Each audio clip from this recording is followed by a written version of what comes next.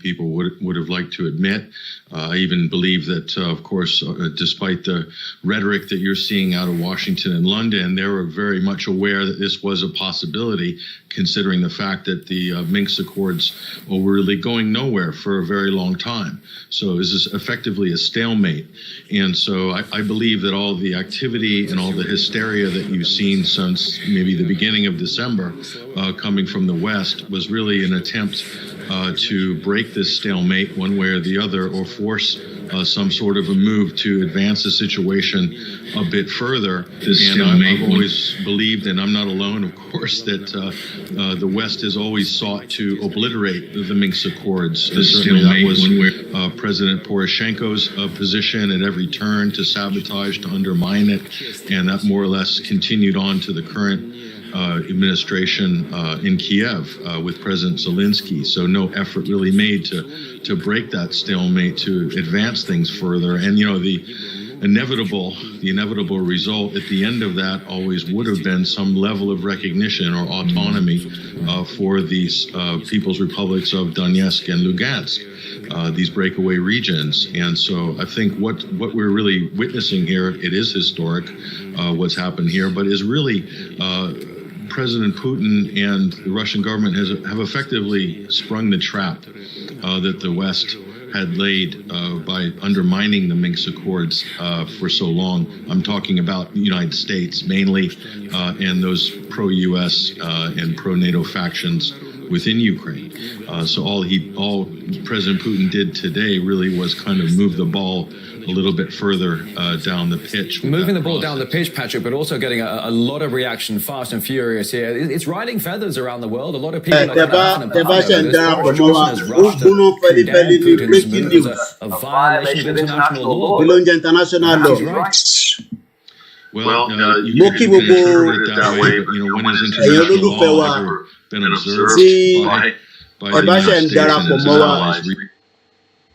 Níbikíbi tí ẹ ti ń wò wá, tí ẹ ti ń gbọ́ wa, breaking news tó ń lọ lọ́wọ́lọ́wọ́, ó ń gbóná, ó ń fẹlifẹli. Ṣé rí gbogbo ìgbà ni máa ń sọ pé àwa ara wa la máa decide bóyá a fẹ́ lọ àbá a fẹ́ lọ. Tó bá yẹ pa fẹ́ lọ àbá ń ṣeré, àwa a máa create tí àgbáyé máa fi sọ̀rọ̀ lórí Yorùbá nation. But tá a bá ti create eré là ń ṣe, àlọ́bì kankan, eré pa là ń ṣe. Ẹ jẹ́ a wá sí breaking news. All over the world is literally shaking as we speak right now with the breaking news that is coming out of the international community. Mo ń bọ̀, ó kù gbogbo platform wa tó kù ká set it up. Ẹ rò pé kankan possible ni. There is a lot that is possible now in this world.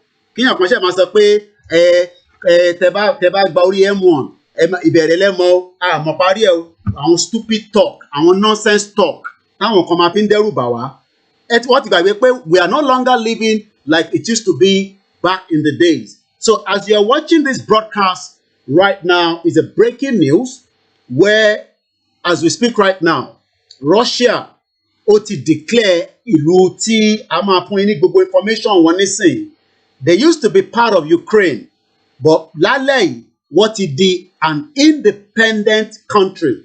Àgbáyé ò ní láti recognize wọn, àmọ́ Russia náà recognize wọn. So a dẹ̀ máa ṣí ojú òpó. A máa bára wa sọ̀rọ̀, but it seems also we might be having problem with the WhatsApp, but we see how it goes. Lẹ́ǹkan sí mo kí gbogbo ẹ̀yin tí ẹ bá ti ń darapọ̀ mọ́ wa. Tó bá ń sọ fún yín pé something is not possible, ẹ máa sọ fún wọn pé Koiki ni kò sí tó possible. In this part of the world that we are living now, we are living in a global world and anything can happen.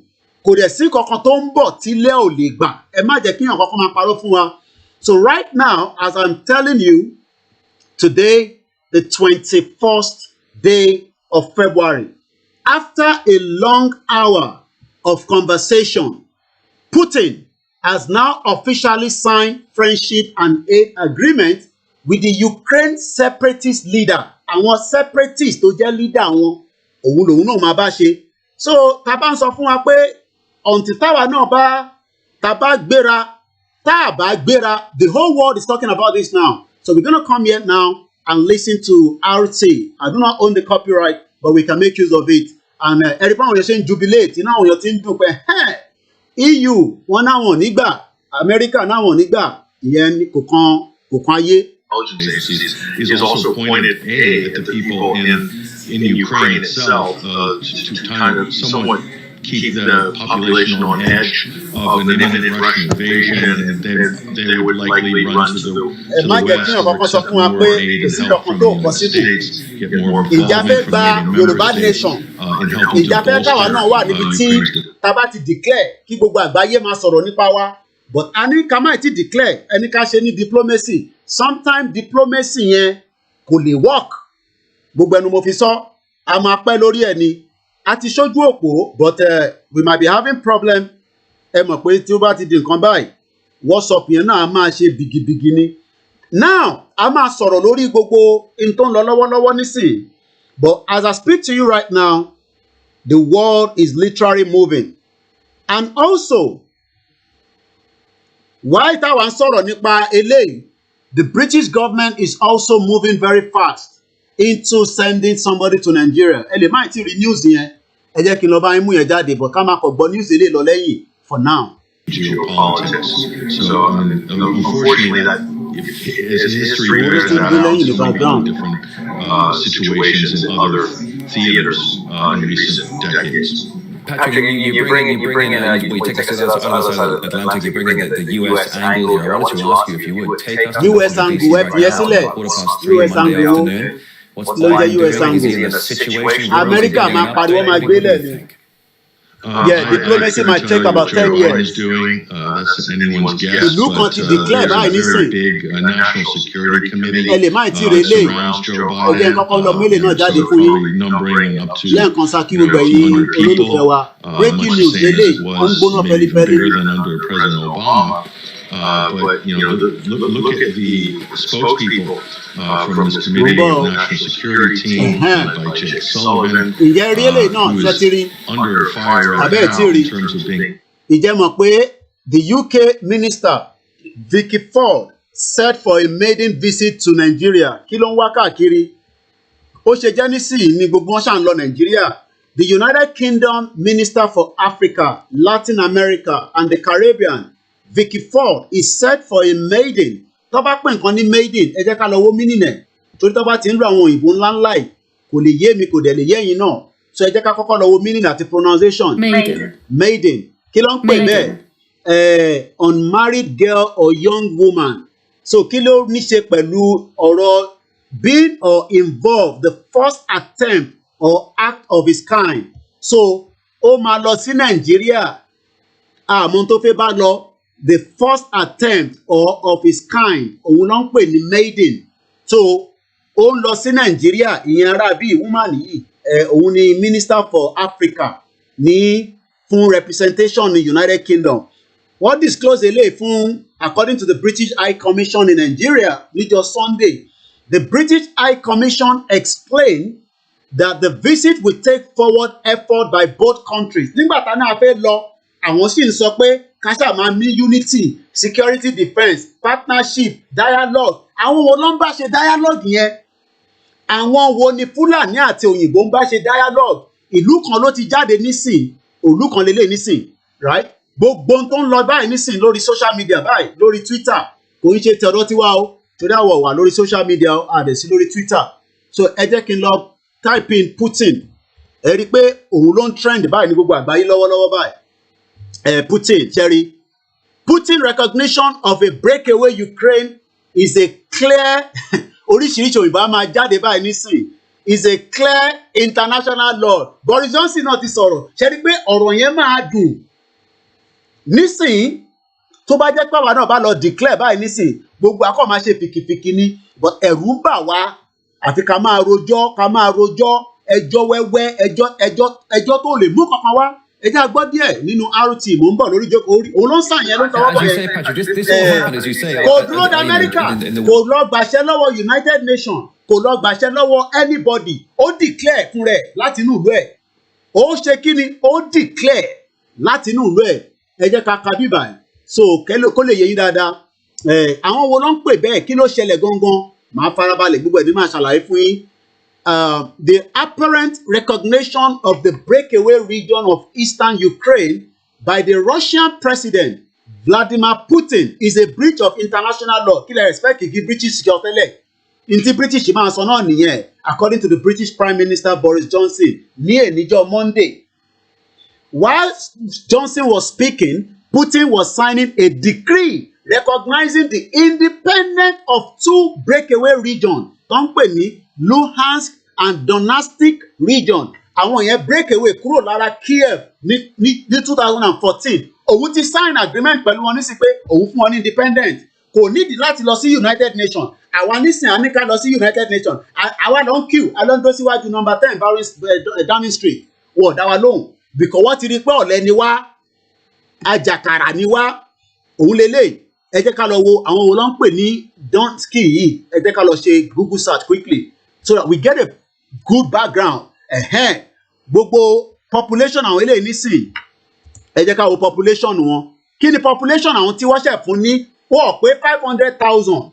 Àwọn tí wọ́n ṣẹ̀ fún ní independent bá ṣe ń sọ̀rọ̀ lọ́wọ́lọ́wọ́ lálẹ́ yìí. Tó bá ṣẹ̀ ń gbọ́ mi lálẹ́ yìí báyìí breaking news ni kò síbi kan tó bá ti gbọ́ níbò míì pé ìlú kan wà òun náà ti gba independent lálẹ́ yìí ó ti gbọ́ lórí Koiki Media. Ó ti gbọ́ nìyẹn òun nìyẹn à ń bọ̀ lọ́dọ̀ ẹ 400,000 wọ́n ju 500,000 lọ. Putin náà ti fún wọn ní àyè. Ẹja àtúbọ̀ gbọ́ níbí báyìí sẹ́ẹ̀ mọ̀ ń bọ̀. Ṣé náà ọmọ ìlú wọn bọ́ ní wọ́n ṣe ń dùn? Inú wọn ń dùn, wọ́n wà excited. Inú wọn ń dùn, ṣẹ́rí bọ́ ṣe ń jubilate. Adúpẹ́ fọlọ́run o, ìjọ́ wo làwa máa dúpẹ́? Ìjọ́ wo làwa fẹ́ dúpẹ́? Ṣẹ́rí bó ṣe ń sunkún. Ṣáwa fẹ́ wà lórí ẹ̀ for 10 years ni. Ẹlòmíì tó bá nísìnyí ẹlòmíì àtúnṣe pé ẹ̀kọ́ ìkè tìyẹn yàtọ̀ o. Ẹ má compare pẹ̀lú ti Yorùbá o. À máa ṣàwá kankan láti tó wà so negative. Ká lè fi fa Yorùbá nation wá sílẹ̀. A ní ká tètè jáde ká get out of Nigeria ká fi Nigeria sílẹ̀. À ń bọ̀ ẹ jẹ́ àtúbọ̀ gbọ́ díẹ̀ ní bíbá. Everywhere nísìnyí tó máa sọ nìyẹn ẹ jẹ́ àlọ́ sórí BBC.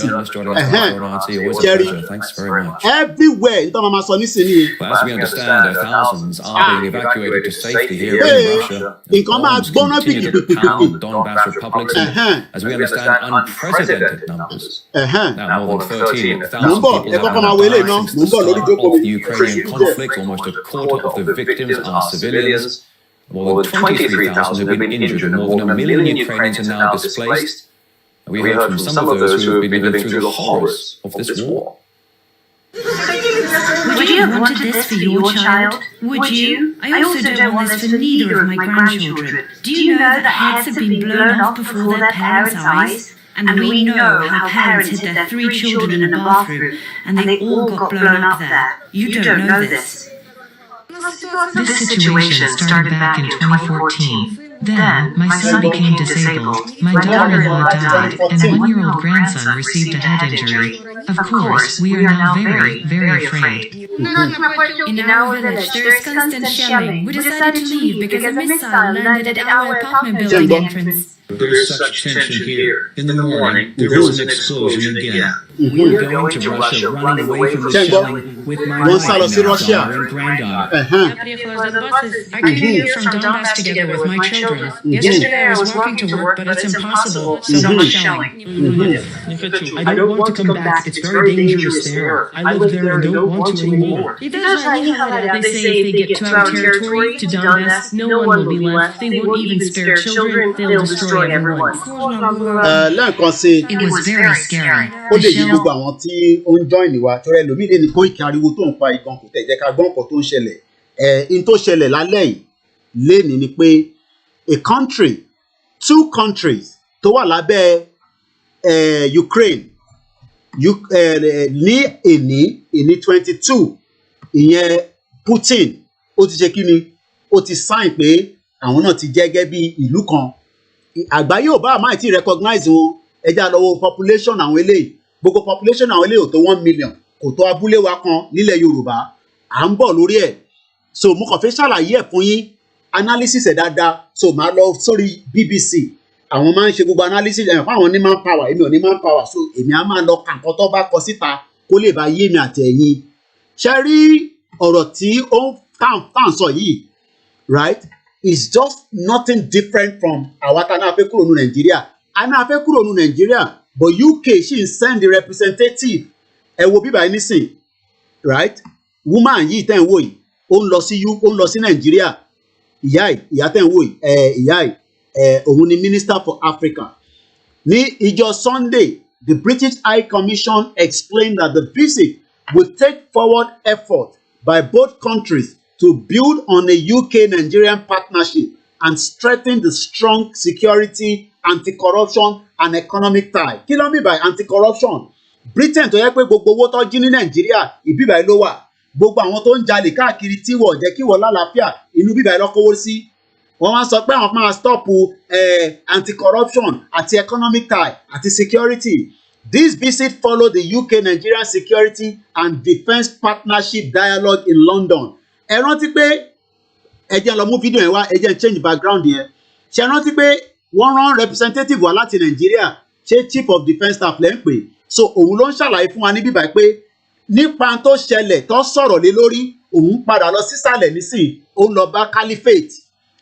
Caliphate ti rányàn wá so caliphate náà náà láti lọ bá caliphate nísàlẹ̀. Ẹ jókòó ká máa ṣeré pa ká máa ṣe tẹ́ntẹ́ ká máa ṣe kíni ká máa ṣe tẹ́ntẹ́ nígbà tó bá yá gbogbo wa máa declare pé a fẹ́ lọ but for now eré pa la ṣì ń ṣe aná àfẹ́ lọ àbí bẹ́ẹ̀ kọ́ so it is entirely up to the Yoruba people whether we want a Yoruba nation or we are just blabbing and if we are blabbing let us know because mo ti sọ pé ká declare kò sí nǹkan tó fẹ́ ṣẹlẹ̀ ìlú kan ló ti declare lálẹ́ nísìn tá bá declare Russia kan á support wa bọ́ọ̀ support wa míà support wa ẹja tún gbọ́ díẹ̀ ní bíbá ká tó wá lọ ka article tí mo fẹ́ kà fún wa lẹ́ẹ̀kan ló ń bọ̀.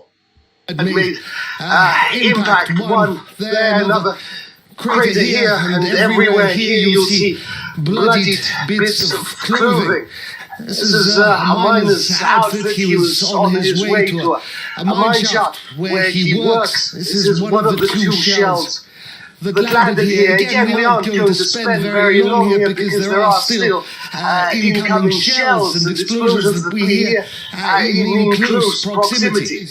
Dramatic escalation that we have seen in Donetsk, as I also said, has occurred across the entirety of the front lines and the trenches that snake their way along them. We know that in Lugansk today there was an apparent assassination attempt, a car bombing perhaps targeting a Lugansk official who was responsible for coordination in the ceasefire compliance office, monitoring and compliance.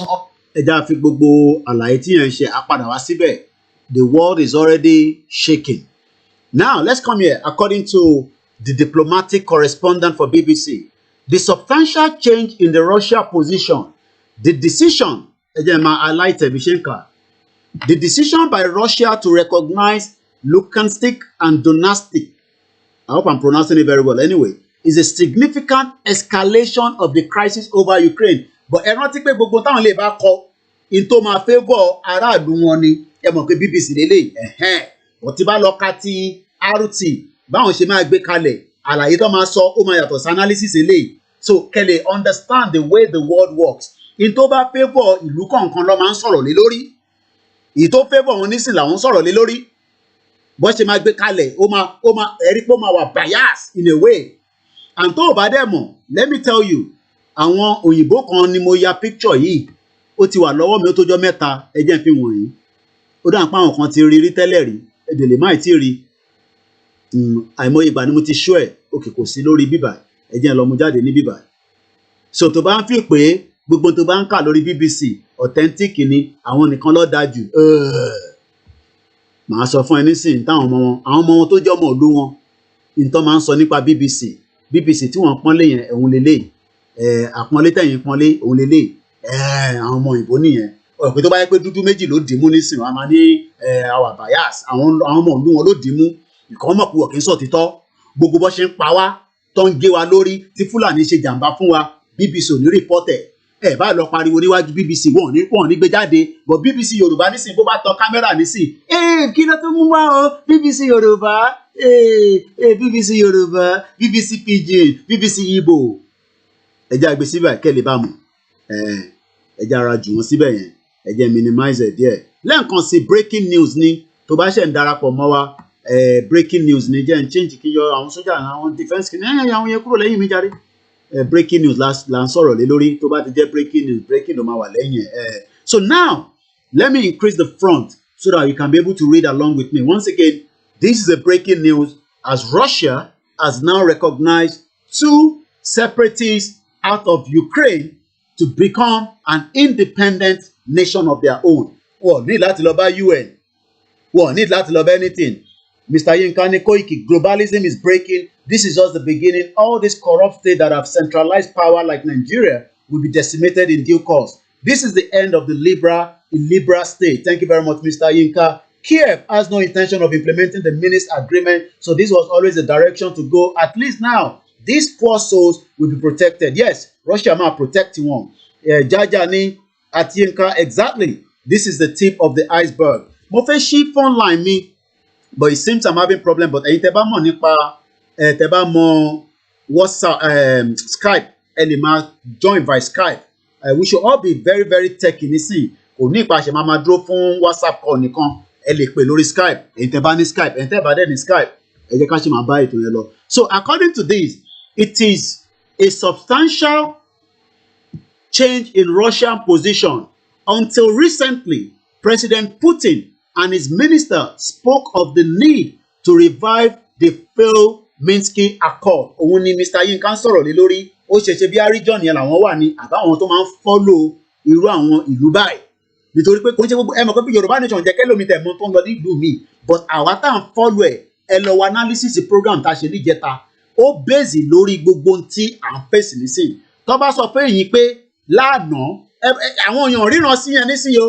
Àwọn tó máa ń ríran wọ́n ríran pé ìlú méjì kan máa jáde nísìnyí o. But Yorùbá nation ló máa ní pé kò lè bọ́ sí. Táwọn tó wá ń ríran bá ń sọ pé Yorùbá máa lọ àwọn aríran ló àwọn aláìríran kankan wá máa sọ pé irọ́ ni. Nobody saw this, but àwọn tó jẹ́ ọlọ́gbọ́n tó focus wọ́n mọ̀ pé something might trigger. Ẹ mọ̀ pé mo sọ, the world is changing. It is a substantial change in the Russian position. Until recently, President Putin and his minister spoke of the need to revive the failed Minsk Accord, designed to establish a political statement in the East based on a form of federalism within Ukraine's existing borders. Let's continue. Well recognized, the 2 breakaway republics as independent kills the Minsk process is dead. Ó ti kú.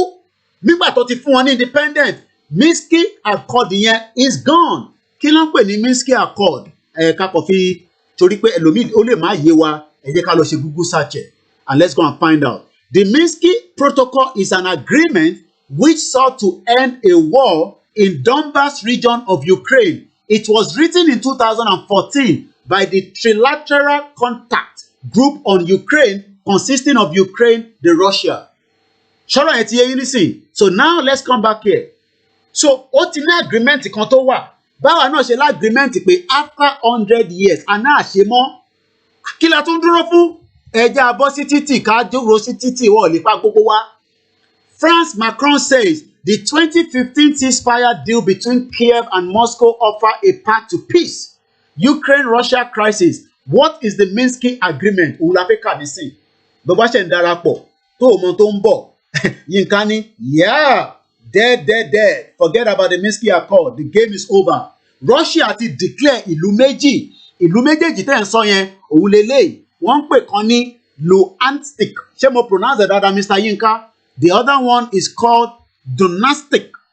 Àwọn èèyàn tẹ̀ pé 1 million. Eléyìí kékeré ni wọ́n wọ̀ pé 500,000. Bọ̀ bá ṣe ń sọ̀rọ̀ lọ́wọ́lọ́wọ́ lálẹ́ yìí, tó bá ṣe ń darapọ̀ lálẹ́ yìí, breaking news ni, ó ṣe ń gbóná fẹlifẹli ni. Ẹ̀yẹn kó bó ṣe ń lọ jáde. Àwọn ilé ẹ̀kọ́ máa pariwo ni kò sí nǹkan tó fẹ́ ṣe. Òun lélẹ́yìí nísìn. Putin recognized the independence of a pro-Russian separatist in Ukraine. Tabawa wí tán náà fẹ́ gba Yorùbá nation. A ní kí Biafra dá dúró, a ní kí Ogun dá dúró. Nígbà tí agreement ti wà pé after 100 years, a ní láti wà nínú Nàìjíríà. So tẹ̀ ní right láti máa lọ bẹ anybody. A ní right. Àwọn ọmọ Yorùbá, àwọn ọmọ aládé, a ní any goddamn right láti lọ béèrè lọ́wọ́ anybody pé a fẹ́ lọ. Ta la fẹ́ lọ máa bá? Need to consult anybody. We don't need to consult anybody. We don't literally need to consult anybody. Let us go and meet Putin to help us in Yoruba land. Ní láti lọ meet ẹ̀gan. Ní káwa gan máa lọ.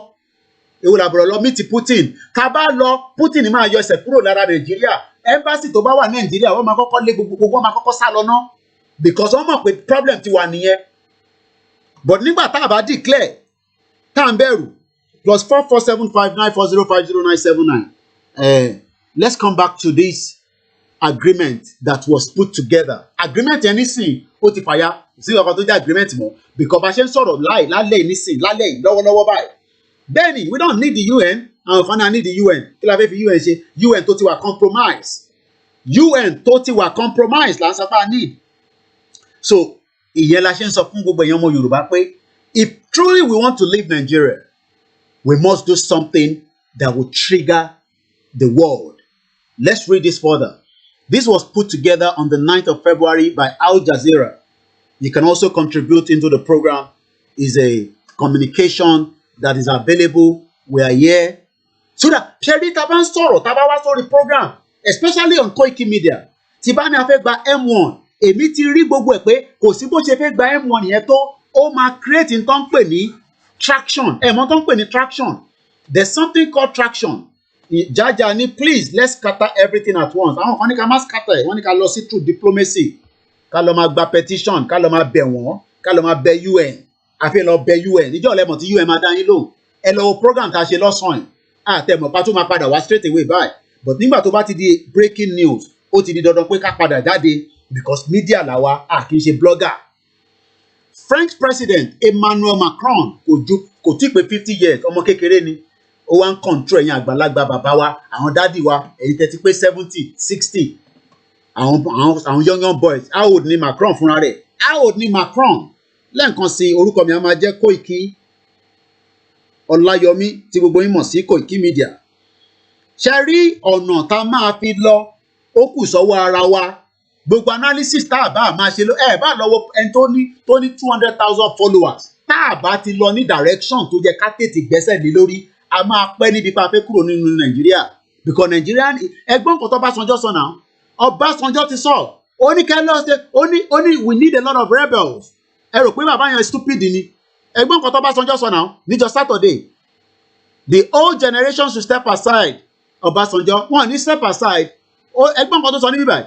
Nigeria needs more rebels to move forward. But people do not want that. Wọ́n ní Koiki láti 2 years ago tá ti ń pariwo. Wọ́n ní o fẹ́ dógúnlẹ̀ o. Koiki má dógúnlẹ̀ o sí nílùú òyìnbó. Ìlú òyìnbó ló wà má dógúnlẹ̀. Mo ní dógúnlẹ̀. Ilé ìyọ̀ ń sọ̀rọ̀ ogun. The world is not going to sit behind and allow the federal government to create havoc on humanity. The moment the federal government start bombing anywhere, the world will caution them, and there will be some country that will put out some kind of support system for us as quickly as possible. Ẹ̀gbọ́n kan tó Ọbásanjọ́ sọ, àwa wá lọ ní àwọn Ọbásanjọ́ la fẹ́ bá sọ̀rọ̀, bàbá Yọ Adébánjọ, àwọn bàbá tó ti wà in their 90s. Ọbásanjọ́ ní you need more rebels. Ẹ mọ meaning rebels. Macron is only just 44, almost the same age like Koiki.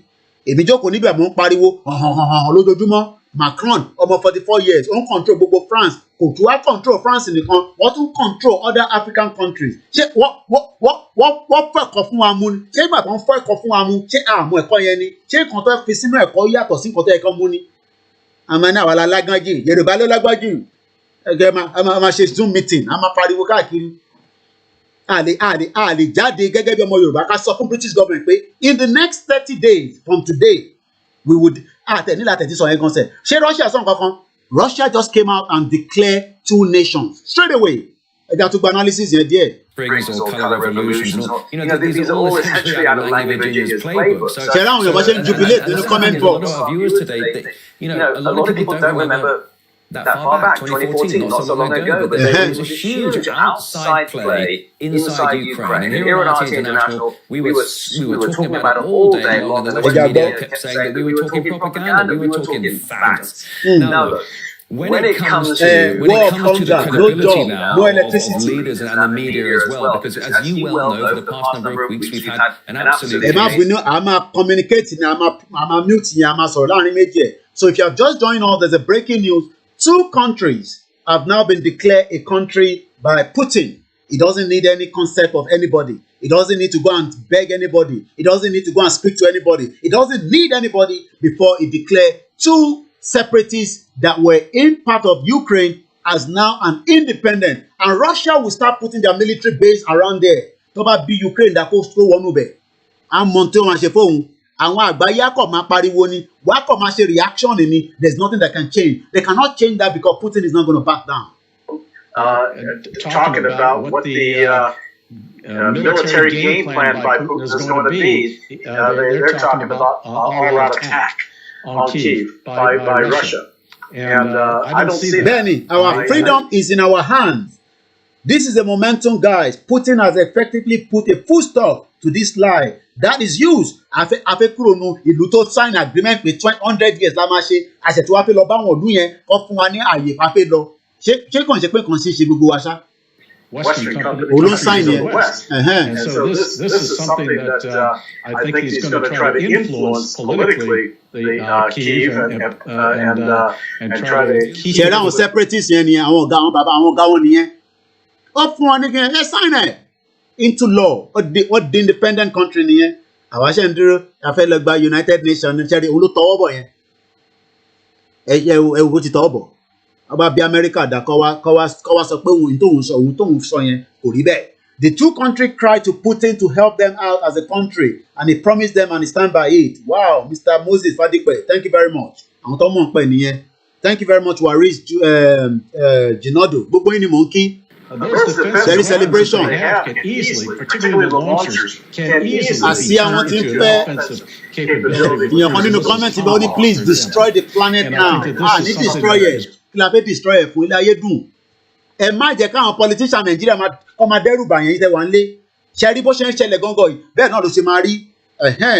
Analysis friend mi ti wọlé àjọ máa gbé yẹ̀wò ni. Kí ló ń ṣẹlẹ̀ bàbá mi gbogbo ẹ̀ má ti dàrú báyìí.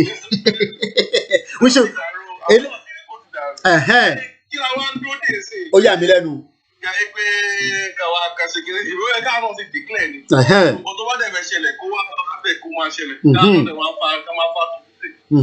that's what our father needs to do now. Okay. Our father,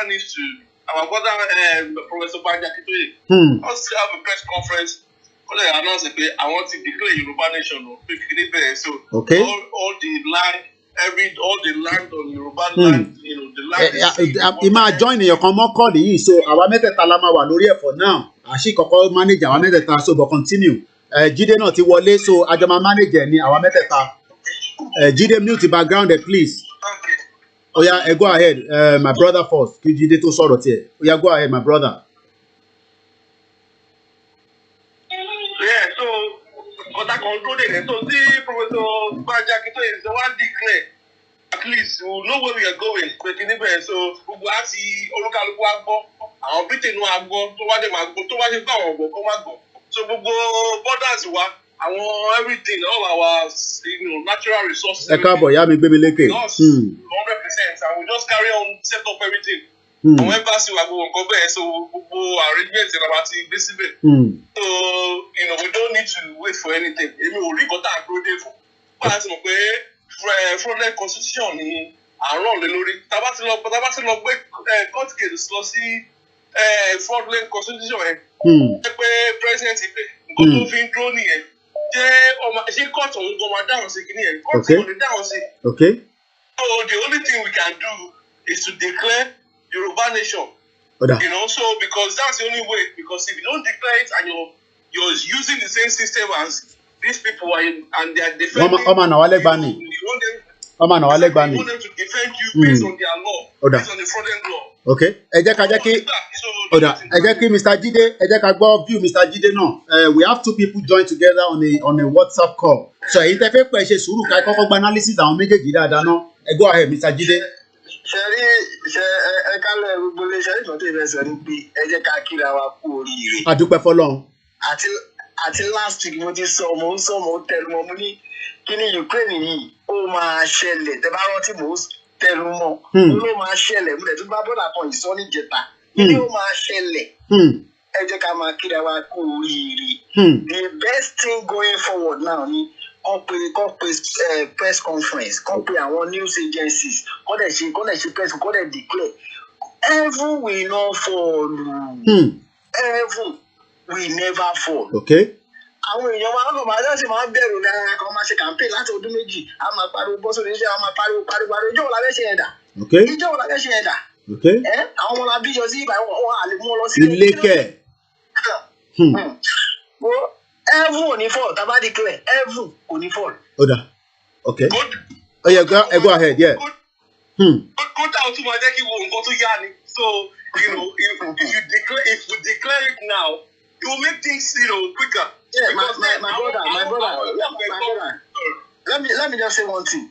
If we declare now, not that immediate effect, going to take effect in here. So I recognize that I bet you the next day, 1, 2, 3 countries will start to be recognizing. Yes, Ben. We want to recognize only. Talk about the line. Emma will country to recognize. Emma will. What do I say?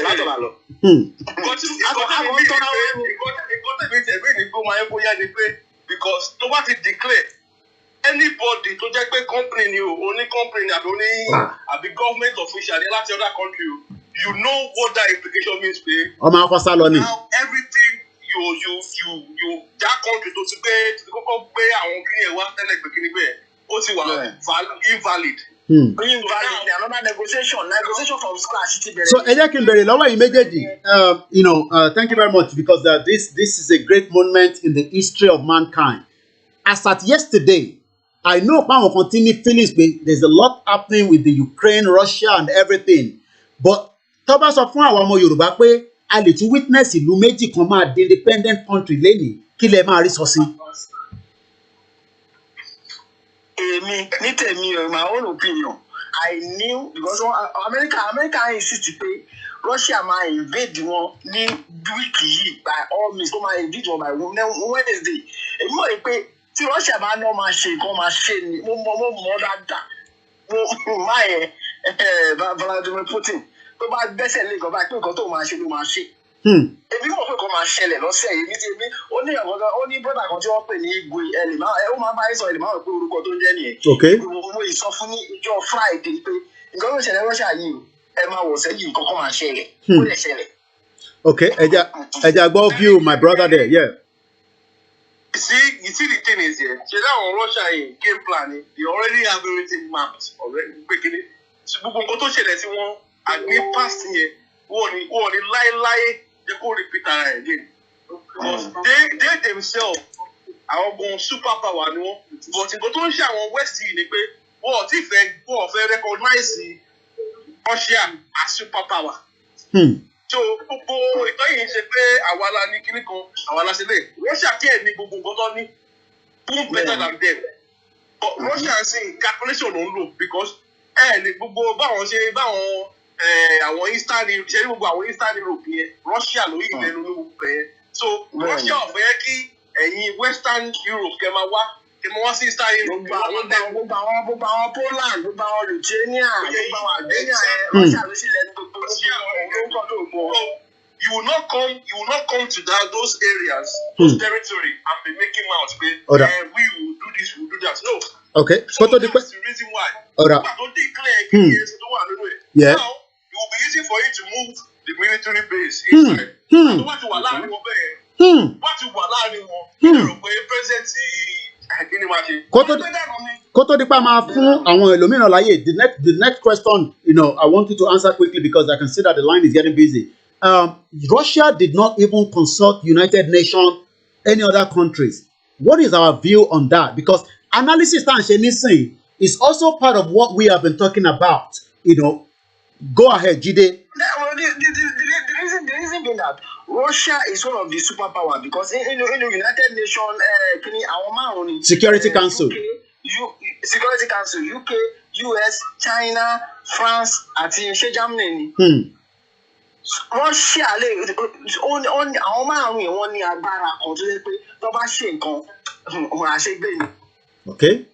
Àṣegbè ni. The last one from my brother there, then we can allow the two of you to go and then probably we get some other calls. Yeah. Putin don't need to collect any. He's a superpower just like Britain and American and all of okay. that. So for as far as Eastern Europe is concerned, he does not need any validation okay. from any country. Okay. To say, okay. No, he is a superpower. Okay. But you need satellite locator. We don't need satellite. But you need day moon. We don't say day moon. But you need space. No, not say international space. Even aside from that, in Russia, you go to space. It also so when they are not talking of Guinea, so he knows their trick. These people, you guys are committing a lot of things. Wow. So-called subcultural terrorists, Guinea, destroy. Okay.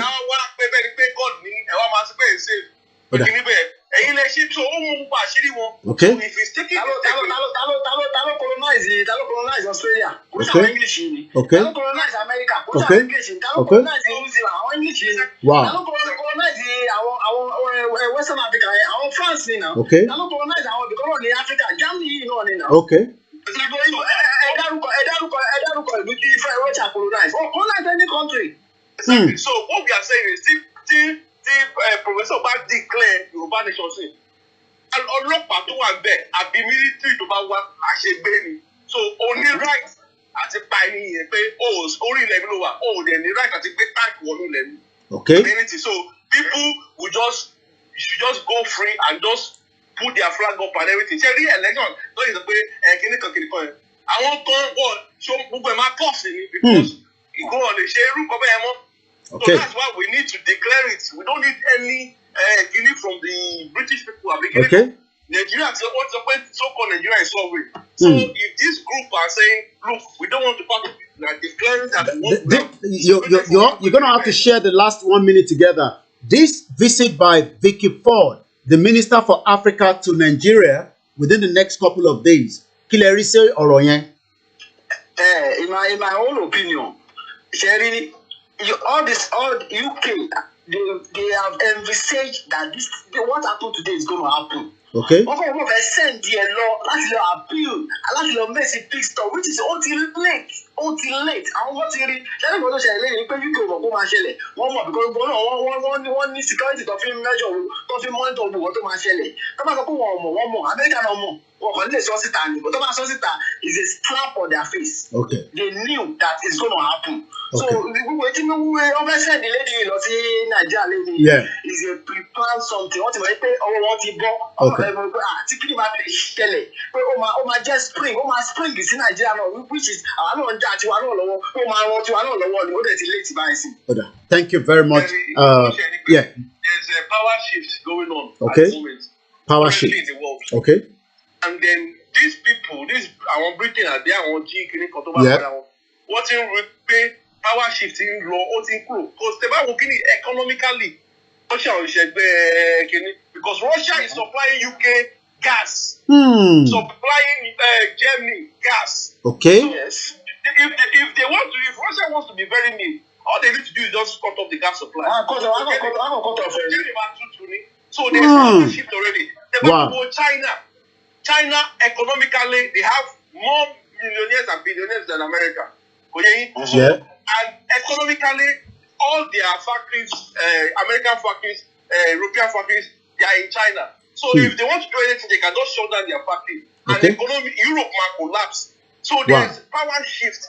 But these people are living in old glory. Okay. And they don't want to give way for the new power. Thank you very much. However, woman don't say this thing. The Minister of Africa kò sí nǹkan tó fẹ́ ṣe mọ́ pé kí ni ojú wa ti là ẹ̀sìn rọ́pò ẹ ṣe gan ni àti rí gbogbo ìfúrọ̀ wọn pé kí níbẹ̀ kò sí nǹkan tó fẹ́ ṣe let us declare Yoruba nation let us move and then everything shut down and if you want to come to Yoruba land and we'll negotiate again and that's how it's going to be. Thank you very much both of you. I'm going to let the two of you go. That was a very beautiful one. Ẹ̀yin náà ní right láti pè nísìn. Plus 447594050979. My name is Olamide Koiki. If you're just joining us, there is something new going on in Russia.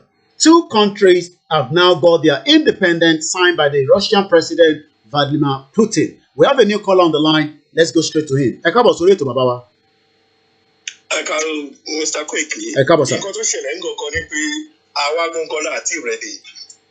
Mr. Professor Adediran we bèrè kan lọ́wọ́. Who is handling our foreign affairs? Okay. How can we be a country or aspire to be a country? The foreign affairs. By this time, ó di ẹ̀ka ó ti máa kọlẹ̀ kúrò àwọn Russia, kọlẹ̀ kó South Korea by this time. Yorùbá sọ pé ọ̀rẹ́ ọ̀tá ayọ̀ ni. Western world are the threat to these Fulanis. We can never get something right with them. By the time we started knocking on that doors, our people you want to too long. They know we are not getting every we are going to go to Nigeria. We're supposed to have the economic secretary by now. Russia, this is what I have. This is our something. Have a business. Baba I know the Russia was in Nigeria láti wá ṣe àjàkúta. There's no country that can survive without iron. One more frustrating kìíní so Russia know our potential. It's not like going back. Look, àjàkúta ti ẹ ṣe fún 70 years. Our people we are ready to follow you now and go on with you. We have so many things like negotiate. It's not like we are trading away with them. But this is a big business partnership. And Russia doesn't have an history or colonize anybody. Russia want to be fair with everybody. Do a legitimate business. Okay. And I don't have any problem with our Russia, our Western European. Okay. All companies still want add a corporate because they want to be fair, everybody to have be equal. Only pay your law, but at the same time, they still agree fair and equity. They still believe in it. Now, I'm not saying need security, need information something. I want to make it easy. Everybody come out of defense secretary. Yeah. You come out of need defense secretary. Ṣé ẹ jẹ́ kí n béèrè lọ́wọ́ yín bàbá wa, ṣé àwọn nǹkan yẹn èèyàn lè máa ní sílẹ̀ nísìn táì tí gbàlú? That's what they call government in alternative. Okay. Okay. Our Palestinians. Okay. Israel already have a defense minister, they have to defend something. Okay. That's a history now. Okay. So it's about which of our twice, we're supposed to have all this thing. I want to tell you to my power soro, to my power pekidi soro. That's my negotiate pekidi. Tabati wo pe look over for us go use it me. Wow.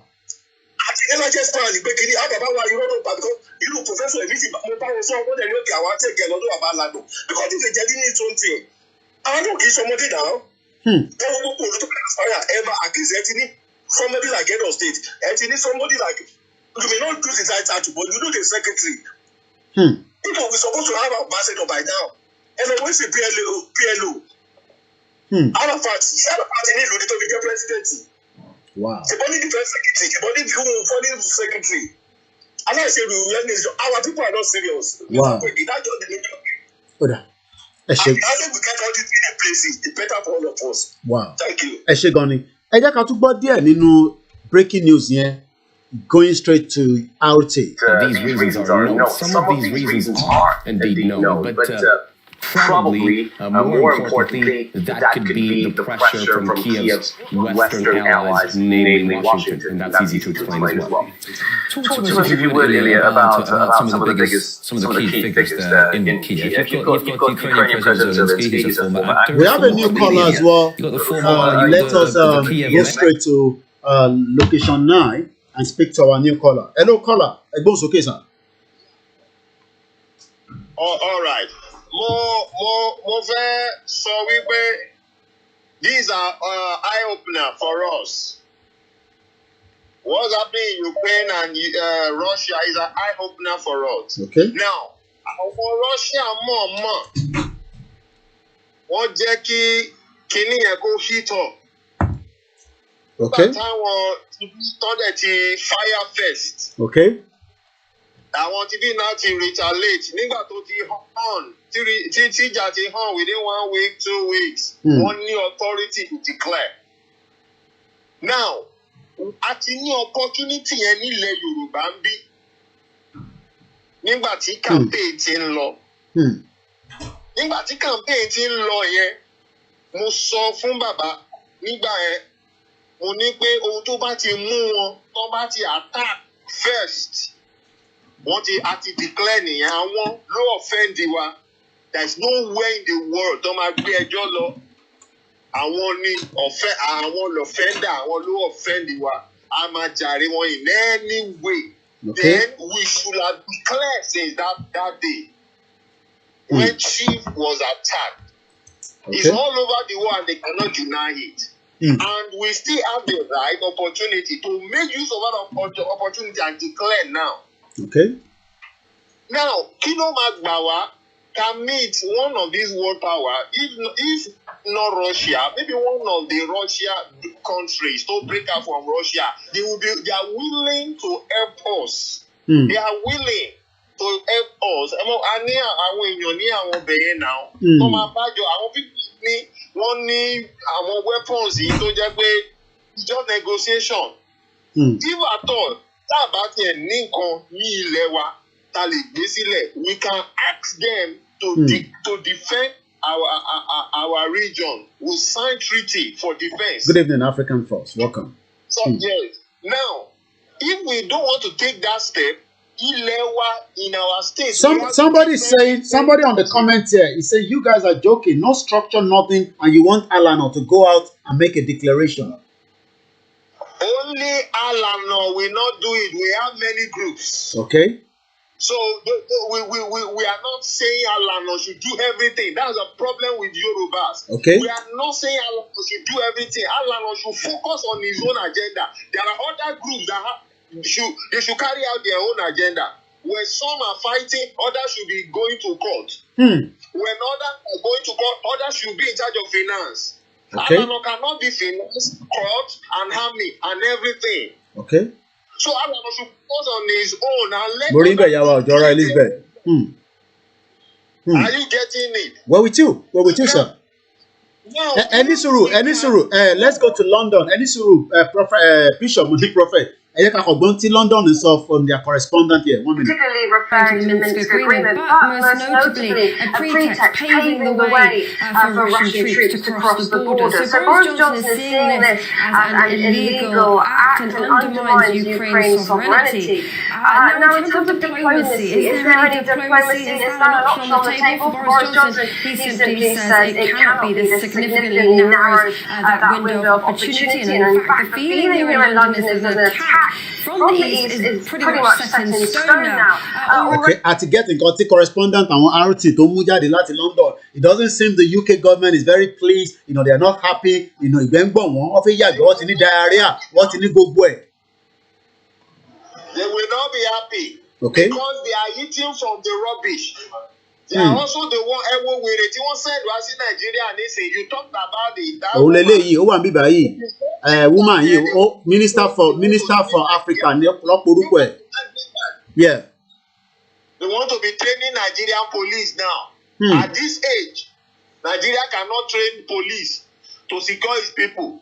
Now it's UK. How many is the population of UK? The population of Ogun State and Lagos State, it doesn't match the population of UK. And that place want to train Nigeria police. Ìyàwó ọ̀jọ́ra ni wọ́n máa yàgbẹ́ kú ni bí bàbá Tinubu tó ń yàgbẹ́ káàkiri. We have resources in all Yoruba land. Okay. If we negotiate with one of these people, if they can even take one state resources for 10 years, they will be ready to defend us. When you have fruits, 10 fruits in your hand, and it's seized by somebody that is greater let me tap your brain here. Ma bínú pé mò ń jump in àwọn yẹn máa ní kó ìkò bá jẹ́ kó sọ̀rọ̀ kan. When our journalists sometimes we just interject straight away. Ǹjẹ́ UN nísìn kí ni UN máa ṣe sọ̀rọ̀ tó wà nílẹ̀ because ìlú méjì kan máa ti jáde nísìnyí. Kí ni UN máa ṣe sí? At the end of everything, UN will accommodate that nation. Once the nation is now being supported by many other nations, those nations, that nation will welcome that nation into UN. Kò kúkú ṣọwọ́ UN lọ́tún fẹ́ máa rajà lọ́tún fẹ́ máa ṣe business àbí? Nínú kan UN. Gbogbo ilẹ̀ ayé ti wà kán tó dá UN. 1945 ló dá UN sílẹ̀, bàbá mi mo rántí 1945. Gbogbo ilẹ̀ ayé ti wà kán tó kí UN tó dé. Bàbá wa Stephen rántí ó ní bàbá ẹ̀ forget UN they are scam. Ṣé pé UN ò ní kankan tó máa sọ sí nǹkan tó wà nílẹ̀ yìí? Ṣé mọ̀ pé àwọn ìlú méjèèjì yẹn ìkan ò tẹ̀ pé 1 million. Èyí tó ń pè ní dynastic yẹn is 918,536 as at 2017. The next one yẹn ò tẹ̀ pé 409,000 kò pé 410,000 gan sẹ̀. So UN is just an association of nations. An association is by choice. See, the UN for a sanction another country. And that doesn't make that country not to be the country is in existence and it's still legitimate. It's just being sanctioned. Bàbá mi ṣé bá ṣe máa sọ̀rọ̀ náà nílé because bàbá tó sọ náà títí lálẹ́ nísìn àtún lọ sùn àtún jí àtún sùn àtún jí ṣé bó ṣe máa lọ náà nìyẹn. We have to take that drastic step. Alano should continue on their own agenda. We in another should can rise up and do our own. But the Baba is not a fool now. Baba will not say go and fight now. But we should know what to do. The Baba needs youth. An elderly man needs children, strong children to defend him. So that's it. If we can even surrender one of the resources of our land in one part for 10 years, for these people, they'll be willing to stand for us. What's the essence of having 10 fruits in your hand and somebody sees it from you and you cannot give one of the 10 to somebody that can deliver you? Gbogbo ẹ̀yin tẹ́ bá fẹ́ pè nọ́mbà yẹn ló ń lọ lókè nínú green box yẹn +44. The slavery, you want to remain in captivity and you are stingy. That's the meaning. Oda, okay. Ẹ ṣé gan ni bàbá wa. Thank you very much. Ẹ̀yin náà lè disagree pẹ̀lú wa, ẹ dẹ̀ lè agree. Ẹ já lọ sí Canada lọ́dọ̀ àwọn ẹ̀gbọ́n mi tí wọ́n lálùbáríkà tí wọ́n jù wá lọ tí ọpọlọ tí wọ́n níjọba. Ẹ bá wa mute ti background. Ẹ̀gbọ́n sókè ẹ̀gbọ́n mi láti Canada. Yeah, good evening from here. Good evening, sir. Welcome. Yeah, it's high time. Maybe Koki Media has to take things upon himself. Okay. Because I don't know what they are really doing. Wọ́n ṣe díẹ̀ ni. I say, Koki has a lot of fans. Okay. Sabali gather and we can bring out representatives that can go to Russia, countries like these powerful countries, and because I don't know what Alana is doing. Because Taban sort of buy every day, Taban of 20 years, 20 years, election is going on, election is going to go on, Osun State will go on, we need to act proactively. Because Taban Joko Olori social media every day, nothing is going to happen. Wow. Hey. So I think maybe with your platform, you need to expand your horizon now. Okay. Maybe take some things upon yourself. You have enough fans. And Jordan, you must you need to act proactively now. Wow. This time. We like angle tí tó mú wá ẹ ṣé gan ni ẹ̀gbọ́n mi. Thank you very much. Èmi nìkan kọ́ mo fẹ́ ṣe ẹ̀yin náà pè. Ó lágbára o. Tí kábíyèsí Ọlọ́run. Tí mò ń kà yìí mo ti lè sọ síta. So màá ṣe mú mọ́lẹ̀ bẹ́ẹ̀. Ẹ jọ̀ọ́ bá pè wọlé ẹ má fi dídá èmi nìkan. Bọ̀kọ́ọ̀lù ń wọlé síra wọn ni a máa make sure pé à ń tètè timing wọn kọ́ lè tètè. Ẹgbọ́n sókè alàgbà tó ń pè é máa tí wọ́n ti sọ̀rọ̀ dáadáa. Ọlọ́pọlọ ni wọ́n. Ẹ má reveal so much information nípa yín ẹ jọ̀ọ́ torí Ọlọ́run. Mo bẹ̀ yín ni. Ẹ jẹ́ ká dé mọ́ bẹ́ẹ̀. Ẹgbọ́n sókè sà. Mo kàn fẹ́ call attention yín sí nǹkan kan ní pé ṣé tí most of gbogbo wa seems to forget nǹkan tí bàbá Fẹlá Aníkúlápó sọ lọ́jọ́ sí. Okay. United Nations na ẹgbẹ́kẹ́gbẹ́ society. Àwọn méjì á máa jà. Wọ́n wá dúró láàrin wọ́n á máa wò wọ́n. Okay. Ta ló ń ṣe irú mi?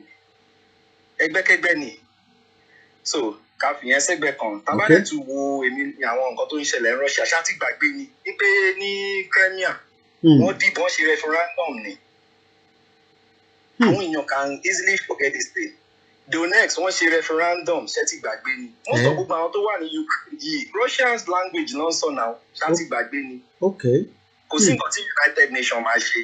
Really? Because ṣá ti gbàgbé pé president kò sí nǹkan tó máa ṣe. Mo tẹ̀ ń wo àwòrán àwọn ọmọ ìlú yẹn nísìn ẹgbọ́n kan tó sọ bíbẹ̀ wọ́n ní we are so happy that Russia has now supported us. Wọ́n náà wọ́n wà happy. Bẹ́ẹ̀ni báwo ni ẹ̀yin ẹ jẹ́ ká tiẹ̀ wò báwo ni àwa neighbor méjì ṣe máa bára wa jà. Ta dẹjọ́ ọmọ ọ̀yà tájọ́ ọmọ bàbá ta tún sọ èdè kan náà. Ṣé ti gbàgbé ni ní Europe tá wà yìí by April owó gáàsì wa máa lọ sókè. Ó tẹ̀ ti lọ sókè ó ti affect mi báyìí. ṣé ti gbàgbé ní pé Russia ló ń supply gbogbo most of European Eastern Europe. Mo rántí. Why ìbáṣe máa bá wọn jà?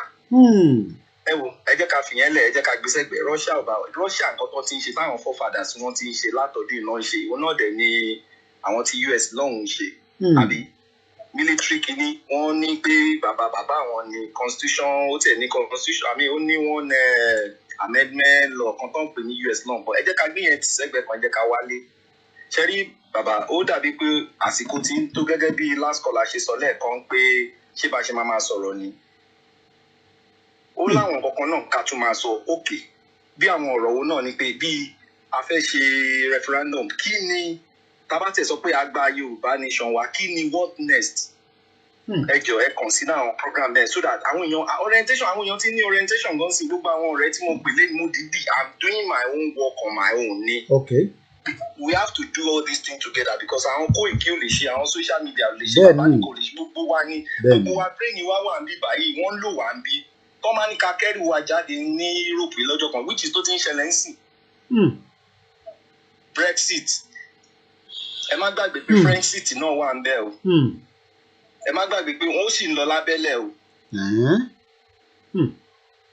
kò tí ẹ̀ ń di o bẹ́ẹ̀ ni ó sì ń lọ lábẹ́lẹ̀ o ẹ ṣe gan ni mo dúpẹ́ lọ́wọ́ the last caller tí wọ́n ṣẹ̀ bá mi sọ̀rọ̀ tán nísìnyí èmi àti wọ́n ti láǹfààní àti sọ̀rọ̀ for more than 20 minutes kódà last caller yẹn inú owó ààrẹ ó lọ fi ṣe training fún kankan tí mo ní láti sọ fún yàn kankan it cost him his own personal money almost £5,000 and I'm not joking ó láwọn kankan tó share pẹ̀lú mi but I won't go into much further tẹ bá ti ń pè ẹjọ́ ẹ bá tètè control tinú ilé yẹn ẹgbọ́n sókè mo ò ní nọ́mbà ìtẹ́lẹ̀ rí so mo ò ní lè sọ pé yàn báyìí ló ń pè ẹ káàbọ̀ sà ẹ káàbọ̀ dádì.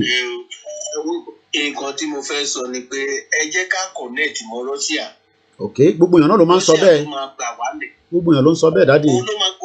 gbogbo ilé ìjà ń sọ ẹ má jẹ́ ká sọ gbogbo jù báwo la ṣe máa connect mọ́ Russia olùsẹ̀mọ̀ pé bọ̀bọ̀ Mali yẹn Russia ló bá kí ẹ̀. ló fi dé gbogbo France dáadáa. inú ń bí France lọ́wọ́ báyìí. Russia ló bá kí bọ̀bọ̀ yẹn ló bá kí military yẹn. nǹkan tó ṣẹlẹ̀ nìyẹn dábàá connect mọ́ Russia máa pàṣẹ ni pé ìjọba ìlú fẹ́ wá kí lọ́gbẹ́ra dá Yorùbá nation ló bá tẹ̀lé sọ́tẹ̀ yẹn kò sẹ́nìbọn tó máa takò àwọn àjọ mass agreement ní nǹkan tá a ní sílẹ̀ tá a máa fi sọ ó ṣe 10 years la máa fọ́n ó ṣe epo ó tẹ́nìtì tá a máa fi sọ nǹkan tó yẹ ká ṣe nìyẹn kò nídìí ká sọ̀rọ̀ púpọ̀ mọ́ wa kò ní ọ̀rọ̀ mọ́ báwo láti máa connect máa nìyí òun ló máa save wa or North Korea one of the two. èyí tẹ̀ tún mú lọ sọ́nà tó jì North Korea. ẹ kò sí ọ̀rọ̀ mọ́ sẹ́ẹ̀ Mr. Koiki ẹ kò sí pé ká tún máa ṣe wàhálà mọ́ lórí mídíà báwo la ṣe máa connect máa ní tí bàbá máa lọ bá máa ní pé wá o ìkọ́ bàbá ló ní o wọ́n dẹ̀ ti ń gbà mọ́ lọ́wọ́ Yorùbá nation ló ń fẹ́ ṣe kínní mo mọ̀ tí màá ní bá sọ pé on the 20-something days ló máa sọ pé Yorùbá nation everybody máa káwọ́ sókè ni everybody dẹ̀ máa lọ that is the end a dẹ̀ máa lọ flag wa everything dẹ̀ máa wà okay kò sẹ́ni bọ̀ tó dẹ̀ máa bá wa jà mọ́ I'm telling you the gospel truth. kò ní pé a tún máa pariwo mọ́ pé kíní kan nìkan bàbá Sunday kò sí gbogbo ẹ̀ ló máa release once and for all everybody máa lọ kò sẹ́ni tó máa pariwo Buhari kò máa di Tinubu tó rí gbogbo everybody máa tún dànù ó tó mọ̀ sọ fún ẹ everybody máa wá bí lọ. wọ́n gbogbo má lè yín náà wọ́n gbogbo má lè àbòbọ̀ àmì má lè Putin ló wà lẹ́yìn ẹ̀ Putin tó wà lẹ́yìn ẹ̀ sì kò sẹ́ni bọ̀ tó lè dáàbò bọ̀ ẹ ní lọ́sẹ̀ ta ló lè dáàbò bọ̀ ọmọ má lè dànù military ta ló lè bọ̀ fà tó lé gbogbo France dànù pé France kò fi ìlú lẹ̀ wọ́n ti lọ. nígbà gbọ́mọ̀ kórí owó òun ṣe jàgídíyàn kan kó ló bá wọn fà kí Putin náà kó wá bá wọn fà.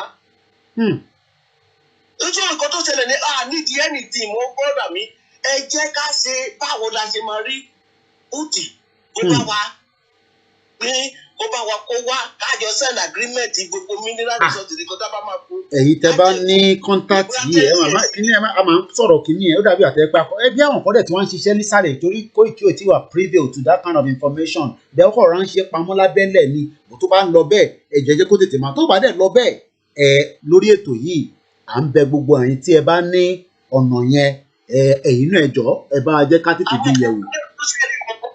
Bàbá ló máa lọ bá sẹ́ẹ̀ tí bàbá bá lọ bá wọ́n tó máa ṣe agreement ni tó bá ṣe agreement because tó bá ti ṣe agreement. Bàbá náà wọ́n lè rán representative lọ ìgbà mélòó la máa ra tíkẹ́ẹ̀tì tíyàn ìgbà mélòó fi ń dé Russia tá bá ti ra tíkẹ́ẹ̀tì fún àwọn tí bàbá bá ti kó jọ bójú àwọn bíi mẹ́fà kan ni kọ́kọ́ wọn jọ kọ́ lọ kí ọ̀rọ̀ yìí ń pẹ́. Kókó bá ti kó wa tẹ́lẹ̀ yìí tó bá ti lọ bẹ́ẹ̀ yẹn ó máa ní òkè bọ́dà mẹ́jà ṣe báyìí ẹ jẹ́ ká wá bọ̀bọ̀ mílítì ìdókòtò pé Mali ó ní kọ́tà tiẹ̀ ó ní kọ́tà ti Putin ló bá kí ẹ̀ ń sìn. Ìlú méjì mà lọ ti fún ní independent lálẹ́ bàbá mi ìlú méjì wọ́n ń ju àsíá wọn báyìí àsíá wọn mórí wọ́n ń ju báyìí wọ́n ń jubilate. ní Mali ètè wọn lọ́sọ̀ọ́ sí. Ó dà. wọ́n káṣù France ní Mali wọ́n ti lé gbogbo àwọn France military tó ti lé gbogbo wọn kúrò ètè wọn nìkan ló sọ nísìn. Ó dà. kábàdé gẹ̀ẹ́tì mo mọ̀ pa máa gẹ̀ẹ́tì lọ́jọ́ sẹ́mi pé Russia wá pé kò fẹ́ kẹ́nìbọ̀dì máa yẹ kó máa jẹ kó máa àbí kó máa sí ti anybody mọ́. ó fẹ́ pé kó dá wa ti ẹni èmi náà dá wa tèmi kí n lè máa sáyé mi lọ. Ẹ ṣé gan ni bàbá wa ẹ jẹ́ àtúgbọ́ tẹlòmíì náà. No problem ẹ ṣé gan ni. ara mi kàn ń gan ni. Ara gbogbo náà ni bó ṣe ti náà ṣe ń gbọ́ àgbà tí mo tún délé ìgbà tí mo sáré jáde ó yẹ kí n máa relax báyìí ni ó dà ẹ ṣé gan ni bàbá wa. No problem no problem no problem bàbá wa náà fẹ́ gbọ́ feedback mò ń bọ̀ náà ẹ jẹ́ ká gbọ́ audio ó dà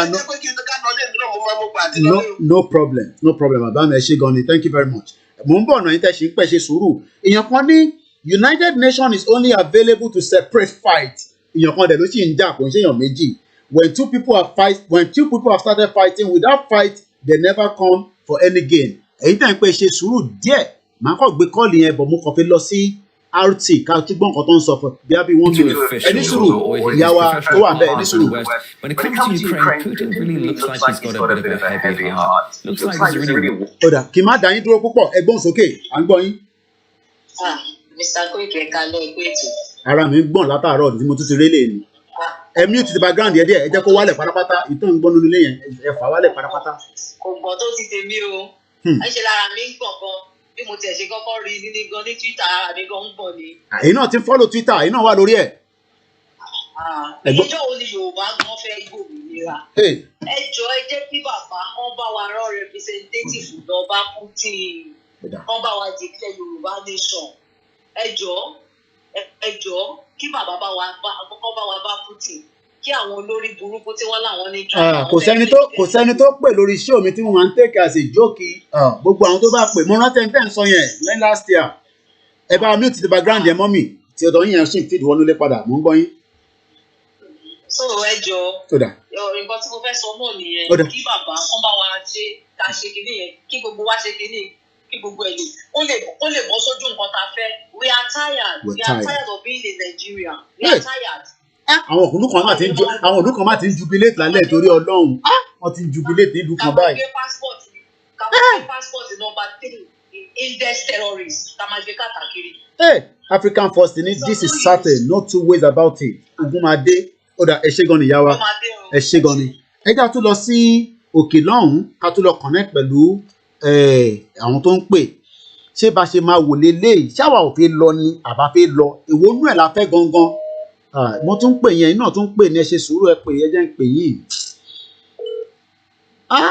nǹkan ti dé báyìí ẹgbọ́n sókè mò ń bọ̀ láti South Africa ẹ ṣe sùúrù ẹgbọ́n sókè sà. Ọ̀gá mi Koiki. Mo wà pẹ̀lú yín bàbá. Ṣe rí pé ẹni bínú ẹ̀rẹ́ kan so tọ̀rọ̀ fúnra wa lálẹ́ yìí. Yẹ́. Ẹ̀yin mọ̀ pé ọ̀rọ̀ tẹ́ ẹ̀ sọ lédi yìí mo ti bá yín sọ 2 years ago. Okay. Gbogbo ẹ̀yin media representative ilẹ̀ Yorùbá Yorùbá nation. Yeah. Gbogbo ilẹ̀ mọ̀ kíní yìí pé we've been saying that we can lọ sí Russia. Báwo la ṣe fa pé nígbà tẹ́ bá ní ẹ ti sọ fún wa tá a dẹ̀ sọ fún àwọn tó yẹ ká sọ fún náà tó bá gbé ìgbésẹ̀ kí la máa ṣe sí bàbá. Gbogbo wọn náà ló ń gbọ́. We need to decentralize. All this ẹgbẹ́ ta ní ká kó wọn jọ papọ̀ sójú kan. Ìlànà should stop acting as if àwọn nìkan ni the whole person tó ní pé ní kíní. Global Directorate should stop acting as if pé àwọn nìkan ní ideas tó ń go on ní right. However, you need to stop acting as if it is all about you. This thing here, I remember I was in a group meeting. Tí wọ́n sọ wọ́n wà pé kó sponsor àwọn èèyàn kan lọ sí Russia. Bí àlówó mọ́tò tó máa gbé wọn débẹ̀. So even go wọ́n tún yẹ extend pé kó lọ sí Brazil. If we have done this, we will have just entered into this fray so easily. This is Russia trying to destroy the status quo. The status quo is UK, America, the states, whatever structure is in the world. World map, tell one on one. I won't create a new nation. Putin ló ń trend number 3 lọ́wọ́lọ́wọ́ báyìí lórí Twitter. Kábíyèsí ẹ. So his game plan is say okay, I might for gbogbo èèyàn pọ̀yọ̀pọ̀. UN, can you ever say by when we are talking about UN? UN has nothing to do with this. It's what these people are doing is what the Article 51. When the Pakistan Prime Minister to fly to Moscow. And they have come to say, I want you to self-determined. Okay. Okay, we recognize you. It is just that. America gained its own self-determination in 1774 with the support of Morocco. Morocco ló support American buying now. Revolution in England. Stock market gan ti wálẹ̀ ó ti lọ sókè gbogbo ẹ̀ tí ń ṣe gbìgbìgbì. Mo ń gbọ́ yẹn ẹ̀gbọ́n mi. So we need to now sometimes go kí ni ìṣẹ̀lẹ̀ yìí gangan. We need to call Alano. We need to call him to either take charge of the whole thing. Also to gbogbo pé ìbìkan idea àti gbogbo you stop all these things. Kí ni easy akọ̀múlé fúnra wa ní. It is very, very, very easy. Russia, Lenny, I will tell you what's going to happen. If we go to Russia, Lenny, Russia will only look to China. Because China, they can't back Russia. China, they can't back up. It was celebration, the bombing was celebration, lọ́wọ́lọ́wọ́ ní òkè lọ́hùn.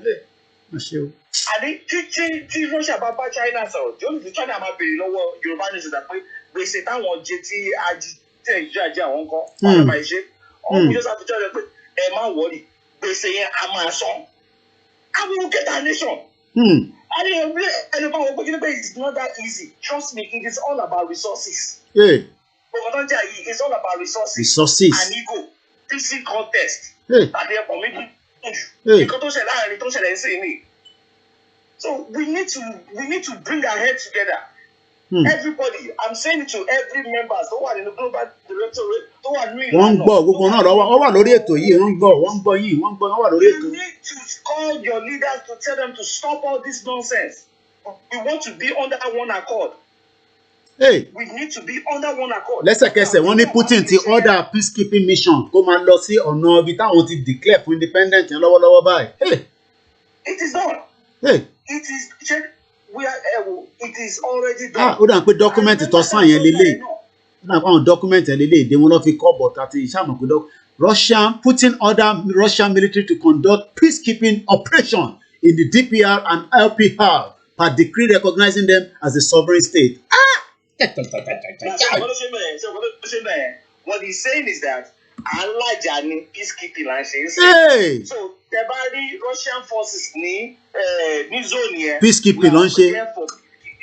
Ẹ jẹ́ n sáré post ẹ̀ lọ sórí social media mi káwọn èèyàn lè mọ̀ pé tá à ń sọ ẹ má sọ lọ ẹ̀gbọ́n mi mú gbádùn yín. Wọ́n ní Biden náà máa sọ̀rọ̀ láìpẹ́ kò tí ì sọ̀rọ̀ mò ń dúró kí Biden sọ̀rọ̀ kò tí ì jáde wá sọ̀rọ̀ à ń dúró de Biden. Ṣé pé kò sí nǹkan kan tí Biden lè ṣe?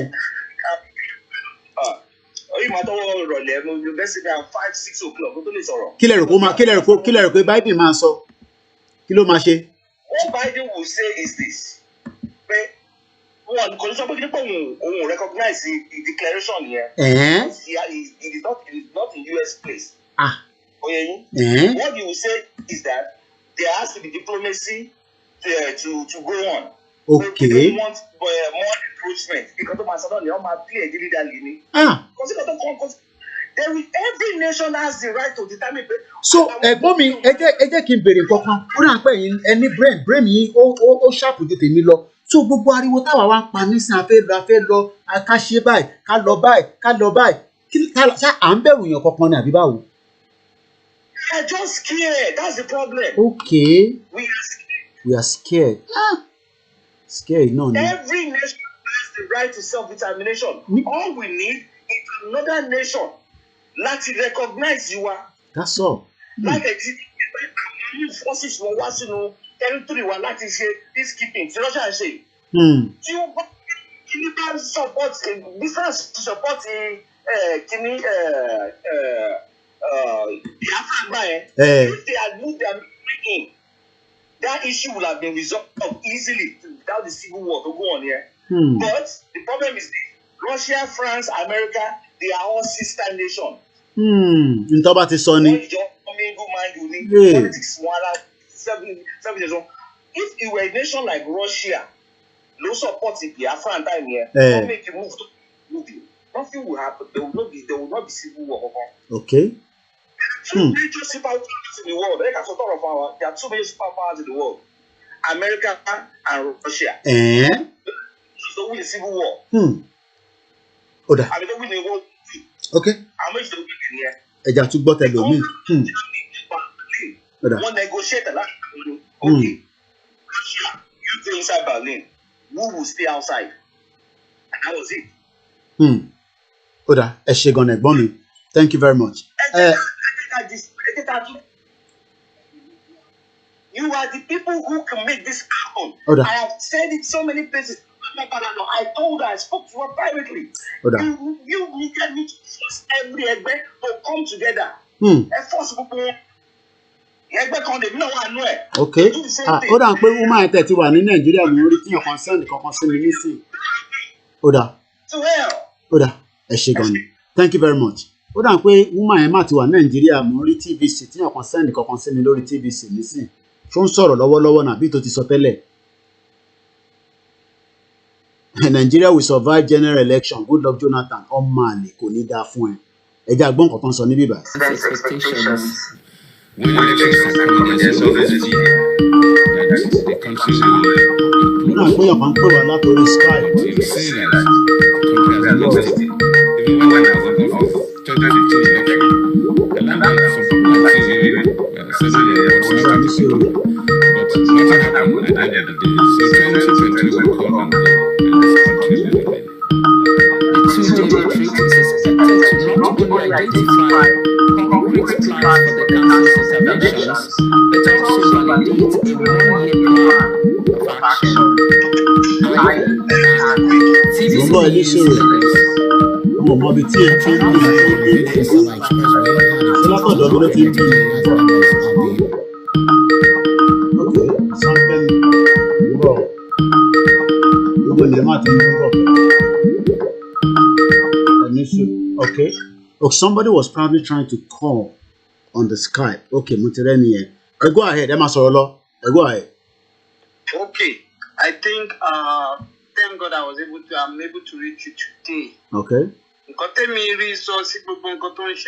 Yeah. I think Papa has shown us the way. Oh, Denix long way. Okay. And yeah. Papa ti fi ọ̀nà wa. Okay. Papa dẹ̀ ti try best. Okay. It is high time àwa ọmọ. Kò sí two-way things right now. Everything to advance. We need to put the structures in place. Okay. And declare our nation. Okay. The structure we are going to put in place, it depends on what we agree on and the country that will bank our defense up. That is the most important thing right now. Okay. United Nations, America, British, forget about all those people. In my area of my profession, since 2019, let me see the agenda because I'm an ethical hacker. You understand? So I know what is going on. I know everything. So right now, the only person we can talk to, if there is any way we can do that, I still believe in this Russian guy.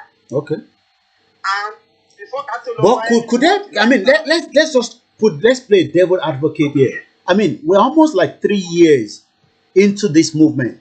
Are we saying that nobody, no one has made a contact, even if it's just secretly into this country that we are talking about? I wouldn't want to disagree or believe that nobody has done that. It's a very sensitive, it's very sensitive thing that yeah. I did not. I'm not going to dispute that. So many people have made something like that. Okay. I believe. But you know, I want that fellow, they will look at us now. Number one, the structure is not in place. I can't party to me. Okay. Adiwo makes sense, but Adiwo will take years. Okay. For our noise to be recognized. Okay. You understand? Yeah. So now, Tabani put structure in place, that the defense were in place, we negotiate the resources and we declare our nation. Okay. Because we continue to government first. We are just about to declare, keep our not declare, come up when they talk about that. And then we start. That's all. But our structure is the most important thing. I can't stop at my put to sorry, Baba to try everything. Let if you're not one. Until the direct way on what this is the way. And your mind follow a little. Papa is about to declare, Papa my follower. That's my own point. Thank you very much. Thank you very much. I just got there no analysis on the reality. Of military action at the future battlefield, and it is aimed against Russia. Last year alone, it had more than 20,000 troops and more than 1,000 equipment hardware units. All right, that's Russia president. It seems everybody keeps saying Russia, but we want to believe that it has not been done. Egbon's okay. Hello, Mr. Kweke, sir.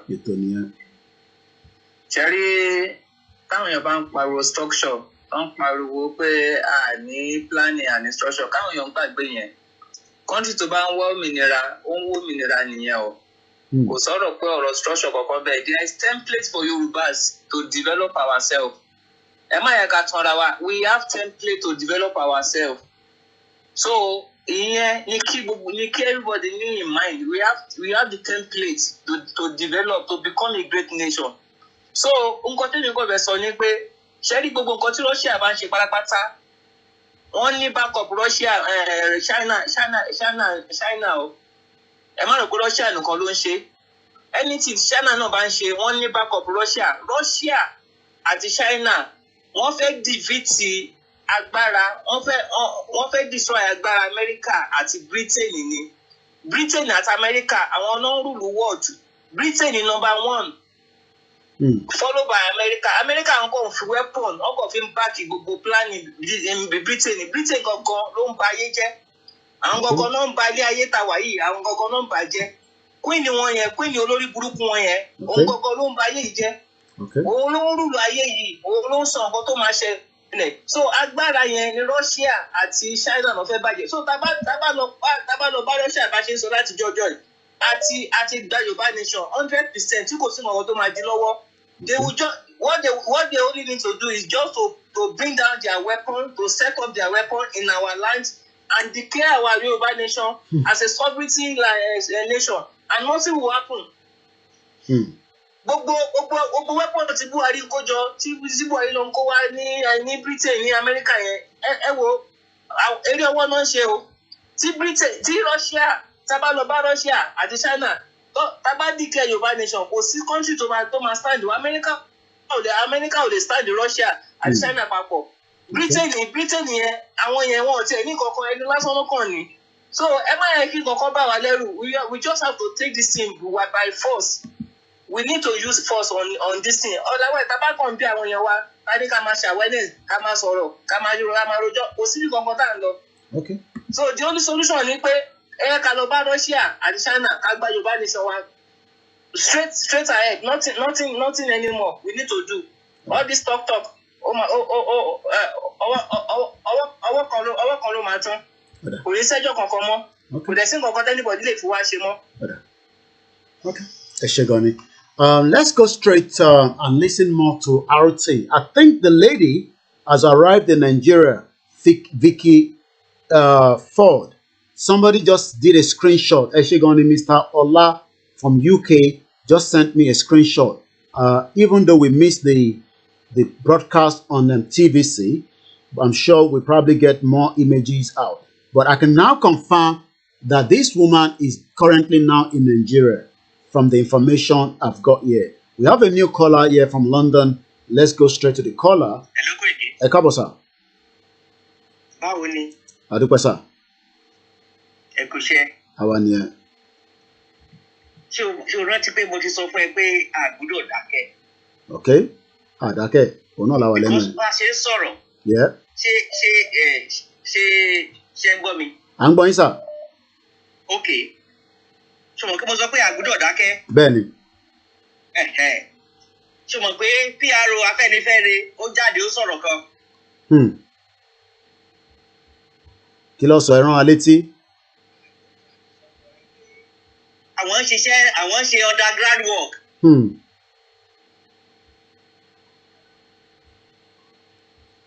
But iṣẹ́ tá a rán wọn kọ́ nìyẹn. Okay. Underground work Ìbàdàn ní ṣiṣẹ́ gbogbo nǹkan tá a fẹ́ gbọ́ nídìí gbogbo wọ̀nyẹn. Ipe wọ́n yí pé àwọn ni ò jẹ́ ká gbé Sunday Igboho wá sí Nàìjíríà. Nǹkan tá a fẹ́ kọ́ nìwọ̀nyẹn. Okay. Nítorí pàṣẹ sọ̀rọ̀ làwọn náà ṣe ń jáde, which is okay. Okay. Ṣèbó rí pé kínní bàbá tó ló jẹ́ Tinubu yẹn náà tó mọ̀ pé òun náà jáde ó sọ̀rọ̀ nísìnyí. Ó ní pé ẹ jẹ́ kó o ṣe president náà kí àwọn yìí tó ní láwọ̀ méjì ti wọ́n. Bẹ́ẹ̀ni. So a gbọ́dọ̀ dákẹ́. Ọ̀dà. Ní dákẹ́. Ọ̀dà. A gbọ́dọ̀ dákẹ́ at all. No Then problem. the news across the world tó ń ṣẹlẹ̀ nísìnyí. Àwọn tó ṣe gba independent now. Òun náà là ń sọ̀rọ̀ lé lórí. Òun náà là ń sọ̀rọ̀ lé lórí. Ọlọ́run bá wa sọ̀rọ̀ ni pé àwa náà máa gba titi wa. Agbára Ọlọ́run. Ṣé nǹkan tí mo sọ yìí ẹ? Àgbọ̀yé sà. Then grassroots awareness yẹn a gbọ́dọ̀ ṣe. A ní láti engineer. Lockdown Nàìjíríà yẹn. Ká lè lockdown Ilẹ̀ Yorùbá. West ọ̀dọ̀ wa olóòtú ẹ̀ka wa. Òun ló kàn wá bẹ́ẹ̀ ni. Lockdown 8 states ní West. Ká lock it down. Friday to Sunday. Bàbá lè ṣe ká declare COVID. Mr. Adesina, ẹ fún mi ní miss call kí n fi mọ̀ pé yìí ni. Friday to Sunday. There's a lot of messages here. Ẹ fún mi miss call, Mr. Adesina. Mo gbádùn yín ẹ̀gbọ́n mi. So a gbọ́dọ̀ continue láti sọ fún wọn pé Yorùbá yìí nation yìí pé a máa gbà á. Okay. Ṣèbó tó rí pé good luck nísìnyí ó sọ̀rọ̀ ó sọ̀rọ̀ fún wa pé 2023 máa work. A gbọ́dọ̀ jẹ́ ká yé wọn pé kò lè work. A máa lockdown. A bẹ̀rẹ̀ sí lockdown náà. Tá a bá lockdown, àwọn bíṣọ̀bù wọn yẹn tó ń gba owó àwọn ọmọ tí ò níṣẹ́ tó ń gba owó wọn wọ́n fi ń ṣayé. Gbogbo wọn wá bẹ̀rẹ̀ sí sọ̀rọ̀. Àwọn imam tí wọ́n kó àwọn ọmọ lọ sí títí táì tó fi yẹ ká máa ṣe lọ sí factory ká máa fi ṣiṣẹ́ ká lo brain wọn ká ń take time wọn. Gbogbo wọn wá bẹ̀rẹ̀ sí sọ̀rọ̀ wọ́n á jọ ìwà. Whether they like it or not.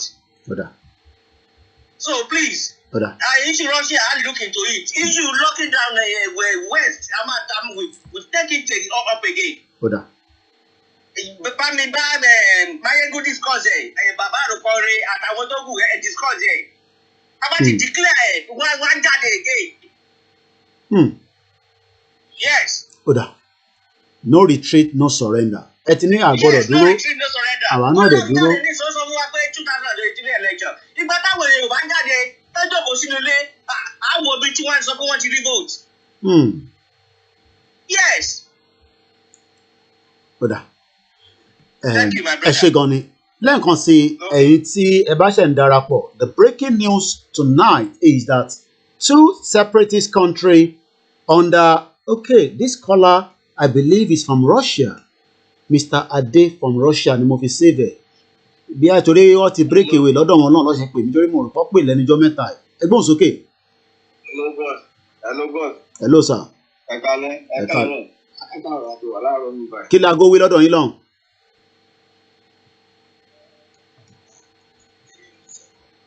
gbọ́dọ̀ fi náà nìyẹn náà. A ní láti contact máa yìí. Okay. Hello? Mo ń gbọ́ yín. A ní láti contact máa. Gbogbo ìgbà náà làwọn èèyàn ń sọ. À ń gbọ́ yín sẹ́ẹ̀.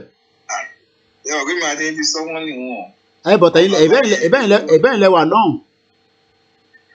Even gbẹ̀mí àti ọkùnrin kan ti sọ́ra ní Italy. But ẹ̀yin tẹ́ wà lọ́hùn náà lẹ́ máa bá wa gbé ìgbésẹ̀ ìlú ṣáàsì Russia. Ẹni tó wà Russia náà tún ní ìgbésẹ̀ tó lè gbé ẹ lè fún wa ní connection. Má wọrí àmàjùsùn. Ọ̀dà ìta tí ń gbọ́ náà nìyẹn láti bí ọdún méjì nìsín. Ọ̀dà. Ẹ má yẹ kó pẹ́ gbogbo ọmọ Yorùbá ń sọ pé ká ṣiṣẹ́ lé lórí ẹ̀yin dẹ̀ lẹ́ wà lọ́hùn. Ọ̀dà no problem. Èmi àti ọkùnrin kan ti sọ lónìí. Okay. Báwo ni mo lè fi nọ́mbà bàbá? Ọ̀dà. Okay, no problem. Ọ̀dà bí a ká sọ̀rọ̀ lẹ́yìn ẹ ṣe gan ni. Mo kí gbogbo ẹ̀yin ọmọ Yorùbá. The big names that is backing BRICS exit, tẹ́ ẹ bá mọ̀, òun lélẹ̀. Business leaders, scientists and academic, world leaders, self-publicists, disgruntled tourists, anybody under 50. Okay, Mr. Jide, àkọsáré gbé yín wọlé briefly. Ẹgbọ́n sókè.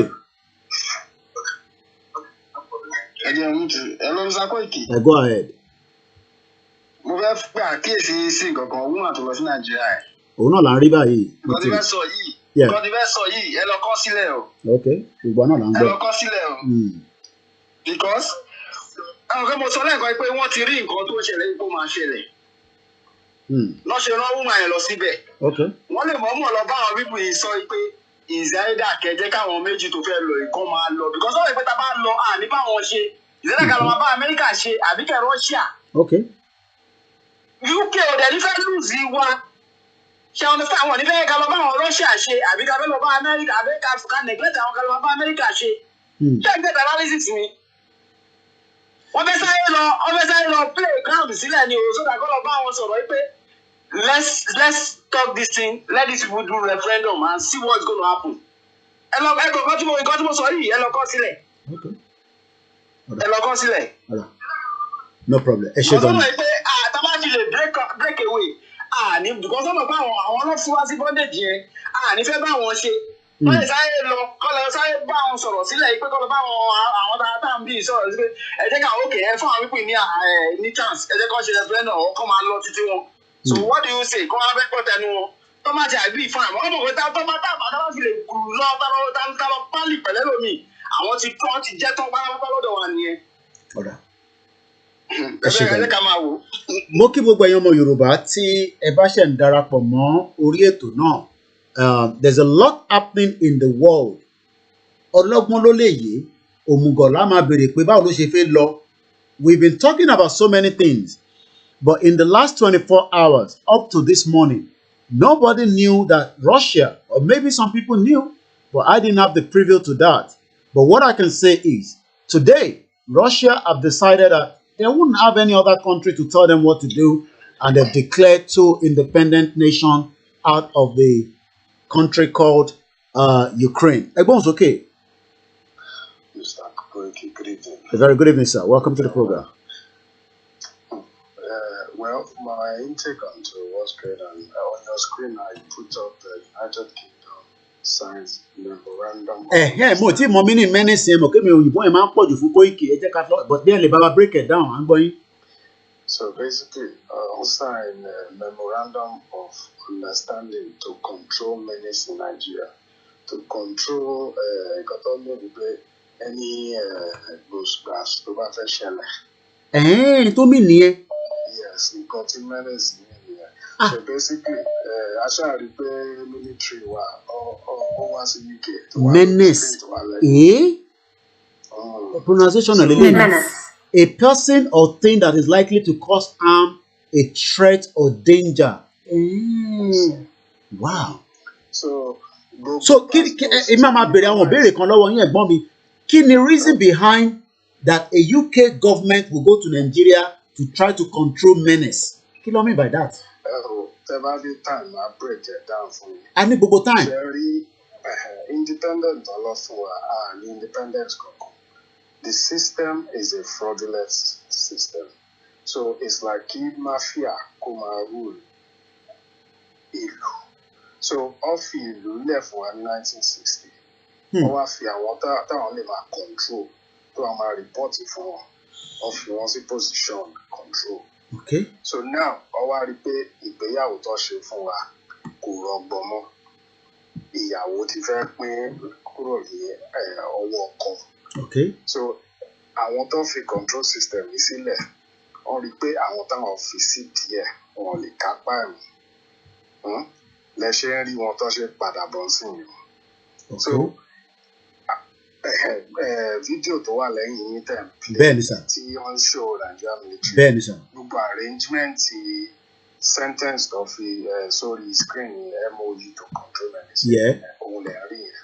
Okay. So that is military wa ti ń report fún wọn directly báyìí sí as to steps tó máa gbé láti fi stop gbogbo gbàgbọ́ táwa ń sọ yìí. So ẹ má jẹ́ kó yà yín lẹ́nu pé àwọn ará bíi wọn ní fi ìlú wálẹ̀ fún wa.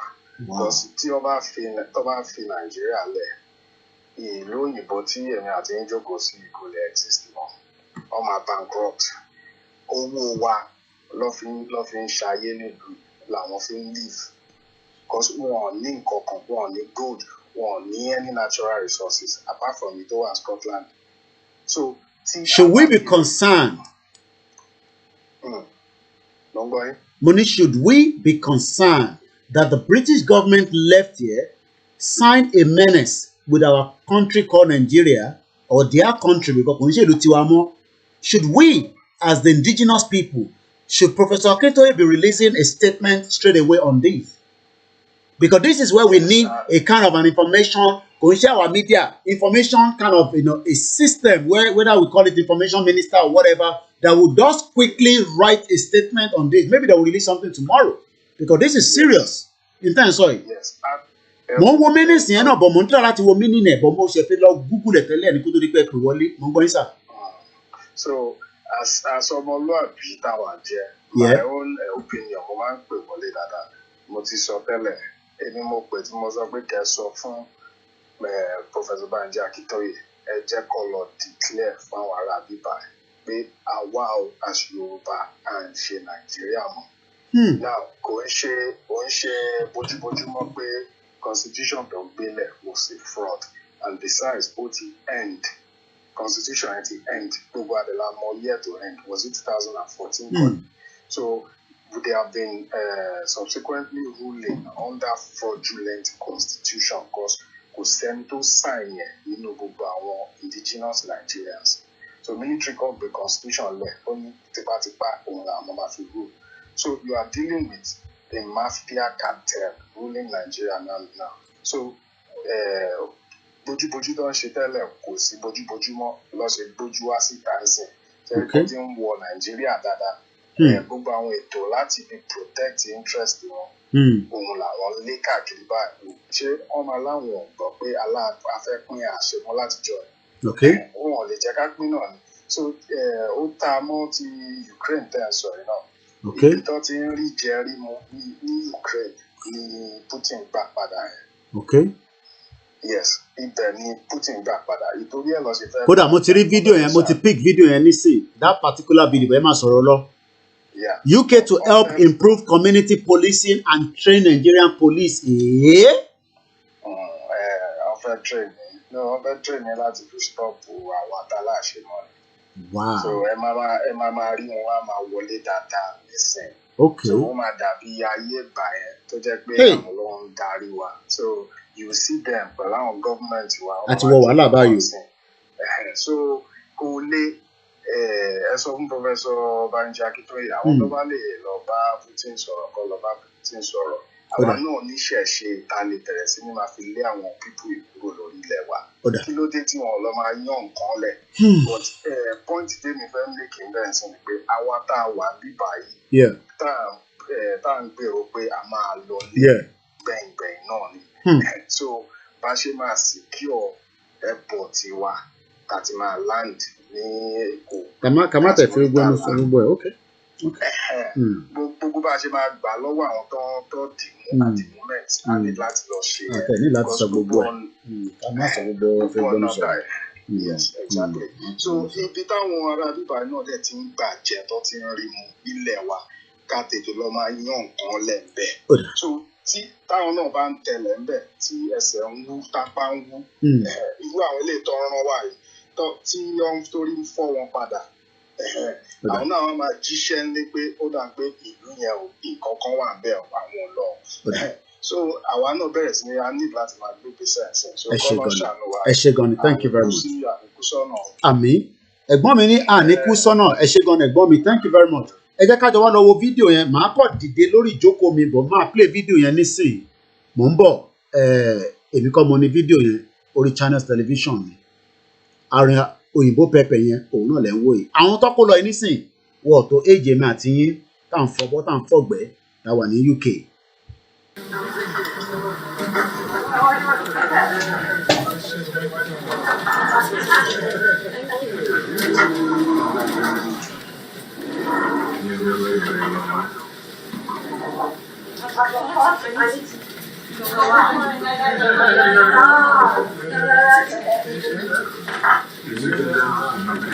First and foremost, to express our gratitude to your government for the support and cooperation extensive significant support and cooperation in those areas.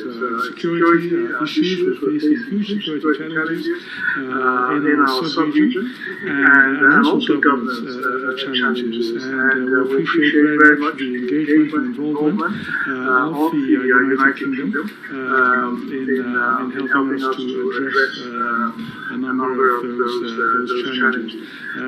Also, the economy, of course, the COVID has been a big hit for all the countries of the world. And here again, we express our profound gratitude to the United Kingdom for the support that you've given us during the COVID pandemic, vaccines and other support in other areas of health. So the relationship has been extremely happy. Jesus, of course, also involved. Special with you and to ensure that your visit is a successful one. Thank you. In the UK, so many strong ties between the people that we have here. So it's really excellent to be here at this time. We also really value our relationship with Nigeria and respect for democracy and respect for freedom at a time when democracy and freedom is being challenged in many parts of the world, including here in West Africa. We really thank you for standing up for people's right to choose who governs them. Ṣẹ́gbọ́, ó ní àwọn stand for the right. Ẹjẹ́ rìn wáìnì torí mo gbọ́ bí tó sọ dáadáa yẹn. Mo dẹ̀ ní láti ẹ má ti pẹ̀yìn tẹ́ fẹ́ pè ní sí yìí o torí tó sọ ní bíbá yìí. Mo fẹ́ take note nǹkan tó sọ nísìn ẹjẹ́ rìn wáìnì padà. We also really value our relationship with Nigeria and respect for democracy and respect for freedom at a time when democracy and freedom is being challenged in many parts of the world, including here in West Africa. Ẹ má bínú, mo fẹ́ take note yẹn dáadáa. Between Nigeria. In-depth discussion with you. Value our relation. Ensure that your visit is a successful one. Thank you. Respect for freedom. So many strong ties between the people that we have here. So it's really excellent to be here at this time. We also really value our relationship with Nigeria and respect for democracy and respect for freedom at a time respect for democracy. Democracy and freedom is being challenged in many parts of the world, including here in West Africa.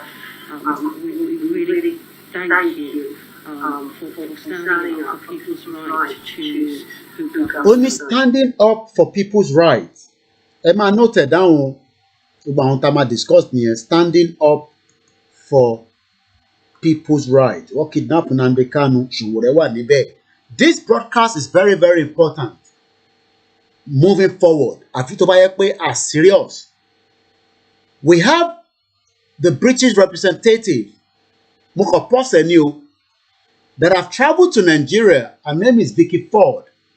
She's telling you, Nigerians, value our relationship with Nigeria. So that means, bó ṣe fi wá sí láti 1914, àwọn value ẹ̀ tí ìran tiwa fi ń jìyà, ta fi ń fọ̀gbẹ́ káàkiri gbogbo àgbáyé, ta fi ń fọbọ́ káàkiri, ẹni tó bá wá lọ́kì, á ṣiṣẹ́ lọ hospital, ẹlòmíà máa ta wóróbo ní corner shop, ní Dustin, ní Peckham, á ní òun ti arrive, òun wà London, á máa rán àwọn èèyàn iṣẹ́ nílé, ẹ bá mi send ẹ̀wà, ẹ bá mi send gàrí.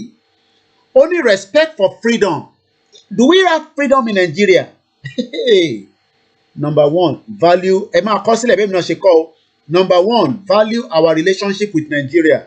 That means pé wọ́n sì like ẹ̀ bá ṣe wà ní 1914 amalgamation. Number two, only respect for freedom. Number three, only strong ties. Then respect for democracy. Number four. Number five, standing up for the people. Mo gbọ́ bẹ́ẹ̀ dáadáa. Yẹn tún bẹ́ẹ̀ play. Democracy and freedom is being challenged in many parts of the world, including here in West Africa. We really thank you for standing up for people's right to choose who governs them and people's rights. Make decisions that affect their lives. And Nigeria has been such a wonderful champion of that liberty and freedom. Only Nigeria. Hey, now a máa ṣí ojú òpó yẹn padà nísìn torí pé ẹ̀yin ọmọ Yorùbá ẹ jẹ́ n tẹ̀ kọ́kọ́ àwọn tẹ́ ti pè náà ẹ jẹ́ n respect yín kí n pè yín padà àwọn tó ti pè tí wọ́n ráyè wọlé àwọn ni màá kọ́kọ́ pè ẹ̀gbọ́n mi kan ti pè láti London bíbá mo ti ráwọn ìyá wa kọ̀ọ̀kan náà níbẹ̀ ni wọn nísìn kí n bọ́lá tó wá sá lọ mo ń bọ̀ ok ẹ jẹ́ n kúkú lọ pé mo ń bọ̀ ìyá wa ok ẹ jẹ́ n kọ́ pè yẹ ẹ̀gbọ́n mi. We are in a big mess. And I don't think Yoruba are ready to go. We're all jokers because we are leaving our life to the hands of the British government to decide for us. Thank you very much, Yawa Toyin Akaba. Okay, that call is not connecting. Let's connect. Mura on miss call no. Again, Osodo Yawa Shade. We are really in big mess. If truly we are all waiting on this British government to come and give us referendum. Ẹ̀gbọ́n sókè ìyá wa, ẹ má bínú gbà tẹ́ pè lẹ́gùn láì yẹn bísí. Ẹ káàbọ̀ yá mi. Ọjọ́ kan pẹ̀lú mà. À ń gbádùn gbogbo ètò tí ẹ̀ ń ṣe àwọn fọ́lò yìí. Okay. Last year mo ti suggest kíní nǹkan tá à ń discuss lè nípa ìpè ká lọ bá Russia. Ẹ gbogbo bẹ ṣe sọ náà là ń pàṣẹ sáwọn tẹ ká pàṣẹ sí. And since last year mo ti kígbe. Okay. Mo pe bàbá Ọ̀túnba Òsè. Okay. I discussed it with him. Okay. Pé ẹ jẹ́ ká pé àwọn aṣáájú wa kán lọ bá àwọn pípọ̀ wọ̀nyí. Okay. Àwọn ẹnìkan ṣo tó lè gbà wá nìyí ká lọ bá wọn. Wọn ò ní wojú British wọn jẹ́ ní wojú Amẹ́ríkà wá ṣe nǹkan tó fẹ́ ṣe. Ṣùgbọ́n àwọn ò sọ síbẹ̀ yẹn wọn ò sọ sí. Torí mi ìrí ọ̀nà tá fẹ́ gbà lọ. Níṣẹ́ àwọn Tinubu sọ pé do or die. Bẹ́ẹ̀ni, ó ti sọ pé ó ti ní do or die ni. Ó ti ní òun máa play dirty like a pig. I'll play dirty. Do or die. Pé ó ń lọ sọ̀dà wà láti ó ń lọ sí gbogbo kan máa gbàdúrà fún òun. Sórí èdè ìlàfẹ́ jókòó sí. Okay. We need to move forward. Hold on. Okay. Ẹ ṣé gan ni. Thank you very much. Ẹ̀yin ọmọ Yorùbá, gbogbo wa náà ni mò ń ké pè. Do we leave the situation as it is or we do something? I appreciate everyone as we are monitoring the situation of the breaking news coming out of Russia. We have a new caller. Hello, caller. Mr. Olayomiko, ẹ káalẹ́ bàbá wa. Ẹ káàbọ̀ sà. À ń dá yín lóhùn. Mo ń dá yín lóhùn. Gbogbo ara mo fi ń dá yín lóhùn. Ẹ káàbọ̀ sà. Ṣé gbọ́ mi sà? Loud and clear, mo ń gbọ́ yín dáadáa. Nǹkan tí mo kàn fẹ́ contribute ní pé wọ́n ní China àti Russia àwọn ló báàkì àwọn ló create ìnìyẹn. Ṣé mọ̀ pé Nàìjíríà ń yáwó lọ́wọ́ China báyìí? Ṣé ó máa lè possible fún wa? Okay. À ń gbọ́ yín. Hello sir. Mo ń gbọ́ yín, ẹ máa sọ̀rọ̀ lọ. Ṣé ó máa lè possible fún wa? Ṣé ó máa lè possible fún wa láti lè get àti Russia láti lè back wa up? Ìyẹn China bí? Yes, ṣé mọ̀ pé Nàìjíríà ń yáwó lọ́wọ́ wọn. Lọ́wọ́ China. Wọ́n ti yá a lot of trillion naira lọ́wọ́ wọn. Mo mọ̀. So mo fẹ́ ká wo part yẹn náà. Ṣé ó máa lè possible fún wọn láti lè back wa up? Àbí ká wo another giant country to lè back wa up? I'm sure it's all on review in terms of moving forward. The concern of the last caller is, ǹjẹ́ owó tá à ń yá ní China, ǹjẹ́ China máa support wa tá bá lọ ké sí China lọ́rùn?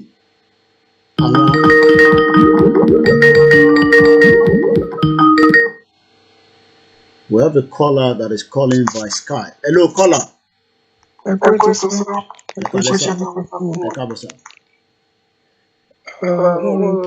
Ibi tó àwọn ẹgbẹ́ dúró sí ó ti ń lójútùú bọ̀ agbára ọ̀dàgbà lójútùú délé.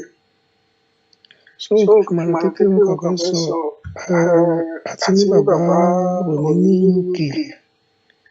Ẹjọ́ bá àwọn ṣe lè wọ́ pẹ̀lú ọmọ wa MK Abiola pẹ̀lú bàbá wa Putin láti send representative because time to waste much.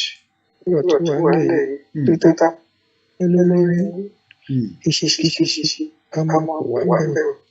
Ọ̀rọ̀ kò fẹ́ gbé kéèsì lọ sí kóòtù ní Ìbàdàn àti Èkìtì àti Ọ̀ṣun ìbàdàn ká kó lórí ká move forward because if you look at our lọ sí kóòtù kan ní ọkọ necessary kò ní ìdí ẹ jẹ́ ká focus ibi tí agbára ọlọ́gbà jáde tó yẹ ká focus ní ẹ̀sìn. Wọ́n ti declare ilẹ̀ wa fúnra wa. Kò sí China tó ń sọ pé ó yá Nàìjíríà gbogbo tó ń yá lọ́wọ́ China ṣe nílẹ̀ Yorùbá náà fi ń yáwó. Ṣé gbogbo ilẹ̀ Yorùbá náà fi kàn wà látọ̀? Ó jẹ́ kí wọ́n bá ṣe fẹ́ ṣe ní kíákíá láàrin oṣù kan sóṣù méjì síbi tá a wà yìí. That was a caller from one of the Eastern Bloc as well, somewhere in Georgia. Let's go and listen more to RT. Donetsk People's Republic, Denis Pushilin, Vladimir Putin has ordered the Russian Ministry of Defense to send its troops to the Donetsk People's Republic, and they are there on a peacekeeping mission. So when you were asking our guests and experts, hello, caller. Hello, caller, you're live. Could you go ahead, please? All right, let's go straight to pick the next call. About mute your background. It's live. Go ahead. Yeah, hello, Mr. Corey, please. About mute the background. About do all the other papa. I don't can you send any text? I mean, Lori Watson,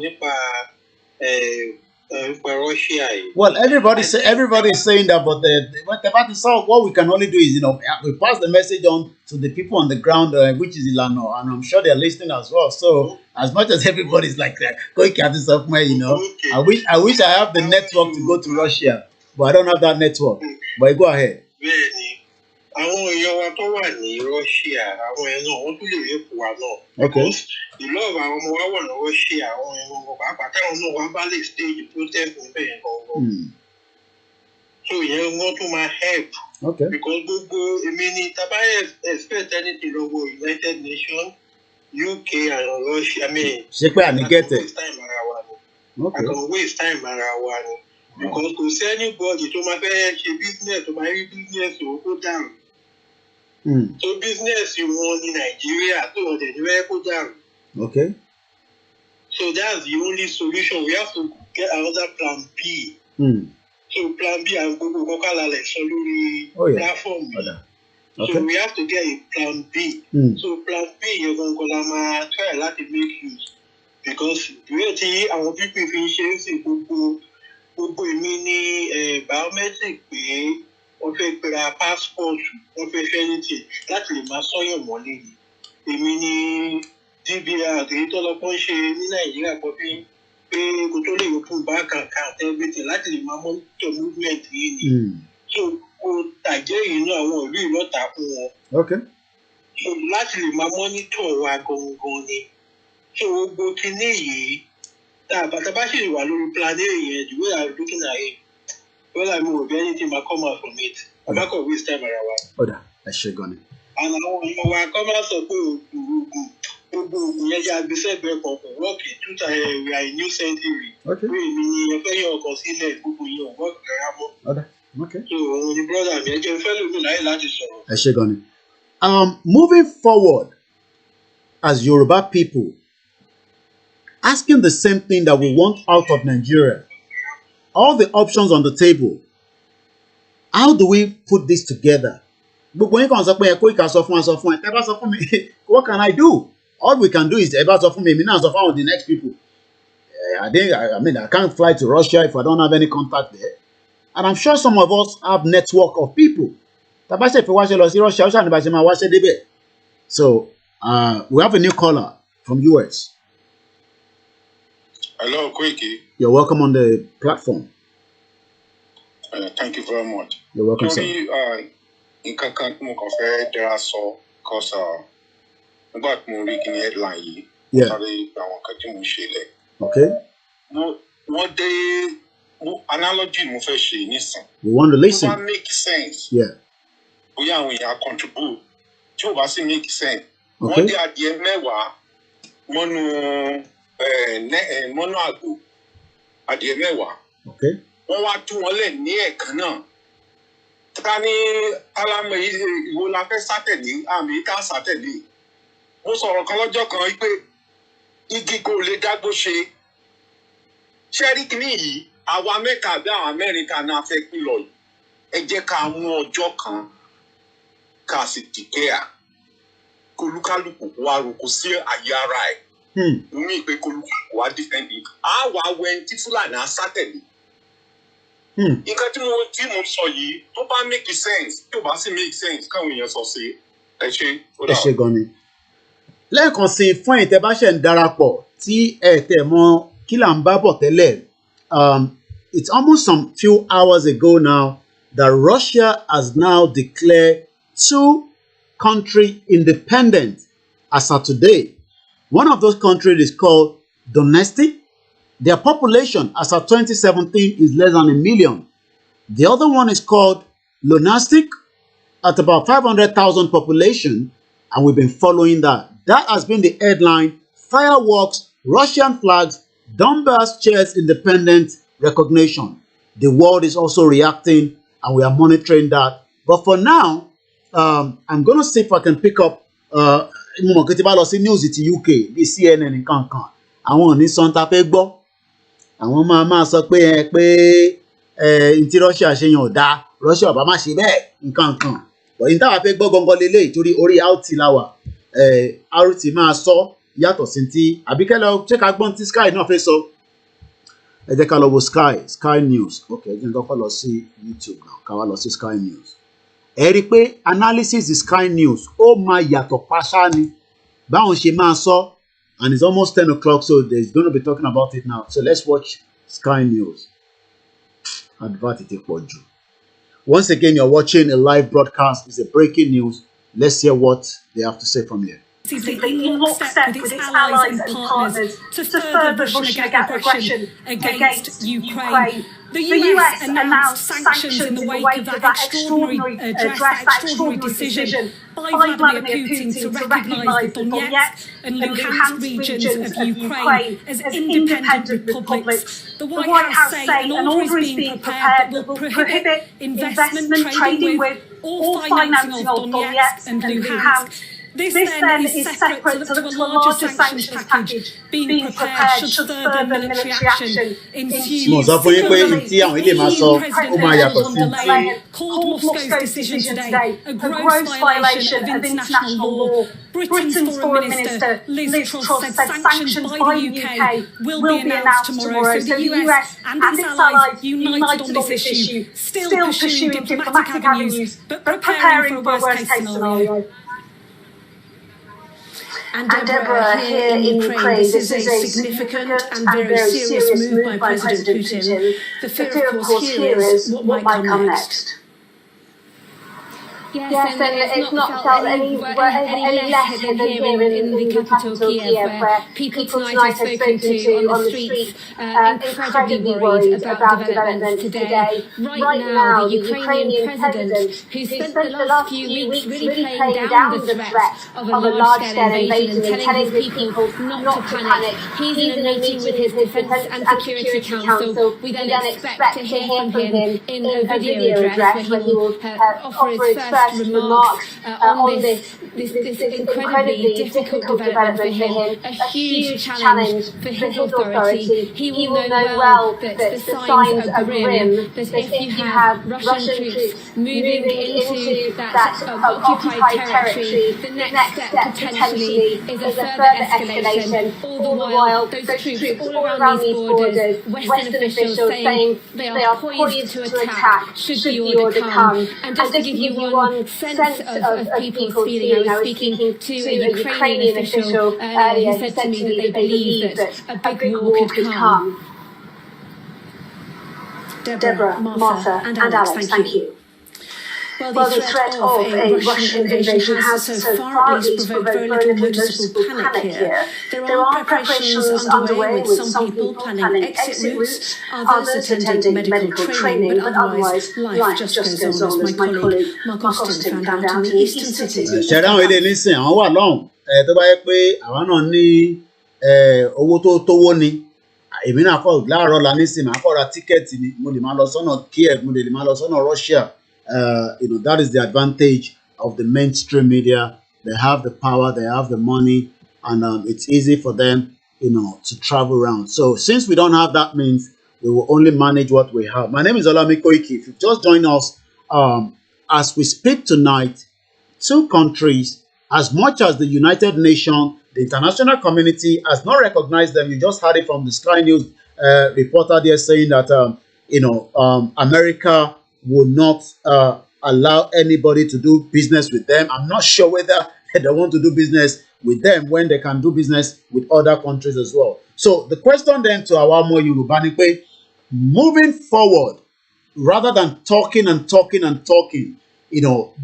yes, tomorrow is going to be interesting, the 2nd of 2022. Okay, so it's about like almost 6 or 5 tools in tomorrow's date of calendar year.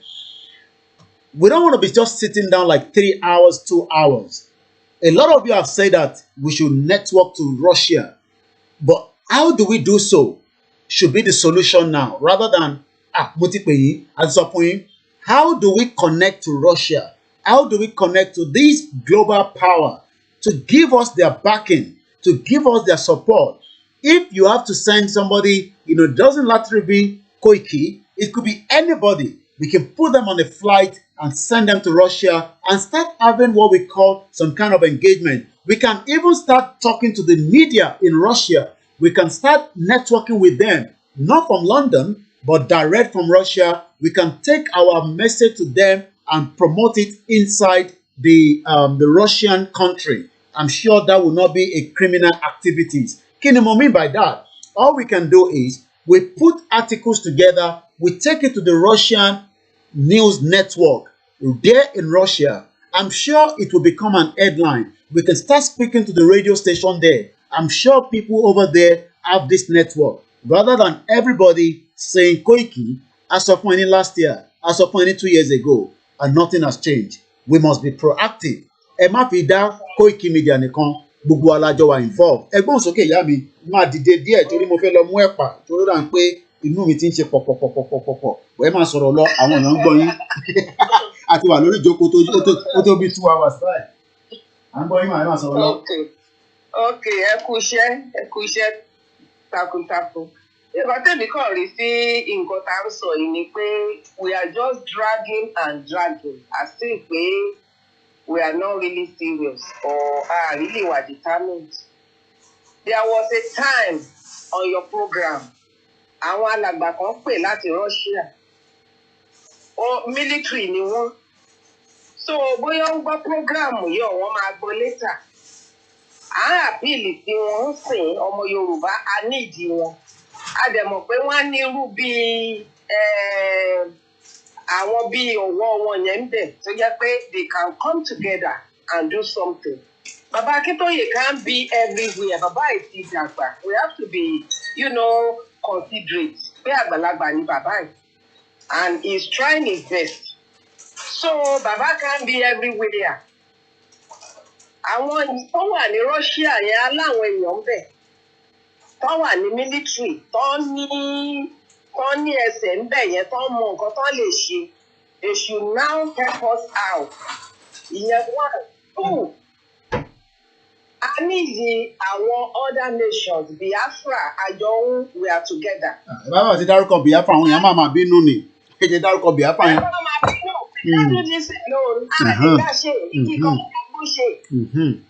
A ní ìdí wọn. Tí àwọn middle belt náà tó bá ready. Ẹ wo ibi tá ń lọ, I always say this, it's just around the corner. Àwa la fẹ́ trigger nǹkan to get there quickly. Putin, mommy mi Putin Putin trend as number 1.24 million tweets. Wow, ẹgbọ́n sókè. Yes, our land go round in a circle. We don't want to go straight to where we are going. That's the problem. Wọ́n dẹ̀ ní tí èèyàn bá ti ń pẹ́ jù lórí ìgbẹ́ eṣiṣi á máa bá èèyàn ń bẹ̀. So we need to do the needful. A gbọ́dọ̀ mọ nǹkan tá à ń ṣe ká dẹ̀ ṣe. Nothing will happen. Ìsọ́mọ̀ ò ní jábọ̀ náà. Tí Biafra bá we need to relate with them. We need to be on agreement. Tí gbogbo wa yẹn tá a bá wà in agreement, Biafra, Yorùbá, possibly middle belt yẹn mi really must stand wọn. Táwọn náà bá wà into this movement, táwọn náà serious. Let everybody one day. We don't need to put it on it, but within organization gbọ́dọ̀ wà within pé òkè ọjọ́ báyìí a fẹ́ ṣe nǹkan báyìí. That day we declare Biafra kan gbé flag wọn sókè, Yorùbá kan gbé tiwọn sókè, middle belt kò gbé tiẹ̀ sókè. And kíni kò sí nǹkan tó máa ṣẹlẹ̀, that's it. Nothing will happen. Wọ́n ṣe jẹ́ nìyẹn ilé ìta ń gbé lọ gbébọ̀ kí la ń ṣe gan-an, what are we doing? Èmi ò rí sí eléyìí o. I said it once, this is the second time. Bàbá ṣe nǹkan yìí ìyá kan máa rojọ́ lọ, máa rojọ́ bọ̀, máa sọ pé kinní kan. How long are we going to do this? Kàkà tó lè débi tá ń lọ. Tá a bá gbé flag wa, well, we declare our nation, kò sí nǹkan kan tó máa ṣẹlẹ̀. Everyone lè sọ kalẹ̀. Ibi tá a bá lè wà lágbàáyé ká bọ́ síta. Bẹ́ẹ̀ni, ká máa celebrate ẹ̀. Bẹ́ẹ̀ni. And raise our flag and sing our national anthem. Period. Àwọn ìlú yìí ká ń ṣe mọ́gànmọ́gàn yẹn, àwọn gan hands down, they be hands down. Bẹ́ẹ̀ mi ṣe rí nìyẹn o. Ẹ jẹ́ ká ẹ má ti lọ mọ́ mi.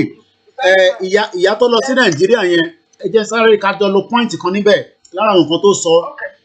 Ó ní value our relationship with Nigeria, respect for freedom, àwọn ní strong tie pẹ̀lú Nigeria, respect for democracy.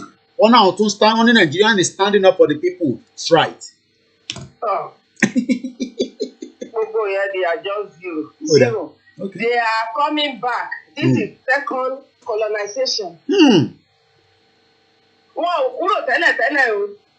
Wọ́n kàn hide under the curtain, let the world kill them. They are now coming, wọ́n ti bọ́ síta, we can see their front now, they are back. So, nǹkan tí this is what Buhari are coming here to do, to call these people, not padà bọ̀, and they are back. So this is the time now. Come on, take a stand. We don't want you again. Then we back up. Okay. Yeah. ìsìn náà fẹ́ ṣe ẹ̀gbẹ́ bá ṣe democracy. Can't they see that things are falling apart before? Wọ́n rí tẹ́lẹ̀. Wọ́n rí pé insecurity is everywhere. Ṣé bí àwọn ṣe ń ṣe ìlú wọn lè mú?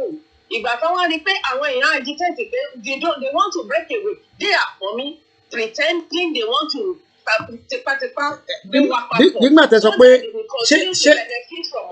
are we sure that the British government is aware that we want to break away? We can try to play the devil advocate. Okay. You know. All right. Wọ́n gbọ́ Biafra ń kígbe Yorùbá ń kígbe. Okay. They are very aware. Because iwájú foreign office yẹn náà máa ń pariwo níwájú bẹ́ẹ̀ so kò sí bọ́sẹ̀ ní àwọn rí wa. Níbi ìwọ́n rí wa, all over wọn rí news ni, wọ́n are they not on internet? Okay. They know wọ́n mọ̀ nǹkan tó ń ṣẹlẹ̀ náà. Holding kí ló ń jẹ́ KANU and IGBOHO, these people wọ́n mọ̀ pẹ̀. They know. Okay. They like to play games. They like to play games. Oda. Yeah, 105. Àwa la máa dìde, the time is now.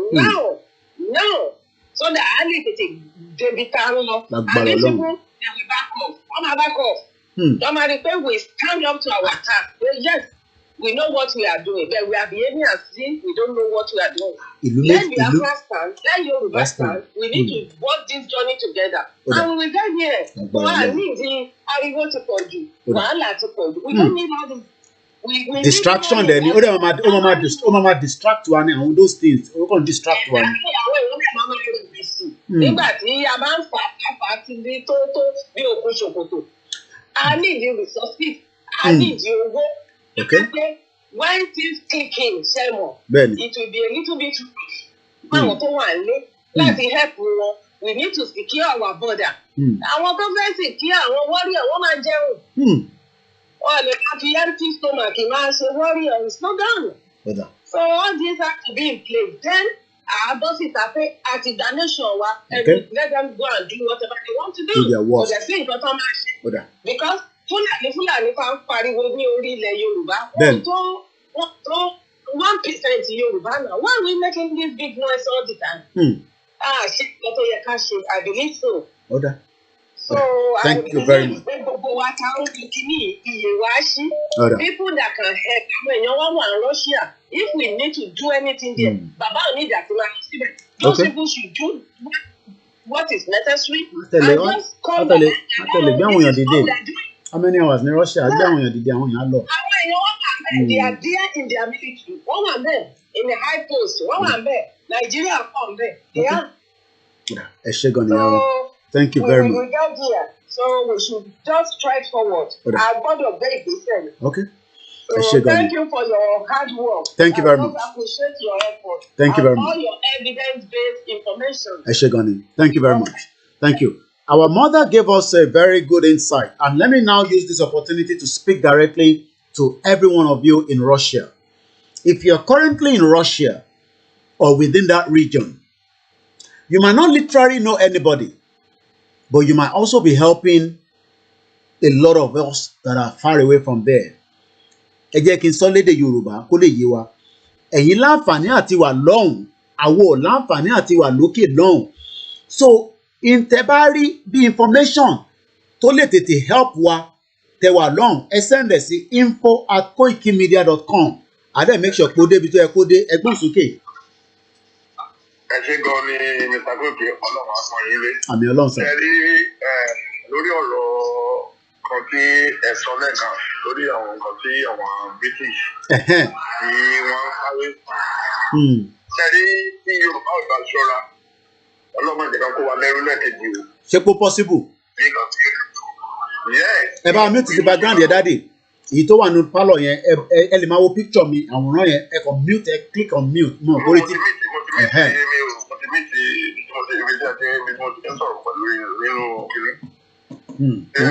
Àgbọ̀yé sà. Mo fẹ́ kí gbogbo àwọn ọmọ dúdú ẹ̀tọ́rí àtìkù olú Nàìjíríà, mo fẹ́ kí gbogbo àwọn ọmọ Yorùbá olùdó àkàlọ̀ múra. Ṣé rí British wá ṣe pẹ̀lú wa ní wíìkì? Ọ̀nà tó máa fi kó wa padà lẹ́rú ni o. Okay. Ṣé rí ọ̀rọ̀ Putin tó ṣẹlẹ̀ ní alẹ́ yìí? Bẹ́ẹ̀ni sà. Ṣé ẹ mọ̀ pé tí ẹ bá lọ wo Prime Minister wọn ó lọ bẹ̀rẹ̀ ní last week? Okay.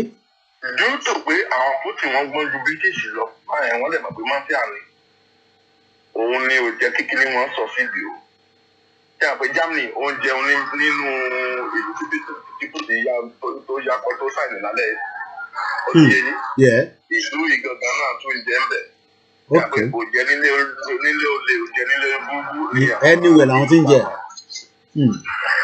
ṣé ẹ mọ̀ pé bàtí prime minister ń bọ̀ ó bìnrin pé bọ̀bọ̀ ẹ̀ máa fún un ní chance kan dé ọ́fíìsì bẹ́ẹ̀ láti mú Putin mọ́lẹ̀ torí àwọn Amẹ́ríkà ti wò pé bọ̀bọ̀ yìí kan tó ń bá bọ̀ yìí pé ó fẹ́ sọ di pé tó bá lè tàbá wọn kó tàbá wọn. òun ló ṣe bọ́ọ̀lù ẹnu mọ́tò báyìí kò fún wọn ṣáàfù pé ká lọ sí ọ́fíìsì ó bẹ̀ẹ́ ti bá sọ̀rọ̀ láti wù bí ṣé ó ti fíkì ẹ̀ ó ti mọ̀ gbọ́n tó mọ̀ pé kò sí ẹni tí fíkì sàn lè sọ mọ́.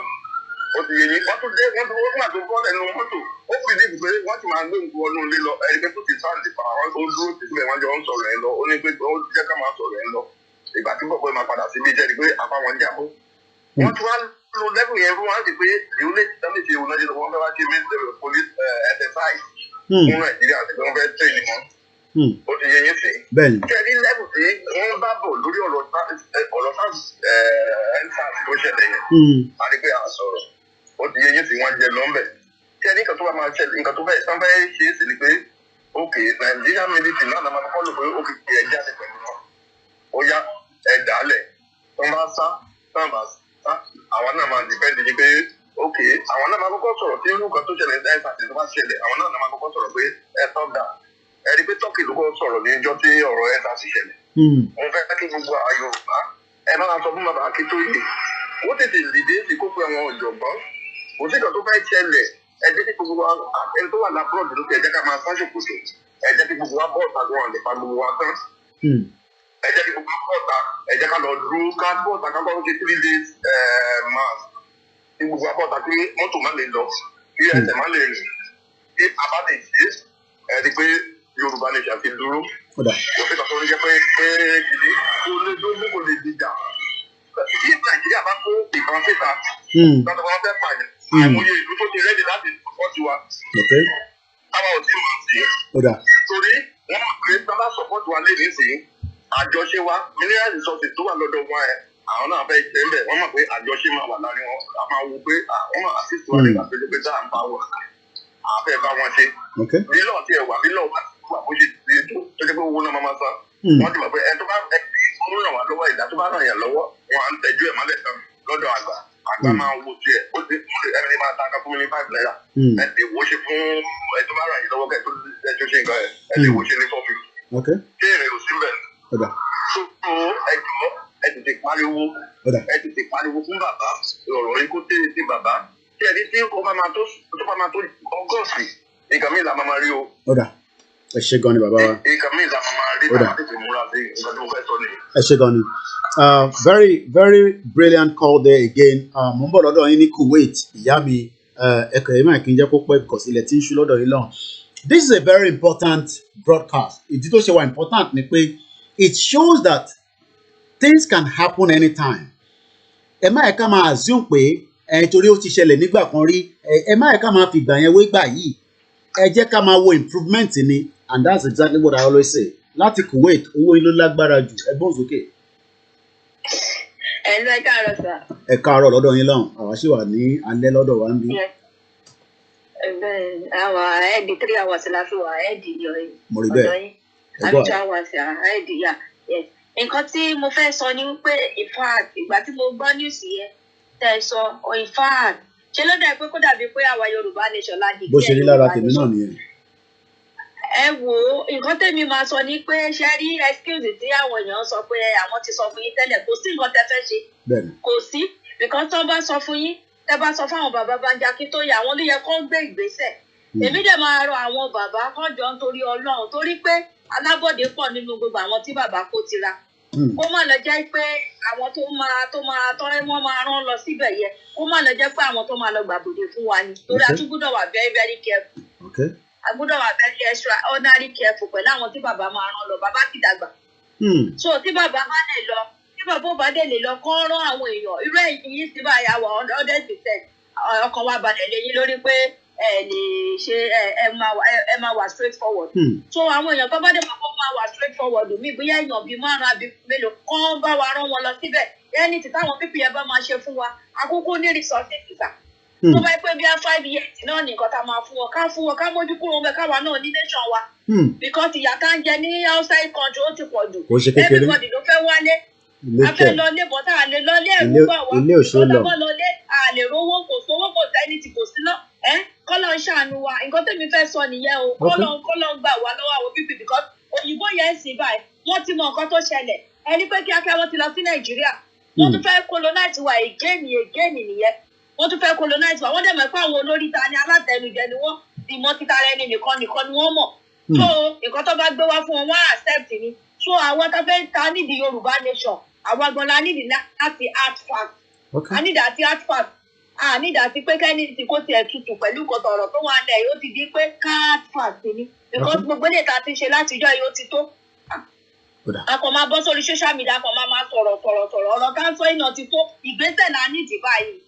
A nídìí action ìgbésẹ̀ la nídìí kò sí à nídìí àti pé ká tẹ̀ máa jókòó sí zoom meeting kan wọ́n ṣe zoom meeting wọ́n sọ̀rọ̀ wọ́n ṣe gbogbo ẹ̀ a nídìí gbogbo orúkọ bẹ́ẹ̀ mọ́ kọjá ká declare Yorùbá nation ṣẹ́fẹ́ àti sọ tọ́pìkì náà níjọ́ kan lórí prógráàmù yìí táwọn èèyàn pè èmi nìkan mo wà lára àwọn tó pè níjọ́ yẹn tá sọ pé ká declare Yorùbá nation kò sí kankan tó fẹ́ ṣẹlẹ̀ kò sí kan tó fẹ́ ṣẹlẹ̀ tá bá declare Yorùbá nation káwa náà ká na flag wa sà àwọn Biafra náà ẹ jẹ́ ká bá wọn ṣe because nǹkan táwa náà fẹ́ òun náà làwọn náà fẹ́ àwọn náà fẹ́ lọ àwa náà fẹ́ lọ tó ẹ jẹ́ ká jọ fọwọ́sowọ́ papọ̀ káwọn náà declare tọ̀dọ̀ wọn káwa náà declare èèyàn mélòó ni wọ́n fẹ́ pa. So nǹkan tẹ̀mí ní kíláàsì sọ nìyẹn o kọ́ lọ́n ṣàánú wa o. ẹ ṣe gan ni ẹ já lọ sọ́dọ̀ the next caller gbogbo wa náà ni ọgbọ́n wà lórí wa and we appreciate everybody. This is a very important day in the history of mankind. Mo ń bọ̀ lọ́dọ̀ yín caller èyí ní 21 of February 2022 aago 10 àbọ̀ṣẹ́ fi lọ lù bẹ́ẹ̀ báyìí ti gbọ́ tẹ́lẹ̀ Russia ti fún ìlú méjì ní independent àgbáyé náà wọ́n fẹ́ bẹ́ẹ̀ wọn náà náà wọ́n dùn sí Russia ní kọ́ tọ́sọ̀ ẹgbọ́n sókè alàgbà tó ń pè. ẹ kálẹ́ o bàbá náà ṣàlàáfíà ni. adúpẹ́ fẹ́lẹ́ dùmarè ẹ káàbọ̀ sà. orúkọ tèmi Rasheed happy mi mọ̀ mo rò pé mo rí mi ṣá. mo ti happy ni mo fi save ẹ but mo ti ní pé Rasheed ni. happy Rasheed. ok ẹgbọ́n sókè sà. Rasheed. Yeah. mo really appreciate program yìí yẹn. mo like ṣe rí ìdí mi kàn mọ̀ sọ ni pé àwọn tó ń sọ̀rọ̀ wọn ọlọ́run jẹ́ pé wọ́n sọ̀rọ̀ tán everybody ti sọ̀rọ̀ the only thing tá a lè ṣe ni pé ká mo bá ṣe mọ. solution tá a mọ wá fún tó wà á lẹ̀ pé ká lọ báwọn ti Russia yẹn gangan ní tèmi target o torí mo rí báwọn pípọ̀ yẹn wò gbà bọ̀dé you understand torí ó ní wọ́n ṣe báàkì àwọn ti àwọn máàlì yẹn wọ́n ṣe báàkì wọn hàn ṣùgbọ́n àwọn náà bá lè gbé ìgbésẹ̀ yẹn ìta fi ń sọ̀rọ̀ lónìí tá à ń sọ̀rọ̀ lọ́la kò sí nǹkan kan bẹ́ẹ̀ ọjọ́ ìdá pẹ́lú láyé ó ti ń pẹ́ jù yẹ́n tí mọ̀mọ́ wa tó sọ̀rọ̀ tán sì sọ pé tí tẹ́yàn bá pẹ́ jù lórí mi èsìkéṣin mọ̀ balẹ̀ yàn lé níbẹ̀ ṣọ́ àní gbogbo yẹn tí gbogbo àwa yìí bàbá kí ló ti sọ̀rọ̀ wọ́n sọ pé àwa yìí náà lámọ̀ dìde àwa lámọ̀ tà láti ṣe gbogbo iṣẹ́ yẹn bàbá ti dàgbà so ìṣètì bàbá sọ wọ́n ti fi gbogbo ẹlẹ́ fún wa bẹ́ẹ̀ ìṣètì ló pé àwa lámọ̀ bá ṣe mọ unite láàrin ara wa láti fight ìbúradóyè embarrassment tá à ń gbà ń ta kì í ṣe kékeré mi ìtàlẹ̀ mi ti máa ń sọ̀rọ̀ lọ́dọ̀ embassy wa gbà kì í ṣe embassy tó wọ́n pàpà tẹ bá dé embassy pé wọ́n ṣe kíta àwọn èèyàn ẹ̀yin gan mọ́ hate ara yín wọ́n embarrassment yẹn ti pọ̀ jù ẹ̀ka ìjọba ẹ̀ ṣe passport wọ́n láti gbọ́ passport wọ́n ṣe €75 wọ́n máa ṣe ní €250 at the end of the gbogbo àwọn tó ṣe passport ti ṣe ẹlòmí ti ṣe passport láti last year why yes ẹlòmí ò ti fi passport ẹ̀ gbà ní recent ìbò sọ fún yín sí ṣẹ́nu sáà embarrassment yẹn pọ̀ ọdún mẹ́ta fẹ́ lò láì pé nípa ọmọ fàáké dira wa àwọn tó kí dẹ́mọ̀ gbogbo ọlọ́mọ bó ṣe lọ British gangan ló wà ní ọ̀rọ̀ wa bẹ́ẹ̀ àwọn tó tẹ́lá gbọ́dọ̀ dìde. èyí náà tó dárúkọ British gbogbo yín ṣáà ń dárúkọ British.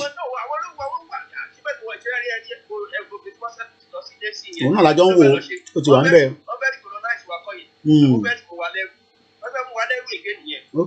ṣòdò àti kojú tó ta ti sọ́fà fún níta lójú ti rí níta ṣòdì sẹ́mi kojú kò sí iná kò sẹ́nìtì mo pèlè ní láti dàdánù àwọn family mi sọ pé àwọn ò ní náà like 1 week náà ibò àwọn míì more than 1 week kò sí iná kò fẹ́ kí wọ́n mọ bó ṣe ń lọ ìgbà wọn láfẹ́ ṣe yẹn dà kí bàbá ó jáde wọ́n di clear kẹjẹ́rẹ́ àti clear àti bàbá ó bá lè jáde káwá jọ fúnra wọ́n di clear ṣe tó ipa lè ṣe à ń sọ̀fà gan nà now. Okay. I mean, why Tiata? After the power you want, I see Tiata to Tiata.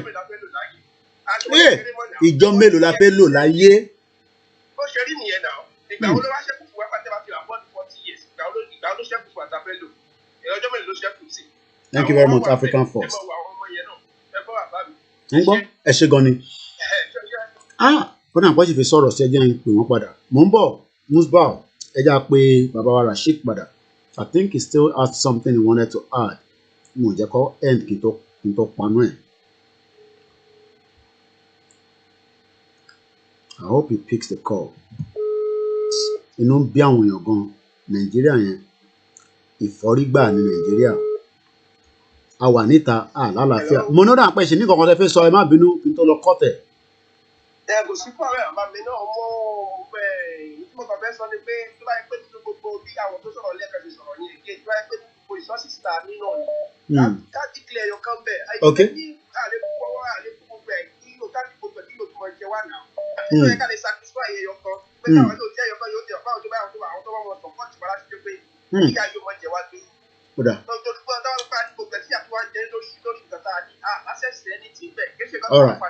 Ẹ ṣé gan ni.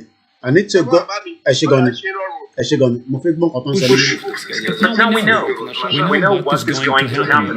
We know all the possible problems, possible difficulties, all the sanction ideas that we can hear now broadcast from every domestic appliance. We know that there will be a lot of pressure, but at the same time we know how to withstand this pressure. And certainly the government is Ṣẹ̀gbọ́n kan tó sọ, we know how to withhold this pressure. Mo mọ̀ pé ti send audio kan sí mi bọ̀ mo ì tí lè gbọ́ ẹ̀mọ̀ pé mo wà lórí ètò. Hello. Ẹ ti send. Ẹ ti sórí ètò náà. Mi ti gbọ́ nǹkan tí mo fẹ́ sọ. Mo kàn fẹ́ sọ̀rọ̀ kan ní kọ́kàn resources kan tá a lè declare for Russia tí Russia ní interest náà ní Àjọkúta steel company wọ́n need. Okay. Interest nǹkan tí wọ́n ní nìyẹn.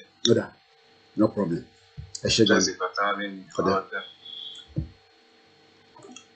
Ẹ̀yin ọmọ Yorùbá àbí kí n sọ pé àwa ọmọ ìran ọmọ aládé ẹ jẹ́ n sáré lọ sọ́dọ̀ mò ń bọ̀ lọ́dọ̀ yín Musbau. We just need a solution now to get out of Nigeria and the time is right. Kí ọkàn máa tó máa sọ pé yẹn bó ṣe nígbà kan lélẹ̀ ẹgbọ́n sókè. Hello, Mr. Koiki ṣe rí nǹkan tí èmi sì máa sọ ni pé I don't think àwọn èèyàn tí ì ríra wọn bẹ́ni pé. Ẹni sùúrù mo kàn rántí nǹkan kan nísìnyí Mr. Waris, every time you are saying we should stop using the naira, can you give us a breakdown of how and what we can do?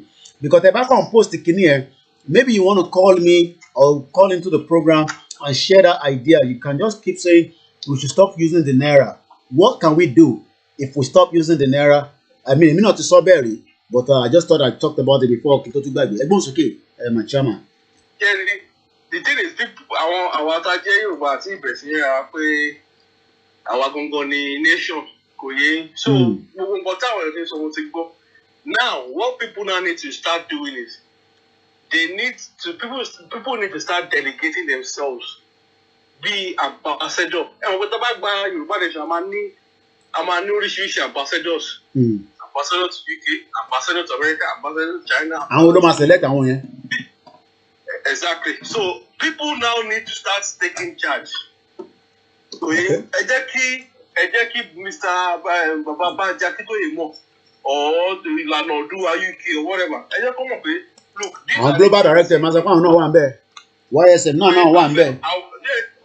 So olúkálùkù máa fẹ́ delegate ni. Okay, wọ́n delegate báyìí ẹ lọ sí Russia. Wọ́n delegate báyìí ẹ lọ sí China. Kẹ́ ló máa sọ fún wọn, kẹ́ ló máa negotiate pẹ̀lú wọn pẹ̀lú. We are coming from Yoruba land. Okay. Oòduà Republic. Okay. Báyìí ni à ń ṣe. Báyìí ló máa ṣẹlẹ̀ pé a máa tó gba nation wa. Ìpè kìíní bẹ́ẹ̀ and then we are coming to negotiate with you pé ambassador to Kinilajẹ Yoruba nation. Okay. So we are coming to speak to you guys individually and negotiate with you. So when we have our nation, as in the religion, all their relationship that they build. So people need to start taking it upon themselves. Ìpè kìíní bẹ́ẹ̀. Hello, the flight tickets, the Russia, the other part of Europe, our countries tó wà ní Europe kìíní bẹ́ẹ̀. Àwọn tó bá wà ní Europe already, we can take it upon ourselves and say, okay, àwọn márùn wọn wá lọ sí France, àwọn márùn wá lọ sí kínní. So the bàbá ẹ̀sìn ń gbóra bẹ́ẹ̀ tá à ń pinna wa tá à ń lọ kiri bẹ́ẹ̀ yẹn pé kínní, a lọ ń bá àwọn pípọ̀ ìsọ̀rọ̀. A máa kàn wọ́n létí, so they will know pé àwọn pípọ̀ yìí wọ̀ ṣe lé wọ́n fẹ́ lọ. So as you already set up ara wa bẹ́ẹ̀ yẹn pé kínní bẹ́ẹ̀, so we shouldn't be waiting for Professor Banji Akintoye to be saying kínní kan ẹ lọ ṣe báyìí ẹ lọ ṣe kínní kan náà. Àwa fúnra wa ṣèbí àwọn èèyàn sọ pé àwọn kàwé náà. So why are they not taking that steps to say, okay, mo fẹ́ lọ sí ìbàyò, but màá jẹ́ kí àwọn professor mọ̀ pé action mi lélẹ́yìí o. Tí bá dẹ̀ ti lọ síbẹ̀, màá fún wọn ní full report of àwọn èèyàn tá a bá sọ̀rọ̀, àwọn èèyàn tí nǹkan tó nípa àwọn máa ṣe àti gbogbo nǹkan tí a jọ discuss. So wàá kọ́ full report yẹn, then send it to professor. Professor Adeka, so while we're aware, we need to start, getting up and doing things. Okay. As a Yoruba, àwọn èèyàn tó wà ní Africa náà, wọ́n lè lọ sí kiri kọ́ pẹ̀lú àwọn ọjọ́, kọ́ lọ sí Ghana kọ́ lọ represent Yoruba nation, kọ́ lọ máa bá àwọn sọ̀rọ̀ bẹ́ẹ̀, kọ́ lọ sí Benin Republic kọ́ lọ represent Yoruba nation, kọ́ máa bá àwọn sọ̀rọ̀ bẹ́ẹ̀, kọ́ lọ sí Côte d'Ivoire, gbogbo South Africa, everybody, kọ́ lọ sí bẹ́ẹ̀, let them get on the plane and go and start speaking to these people. Kìíní bẹ́ẹ̀, that's the only solution. You can't just be saying kìíní kọ̀kọ́ jókòó. Bá a ṣe ń ṣe yẹn náà, wá sí wọn bókè, àwọn people yìí tí wọ́n delegate already. Let's keep doing things like that. We can't just be waiting for àwọn ẹlòmíì ó lè jẹ́ pé court ló máa lọ. But ẹlòmíì have to take a problem because ambassador la jẹ́. So the more we spread ourselves out, pé kíní bíta lọ sọ fún àwọn olóyè pé look, a fẹ́ lọ o, a dẹ̀ fẹ́ negotiate pẹ̀lú yín. The easier it becomes when everything crumbles, because I think build the cordial relationship with our people here already. So that's what we need to do. So àwọn èèyàn tó bá sọ pé àwọn good nínú financial kìíní, ẹyẹ kọ́ lọ mú currency lẹ̀ pé báyìí máa ṣe currency lélẹ̀. Ṣùgbọ́n àwọn kan ló ṣe lọ́kọ̀ Yorùbá nation constitution. Ṣùgbọ́n àwọn wọn kọ́ wọ́n lè gbé jáde, wọ́n lè sọ pé okay, constitution ta fẹ́ lò lélẹ̀ yìí o, tó bá right ẹ bá fẹ́ cheap in anything, ẹ cheap ẹ. So people in the financial sector should also come out and say, this is going to be our money, design and lélẹ̀ yìí o. What do you guys think? You have to take it upon yourself and start doing it. And start seeing yourself as an ambassador, as part of this new nation. And not just sit down and be saying, I want Kinikon láti ṣe Kinikon. Nobody will come and be doing this for you. Ọ̀bọ Ọ̀tàyẹ, that 29 years old, don't take over Nigeria. Don't sọ pé òun rule Nigeria. Gowon was 20-something years old. When they were doing it, why are you waiting for anybody to be telling you, tó bá múra wọn pé òkè tí bá sọ bá gbé lẹ́rìí sí òun fẹ́ lọ represent Yoruba nation ní Russia àbí níbi anywhere ní Europe àbí ní America pé kìíní bẹ̀ ní Canada pé mo lọ sí Canada lẹ́yìn mo fẹ́ lọ bá kí ni wọ́n sọ̀rọ̀ láti open line communication yẹn máa ra ticket máa dẹ̀ lọ máa sọ fún professor action tó mo fẹ́ lọ ṣe lélẹ́yìí o báyọ̀ wọn báyìí tó bá dẹ̀ tún síbẹ̀ tó bá ti báyìí tí wọ́n bá sọ̀rọ̀ official wọn máa dẹ̀ kọ́ report báyìí lọ́wọ́ fún wa bẹ̀ o who do it ẹlòmíì lè ti gbé ra ìlọ pé kó lọ sókò òun fẹ́ lọ sí other parts of the world. That's how we build it. Okay, but you might build it when you're going to call it. Just go to the people, my budget, and it's about good news finance. But I see, she can move currency, can design currency. And it's about good new passports. Can you both get both? Don't wait. Okay. Don't wait for things to happen. That's what we should be discussing. Who's going to be representing in France? Who's going to be the ambassadors to go to Germany? Who's going to be the ambassador to go to Kiniko?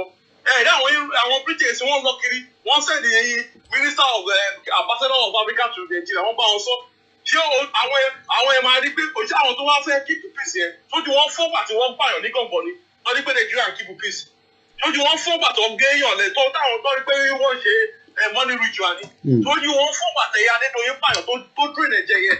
Ó ní ẹja bá ń kà kí n rán ilé tí ó ní value our relationship with Nigeria, respect for freedom, strong tie, respect for democracy, standing up for the people's rights. Around 2 months on here. How are they standing up for people's rights? How are they respect for democracy? It's all false. So many people will go, ṣé ariwo tó ń pa ní dání sùtì yẹn táwọn Ìgbò náà ṣe tiwọn, táwọn Yorùbá náà ṣe tiwa, ariwo yẹn láti gbọ́ ó ti mọ̀ pé ìkọ̀kọ̀ fẹ́ ṣẹlẹ̀. So they are just running helter skelter. But táwọn bá ṣe é sìn pé èmi sì I'm ready to volunteer myself pé mo France mo fẹ́ lọ bá Talon sọ̀rọ̀ àbí mo fẹ́ lọ bá Macron sọ̀rọ̀ pé báyìí ta kó pé bí márùn táwọn France lẹ́yìn ní ìpè kìíní táwọn France ta bá wọn sọ pé nǹkan tó wá fẹ́lẹ́ lẹ́yìn láti bí ìbá ẹni ẹ tó rọ wa lélẹ̀ pé kí ni bẹ́ẹ̀ ó máa respect náà wà because wọ́n ti rò pé a ti ṣí communication line yẹn ẹlòmíì ìwọ náà mú Germany ìwọ mú kiri ká open communication line bẹ́ẹ̀ yẹn. That's how you start a nation. That's how you do it. Okay, ambassador to Kinigo, ambassador to the other country. That's how you do it. You don't just wait for somebody to be come and pay buy the guy, buy the way. Go ṣe ti wọn. Ẹ̀yin tẹ́ gbà ní ìlú ìjọba ní Europe, they need British passport or whatever. Don't they pay us anywhere in the world? Ẹ ṣe kí go to Europe first. Kẹ máa káàkiri kẹ lọ máa bá àwọn government officials wọn sọ̀rọ̀. This is Yoruba nation.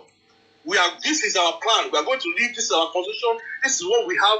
Our natural resources. We are willing to. Once we leave this Nigeria, contraction Nigeria, we're ready to work with you. We're ready to do this. We have this manpower. We have this land. We have resources. We have negotiate the law. We can even out only coming. Can build a relationship. So we take go back combo. See that back combo in as already build the communication line. So that's how we're going to do it. Don't wait for professor to be saying, nǹkan tá à ń ṣe lélẹ̀ kọ́ máa jókòó kọ́ máa ní pé àwọn Yorùbá yìí ò ti rẹ̀ di. Ẹ̀yin gan tẹ wà ní Áfíríkà tẹ̀ ń sọ̀rọ̀, tẹ wà ní Nàìjíríà tẹ̀ ń sọ̀rọ̀. Take charge. Ẹ̀yin ẹsẹ̀ ní tẹ̀ra yìí kan. Kẹ lọ sí Ghana, kẹ lọ bá wọn sọ nípa Yorùbá nation, kẹ lọ sí Gidi ambassador pé kẹ sọ pé we are ambassador of Yorùbá nation, Oòduà Republic, and we are here to speak to you on terms of negotiations pé kí ni bẹ́ẹ̀ because we are about to build a new nation. That's how you authority command yẹn ní kọ́ máa ṣe kọ́ máa dúró pé wọ́n ń ṣe kíníkan. Tó bá ń ṣe bẹ́ẹ̀ yẹn sì dó gbogbo nǹkan tẹ́ ẹ ká máa ṣe nìyẹn. So all these groups and all this, that's what everybody needs to wake up and stop blaming this and blaming that. Start taking charge and kini because àwọn people yìí in the 1960s àgbogbo tó gba Nigeria pọ̀ tó 20-something years old 30-something years old. Mo rò pé ìkànnì wọn tó ń ṣe kíní gangan 40 gbogbo they were all young. Babangida was very young when he was ruling Nigeria. Kí wàá ní gbogbo rọ́bì sáà dúró pé kìíní bẹ̀ yẹn. That's what wọ́n ní kankan ọ̀dẹ ṣe fún wa. Àwọn ọmọ amúra wa tó máa ṣe gbogbo ẹ̀. Bóyá ká máa ṣe nìyẹn ká sponsor ara wa. Okay, èlò ní kíní. France la fẹ́ lọ. Èlò ní flight £40. Òtítà máa sùn sí èlò ní £100. Àsùnsì bẹ́ẹ̀. We are on a mission. We are on a mission to go and we have a war in the French authority. A fẹ́ bá yín sọ̀rọ̀ on behalf of Yoruba nation. Tó bá dé wọn kọ́ gbọ́ tó bá dé wọn kọ́ máa gbọ́ authority là ń lọ fún àṣẹrẹ ká lọ sí next one èwo tó di next one Germany Spain gbogbo ọmọ ìka máa lọ máa mú wọn lẹ́ẹ̀kọ́ bẹ́ẹ̀ ká máa sọ fún wọn ẹ lọ náà complain dé Spain like £50 adé Spain alọ́gbọ́n àlèpadà lọ́jọ́ àlèpadà ní the same day we go to Spain we enter the plane go to Spain go and speak to the official this is what we are doing pékinní bẹ́ẹ̀ Yorùbá nation lábá wá we are going to a new nation is going to be birthed soon. And we are here to negotiate. But can you buy one song? Can they call buy reports? Can I judge people that way? Five, but discuss the open all the channels so they know that we are not joking. But if you are just sat down there, I want to the Africa and also other African country, other West African country, start open up the channel. I want to Europe. I cannot see European country. Open up the channel. I want to Asia. Do the same thing. I want to Asia. Open up the channel. I'm going to need the ambassador almost 192 countries. 192. So what about méjì tí UN dey recognize wà bẹ́ẹ̀ bẹ́ẹ̀ ó ti di 190. Exactly. 195. No, 194. I want to wà ní Europe àpògbó. Ẹ jẹ́ ká pín ara bẹ́ẹ̀ Italy. Ká lọ sí ká lọ bá gọ́ọ̀mẹ̀ntì wọn sọ̀rọ̀. Pàtẹ́ máa ṣe bẹ́ẹ̀ Nigerian government àwọn feel pressure pé àwọn people yìí wọ́n fẹ́ lọ pikin wọ́n tún pikin let's separate these people let this go. Ẹni tó ń sọ̀rọ̀ àjọ wà nù yàrá kékeré kan ọlọ́pọlọ gidi ni ẹni tí ó bá ti ń sọ̀rọ̀ mo fẹ́ tètè interject. So gbogbo olùkọ́ bẹ́ẹ̀ wọ́n tẹ̀ wọ́n ṣe bí gan bí I just talking and talking let's have routine action. Àti dódà àwa náà tún dódà àwọn bàbá ni. Kàtú lè má dórí bàbá ti ṣe kínní. Àwa young people báyìí la lè máa take action because that's a new opportunity already. So we are chairman my brother ọ̀rọ̀ tẹ́ ń sọ yìí ó mà tún máa involve owó tàbí àdètí ọ̀rọ̀ owó báyìí ṣe làwọn èèyàn ọ̀rọ̀ owó ẹnìkan ló máa gbọ́ gbogbo tẹ́ ẹ̀ sọ ní sí ìwọ̀n nígbọ̀ yẹn bọ̀. tó bá ti mention owó tó máa tẹ̀lé ṣe àwọn tó ń ṣe á ṣe. tó gbogbo tẹ́ ẹ̀ sọ nísìn ó kéré jù kò kéré jù ó sì máa ní expenses kan nínú ó bá dẹ̀ ti dọ̀rọ̀ owó báyìí gbogbo tá à ń sọ látàárọ̀ báyìí ní táwọn èèyàn gbọ́ yẹn mọ́ rárá ọ̀rọ̀ owó yẹn náà máa tún sọ pé Koiki kú ti sọ̀rọ̀ owó báyìí. irú àwọn àti tàwa ní Europe tàbá fẹ́ wọ plane tàbá fẹ́ lọ sọ́dọ̀ ẹ̀dẹ́sìn ní Europe àwọn ọba ṣe ń ṣe. ẹ chairman ní sùúrù ṣé mọ̀ pé ní last year ẹ̀yin tẹ́ bá follow wa ẹ̀ wọ́n ká ṣe Zoom meeting kan léraléra tí mo máa ń ṣe láràárọ̀ tí bá sọ pé nínú Zoom meeting yẹn ayọ̀ àwa bíi àwa bíi less than 12 mo rò pa tó 15 táwa nu yàrá kan àdẹ̀rọ̀ ń ṣe ta lè ṣe níwọ̀nba kékeré wa nínú Zoom yẹn ni o ẹ máa sọ̀rọ̀ lọ chairman.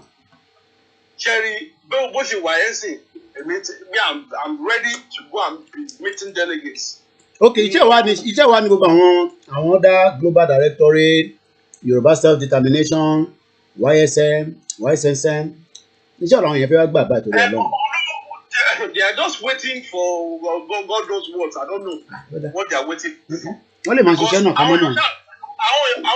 Aláti jẹ́ kó we have to show him proof that we are working. Wọ́n ń ṣiṣẹ́ lábẹ́lẹ̀. Something is happening we are showing proof. Ká ṣe irú àwọn òwe yẹn ká ní àwọn òwe yẹn pé ìwé báyìí this is Yoruba culture. This is what we are doing. A new nation is about to be birthed. And we are here to negotiate, to talk to you, to open a communication line. Authority here now, I'm suffering, I'm a law. I'm a let's suffer, I'm a law now. Àwọn èèyàn tí mo pa fẹ́ lọ Ọbásanjọ́ gan ní rebel. Stand up and go and start doing it. You know, our Christian radical faith without work is dead. So now you want to command to work báyìí ni a máa gbà. So ẹ tó bá gbọ́ wa so ìwọ tó bá pé ọlọ́pọlọ ni ẹ tó gbọ́n okay put yourself together. Ṣé bá wọ́n máa sọ pé àwọn Yorùbá kàwé because àwọn tó kàwé yìí náà wọ́n ti èmi fi wọ́n ti kàwé jù because tó bá ti kàwé jù pé kíní bẹ́ẹ̀ ó ti kíní ẹwà àwọn problem ló máa jẹ́. Àwa kàwé àṣẹ gbogbo ẹ̀ mọ ìta àwọn èèyàn sọ fún visa ni immigration health surcharge is now almost £2,000. Visa àti mú yàwó wá àbẹ́ àti mú ọkọ wá àbẹ́ àti mú anybody wá you be paying nothing less than £3,000 application fee. Òtísòwò lọ́yà bẹ́ẹ̀ o òtísòwò àwọn olórí burúkú wá nípa wà ní Commonwealth.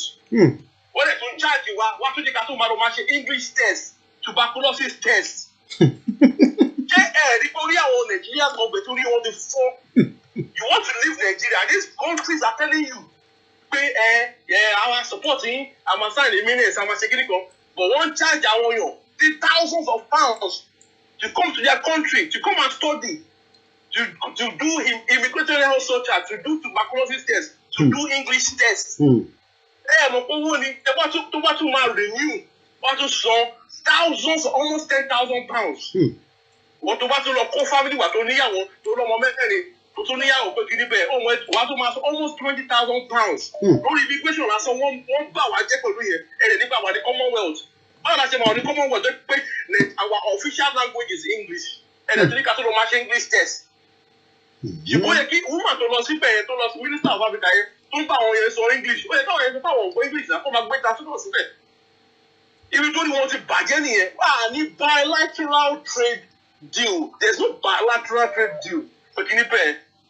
Bilateral trade deal yẹn làwọn fẹ́ fọ́ọ̀mù sí our young pan-Yorubas la fẹ́ fọ́ọ̀mù pé look this is who we are nǹkan tá a lè ṣe lélẹ̀ ẹni tá a jẹ́ lélẹ̀ nǹkan tá a lè fẹ́ lélẹ̀ because tá bá tí òmìnira bá dé tá bá gbà this is the direction we are going into.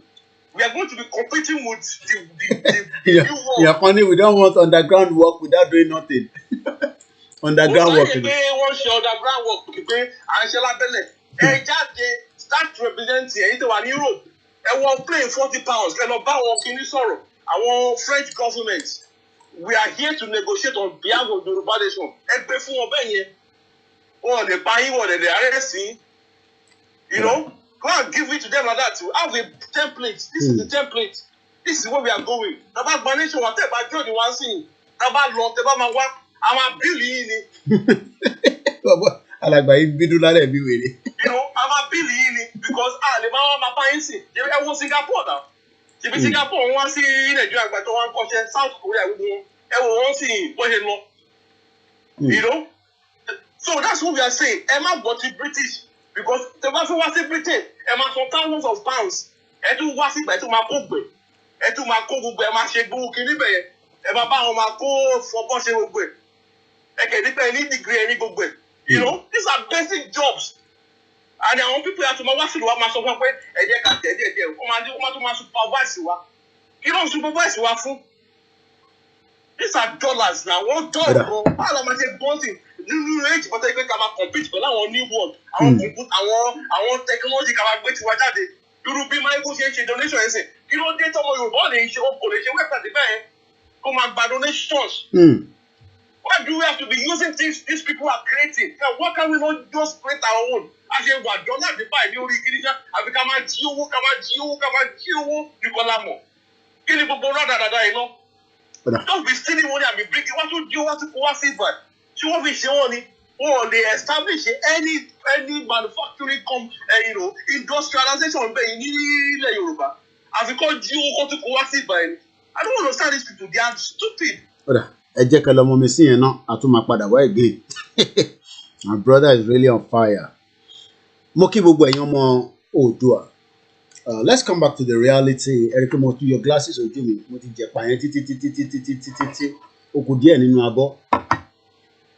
On a serious note, the situation can't really need. It shows that anything can happen at any time. No. Does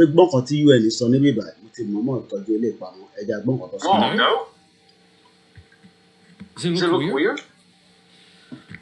Okay. Yeah. Everybody ready? Yeah. Ready, Soro. Good afternoon. I have a statement to read on behalf of the Secretary General on the situation in and around Ukraine. The Secretary General is greatly concerned by the decision by the Russian Federation related to the status of certain areas of Donetsk and Luhansk regions of Ukraine. He calls for the peaceful settlement of the conflict in eastern Ukraine in accordance with the Minsk agreement as endorsed by the Security Council in 2015. The Secretary General considers the decision of the Russian Federation to be a violation of the territorial integrity and sovereignty of Ukraine and inconsistent with the principles of the Charter of the United Nations. The United Nations, in line with the relevant General Assembly resolutions, remains fully supportive of the sovereignty, independence, and territorial integrity of Ukraine within its internationally recognized borders. The Secretary General urges all relevant actors to focus their efforts on ensuring an immediate cessation of hostilities, protection of civilians and civilian infrastructure, preventing any action and statements that may further escalate the dangerous situation in and around Ukraine, and prioritizing diplomacy to address all issues peacefully. Thank you. UN náà nìyẹn UN tá à ń dúró dè náà nìyẹn Russia dá wọn lóhùn. Okay, Ukraine footage of Russia military peacekeeper being buzzed into Donbas across. What's a move lọ sínú bẹ̀.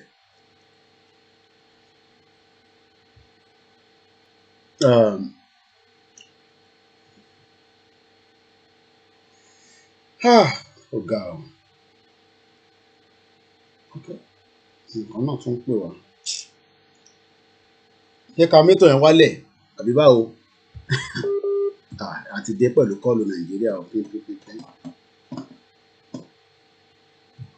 The question now is, what is the way forward? A ti sọ̀rọ̀ for more than 2 hours. What is the way forward?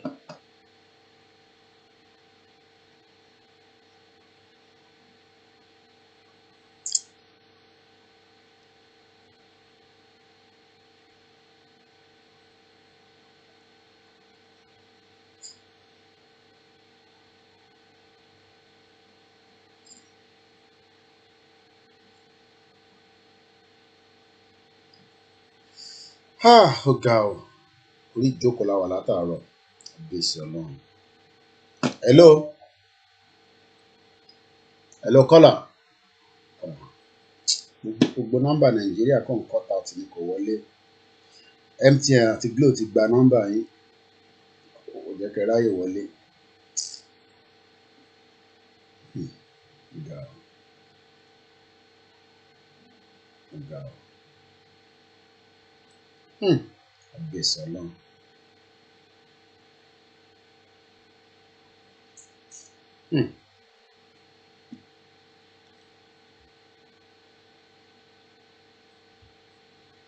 ẹ já gbọ́ fídíò yìí dẹ́n sílẹ̀ kan sí ẹ má bínú mọ́ ó ní nǹkan kan tí mò ń wò ní bíbá ẹ̀. In-depth discussion with you and freedom at a time when democracy and freedom is being challenged in many parts of the world, including here in West Africa. We really thank you for standing up for people's right to choose who governs them and who makes decisions that affect their lives. And Nigeria has been such a wonderful champion of that freedom and democracy. We also have a really strong partnership, which I'm looking forward to seeing more firsthand whilst I'm here, as well as building on. And it's a partnership that, yes, is built on defence and security, but also trade and the economy and climate change. And more. On the defence and security, it was very, very good to have those detailed meetings between our national security advisors in London 2 weeks ago, and to really think how we can help in this partnership to help strengthen some of the challenges that you face in terms of security here. So I'm looking forward to helping to build on that and continue to do that work during my time here. There's obviously strong economic ties between our countries, and I will be meeting with business leaders from British companies, but also hearing from many Nigerian companies as well about some of the vibrant and exciting things that's happening, for example, in the tech sector in Nigeria, where we are shining light to other parts of the world. You spoke a bit about climate change, and very sadly, it's countries like Nigeria that feel the acute impact of climate change so strongly. So I want again to congratulate Nigeria on the very strong commitments that you made at COP to help try and challenge, rise those challenges. And I will be, I hope, being able to have some conversations about some of the ways that we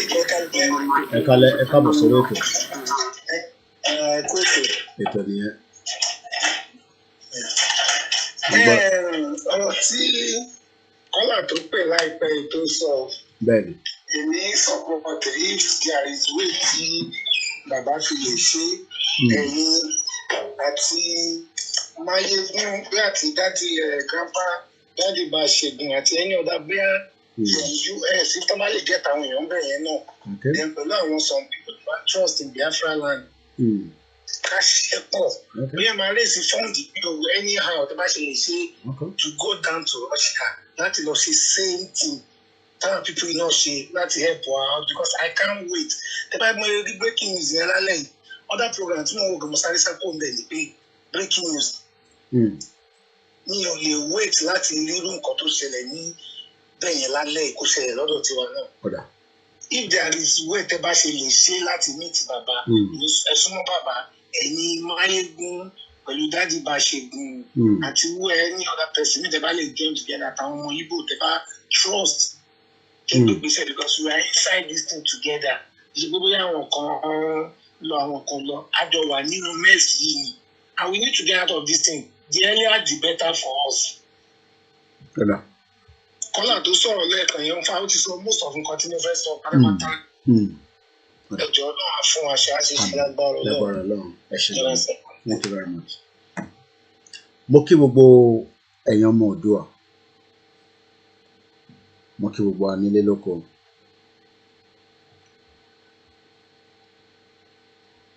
that treaty as well that have to do with the economy. In particular, Russia will try and support the financial and banking systems of Donetsk and Lugansk, which is very important for the people as well, because during all these 7 or 8 years of instability and being in limbo after the year 2014, the life and the financial matters of the republics were also in limbo. It was very difficult for the people as well. Now, what I want to move on is tell you about the particular elements of Vladimir Putin's speech. It could have been very short after listening to the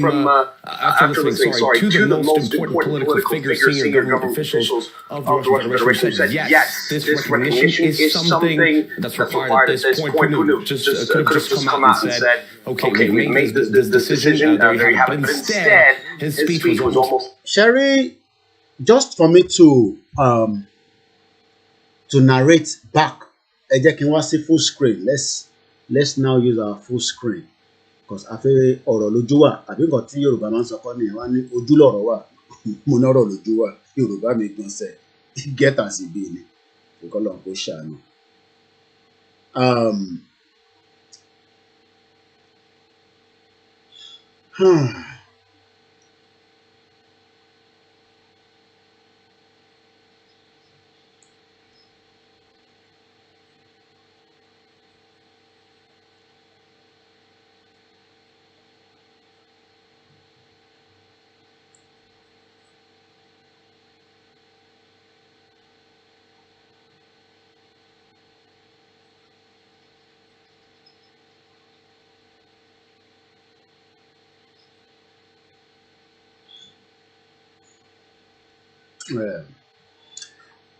Ẹ mọ̀ pé ọ̀rọ̀ kan tó ń lọ but mo fẹ́ mú yẹn wọnú program tálẹ̀ but I'm sure pé ẹ̀yin náà tútù tó ń gbà àwọn ọ̀rọ̀ kan tó ń lọ lẹ́yìn àbí mo monitor ọ̀rọ̀ yẹn ni but mo fẹ́ jẹ́ kó wọnú broadcast yìí kọ broadcast eléyìí broadcast òmìnira but tìbí yẹn a sọ̀rọ̀ lé lórí lọ́la lágbára Ọlọ́run kọ́lọ̀ kó dẹ̀mí wá sí lọ́la.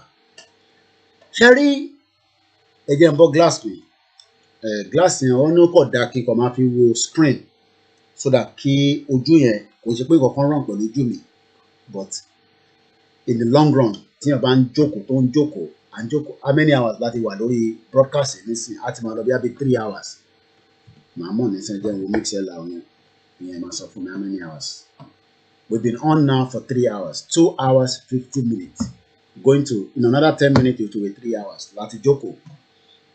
And I want us to take something away so that we just don't come here, independent ìṣẹ̀lẹ̀. What I want us to remember is, ní láti agree pẹ̀lú ohun tí Koiki bá ń sọ. But kí ọkọ̀ máa wá fẹ́ máa fún wa ní bóbò pé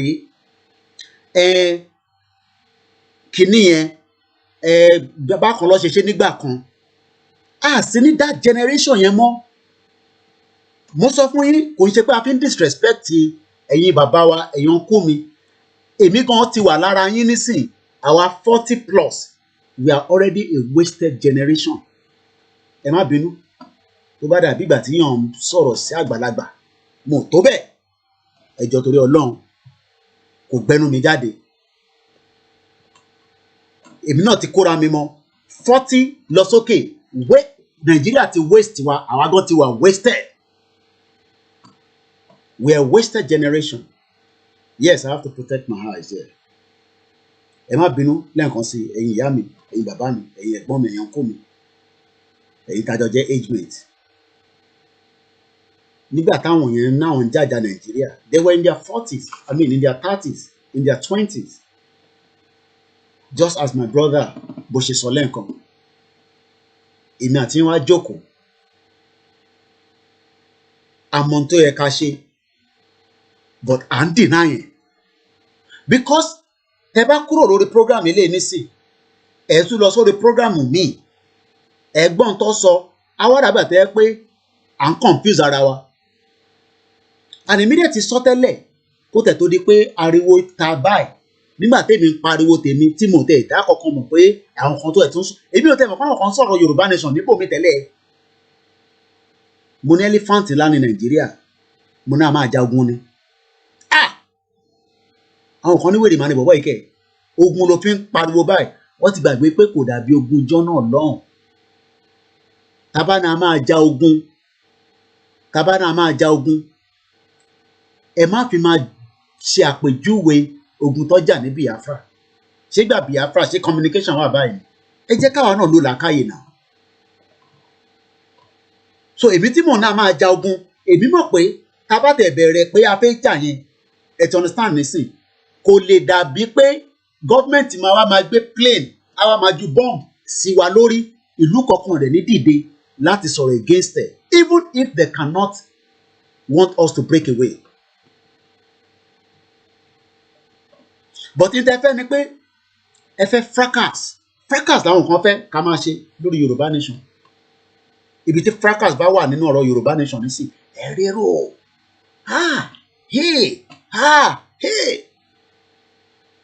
ìyẹn ni mo ṣe respond sí ọ́díò kan tí mo ní ó ṣeéṣe kí ó ti lè dọ́dọ̀ yín ẹni tó ṣe ọ́díò yẹn ìyá tó ṣe ọ́díò yẹn ẹni kọ́ ṣe fídíò ẹ mọ̀ pé tẹ bá gbọ́ program tí mo ṣe lọ́sàn-án because these are the things that people want àwọn ti sọ pé kò ìkíyan ó lè ní wọ́n gbé mọ́tò fún kò fi ṣe tó yẹ kó ṣe wọ́n dẹ̀ send £200 ní condemn pẹ̀ send owó but ṣé £200 yẹn gan service mọ́tò yẹn délẹ̀ náà wọ́n fi bí ṣe sọ láàárọ̀ lọ́sàn-án mo fi ná pápá ni mo fi ná pápá Òṣòdì we are all deniers living in deniers.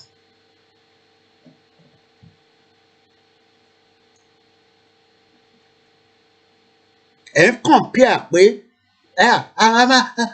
ogun ló ń pariwo báyìí ìbẹ̀rẹ̀ ogun la máa mọ̀ parí ẹ̀.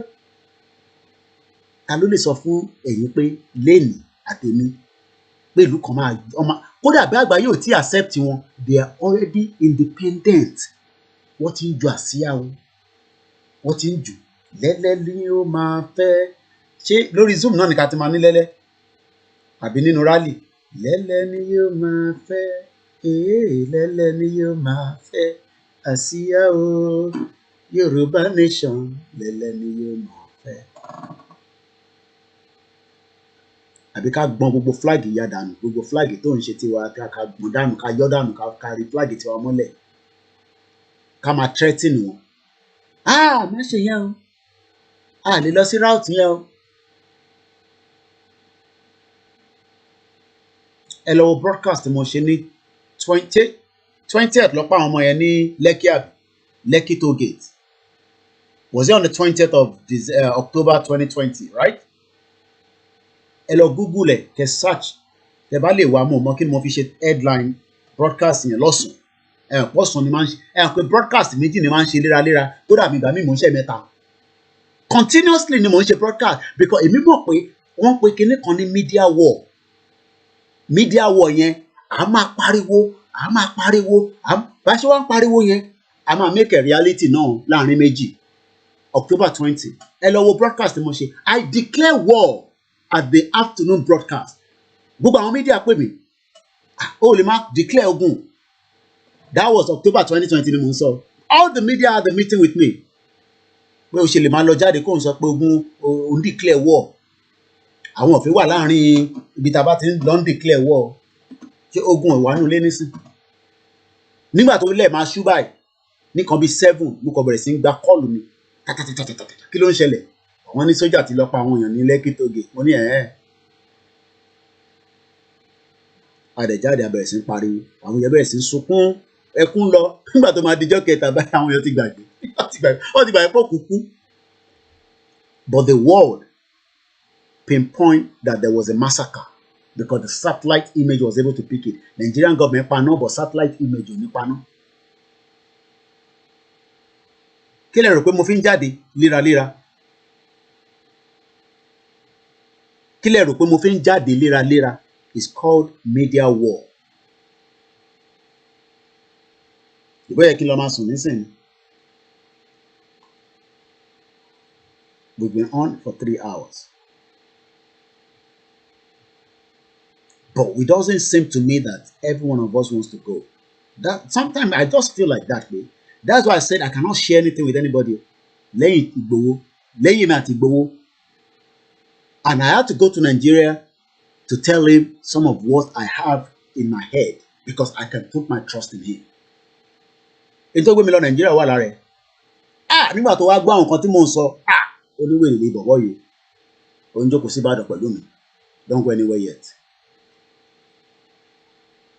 I'm saying this now. Ìgbòho wà lára àwọn tó ṣì kóde mi. Because nígbà tí mo wọnú etí ẹ̀ tí mo ń sọ àwọn ẹ mọ̀ pọ́tọ̀ ní nǹkan ṣé orí fóònù náà bíá MI5 ti plug nǹkan kan mọ́ gbogbo tí ẹ bá ń bá mi sọ bíá wọ́n connect tó ń gbọ́. Àwọn ọ̀rọ̀ míì wà a máa ríra wa face to face ni. Ẹ̀gbọ́n kan tún ṣe nǹkan kan tó jọ mí lójú lájọ tá a fi ń ṣe Yorùbá nation. Ó send gbogbo document ẹ̀ sí mi. Ó ní Koiki document mi lélẹ̀. Kó tẹ̀ torí mi rárá lọ verify ẹ̀. Ó send gbogbo àti British passport àti driver license àti bank statement. But this is me. First person tí máa kọ́kọ́ rí bẹ́ẹ̀ nìyẹn lára àwọn tá a ti ń bá sọ̀rọ̀ Yorùbá nation. UK ń bẹ̀ lẹ́gbọ́n yẹn wà. O ní láti mọ̀ mí. Bọ̀ pé èmi lélẹ̀ pé àkàtẹ̀kọ́ tó máa sọ̀rọ̀ lórí fóònù. Èmi náà lélẹ̀. Èmi mi ti mọ̀wọ́. Èmi náà lélẹ̀. Ẹlòmíà pè sórí iṣẹ́. Mo fi dárúkọ. I understand. Àwọn kan ṣiṣẹ́ tó wà sensitive. But ẹ ní láti sọ yẹn. Ẹ lè fọ́n orúkọ. Fẹ́mi. Ìgbẹ́ bá mo ṣe bí mọ̀ pé ẹ̀ ń ṣe Fẹ́mi.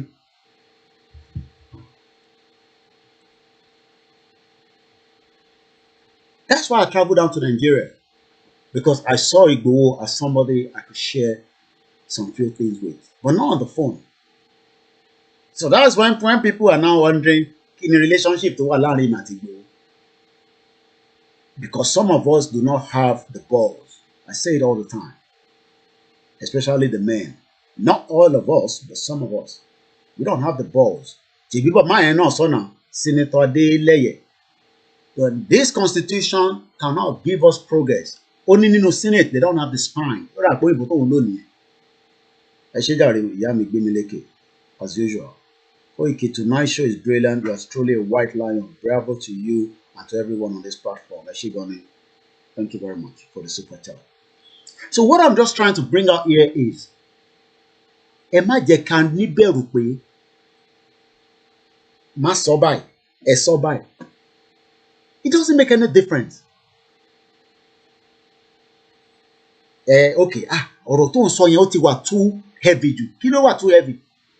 Bí a nígbà yẹn some 30-40 years ago, not in this generation. Mo bá wọn ìbò ṣe ń lambast àwọn politicians wọn àti ìlú yìí. Bí a torí pé mi gbé láàrin wọn ni mo ṣe máa ń ronú bẹ́ẹ̀ anyway. Ìlú tí wọn bá tẹ̀ gbé ní 20 years. Báwo ló ṣe fẹ́ kí n máa ronú bí rẹ̀ àwọn ará Nàìjíríà tí bá náà ará Nàìjíríà fún family mi kan. Àná ó ti di bẹ́ẹ̀ kó tẹ̀ tó dípa bẹ̀rẹ̀ Yorùbá nation. Tí bá náà ará Nàìjíríà. A ní ṣé ìwọ kì í ṣe ará Nàìjíríà ni. Kí ni Nàìjíríà ṣe fún gbogbo wa? Okay, Mayegun just finished there. Can imagine. So don't let us be panic, concerned, worried that tabagbègbèsè báyìí. Àmọ́ tó fẹ́ já sí. Ibi tó bá wọn ni kó já sí.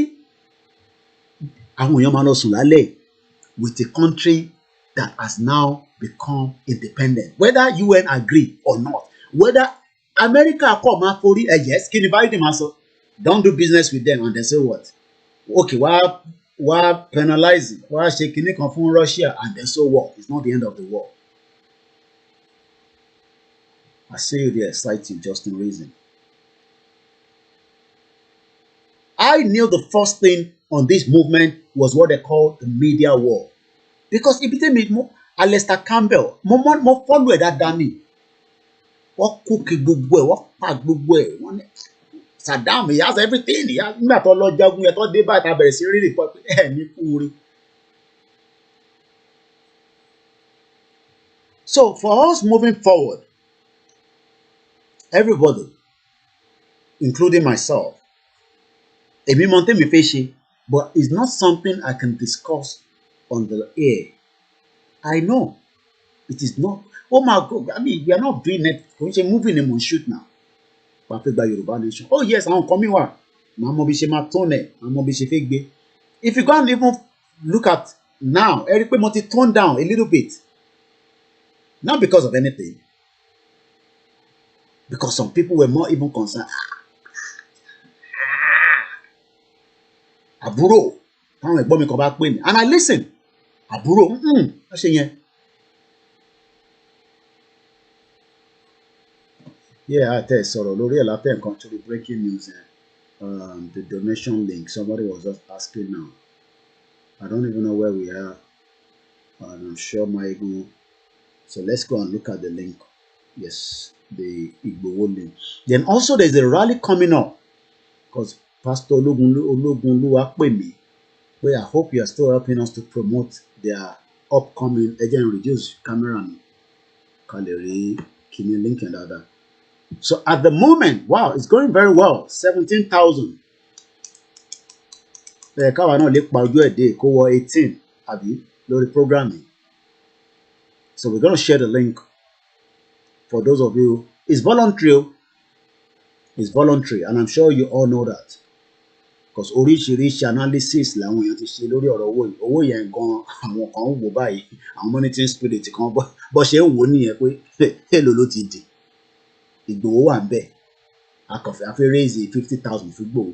Ẹ mọ iye tí Ìgbòho fúnra rẹ̀ tó ti lose for 6 months or 7 months nísìn tó wà ní Benin. So if Mayegun fans and everybody that believe that Ìgbòho is fighting a cause that has cost him everything, and he keeps saying to me that go and tell the people that all those things are just materialistic things of life. Ọba mọ́tò jẹ, ọba ilé jẹ, ọba ọ̀nà jẹ, ọ̀pọ̀ àwọn èèyàn ẹ̀, òkú lọ gbé lọ ní sàn tí ìrókù gbà, ọgbódi ní òkú méjì lọ, àgbàlagbà méjì. So we will get to where we are going, but I just want everybody now to, so we will leave this, I will come back and review it. So I'm going to change my screen, then I'm going to share the link for the benefit of those of you. But I need to close down some of the, because the last thing I want now is we lose this broadcast. At Nigeria, so we just keep the Russia link open so that we do not lose this broadcast. Because sometimes, you know, it does happen, but not all the time. So people are going to bed tonight in those parts of the globe. Wọ́n máa sùn, ọkàn wọn máa balẹ̀. Wọ́n máa sùn, ara wọn máa wálẹ̀. That at least Russia gbà wọ́n kúrò nínú oko ẹrú ìlú táwọn náà wà. Ṣèbí táwọn náà fẹ́ nìyẹn. Bashiru a máa sọ̀rọ̀ lórí yẹn kò ń ṣe léni àmọ́ fẹ́ jẹ́ kó wọnú broadcast ni. Máì tí bẹ speaker lórí yẹn. Mo ṣe fẹ́ sọ̀rọ̀ rárá lórí ẹ̀. Mo mọ̀ máa sọ̀rọ̀. Àtàárọ̀ lọ ti ń pè mí láti sókà. So but ìyẹn ṣe ètò talẹ́ ẹ̀yin sọ fún mi kémi lọ́wọ́ ṣó yàn kan.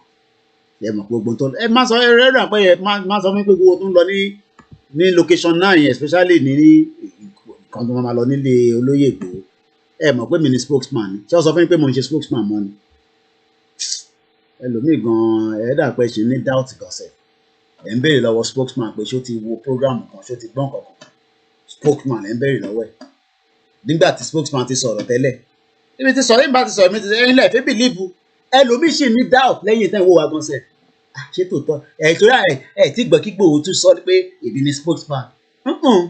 Èyí tó sọ tẹ́lẹ̀ ètí ń dùn gbogbo wa gbọ́ nígbà tó sọ pé Kóìkì ni spokesman. Ó dẹ̀ ní tí Kóìkì bá ti sọ lòun sọ. Ìgbòho ní tí Kóìkì bá sọ lòun sọ. Kò dẹ̀ tí yòówù yẹn padà. But ẹ jẹ́ ká fi hàn ibi tá ń lọ lórí ti ọ̀rọ̀ Russia là ń bá lọ. Mo sọ fún yín ntí bá ti sọ tẹ́ ẹ̀ bá èèyàn kan tún send message sí mi pé ṣé mi wà confam. But sometimes people just want to work up a wine èèyàn. Kémi máa èmi lórí Ìgbòho. Mo kò ń ṣe pé a fi ń dẹnu.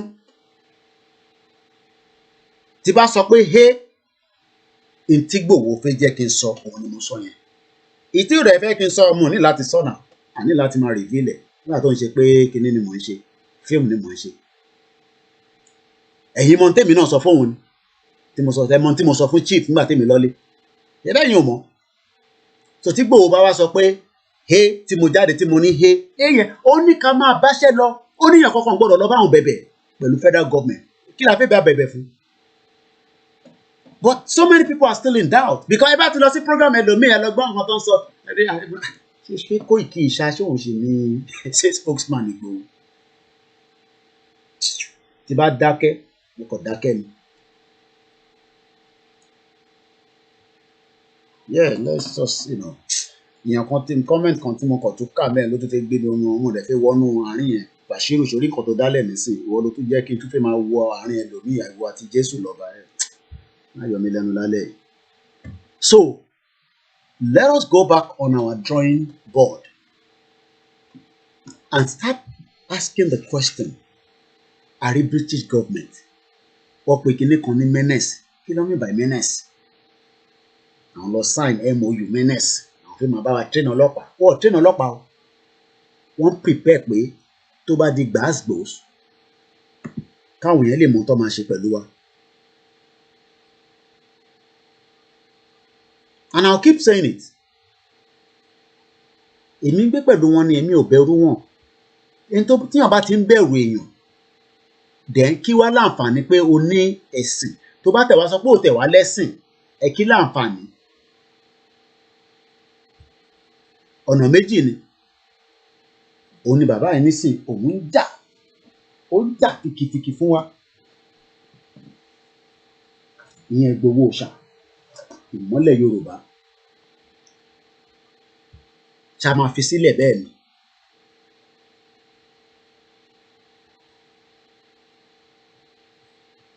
I don't know everything. I'm not the bravest. Am I getting me wrong? And I always say that.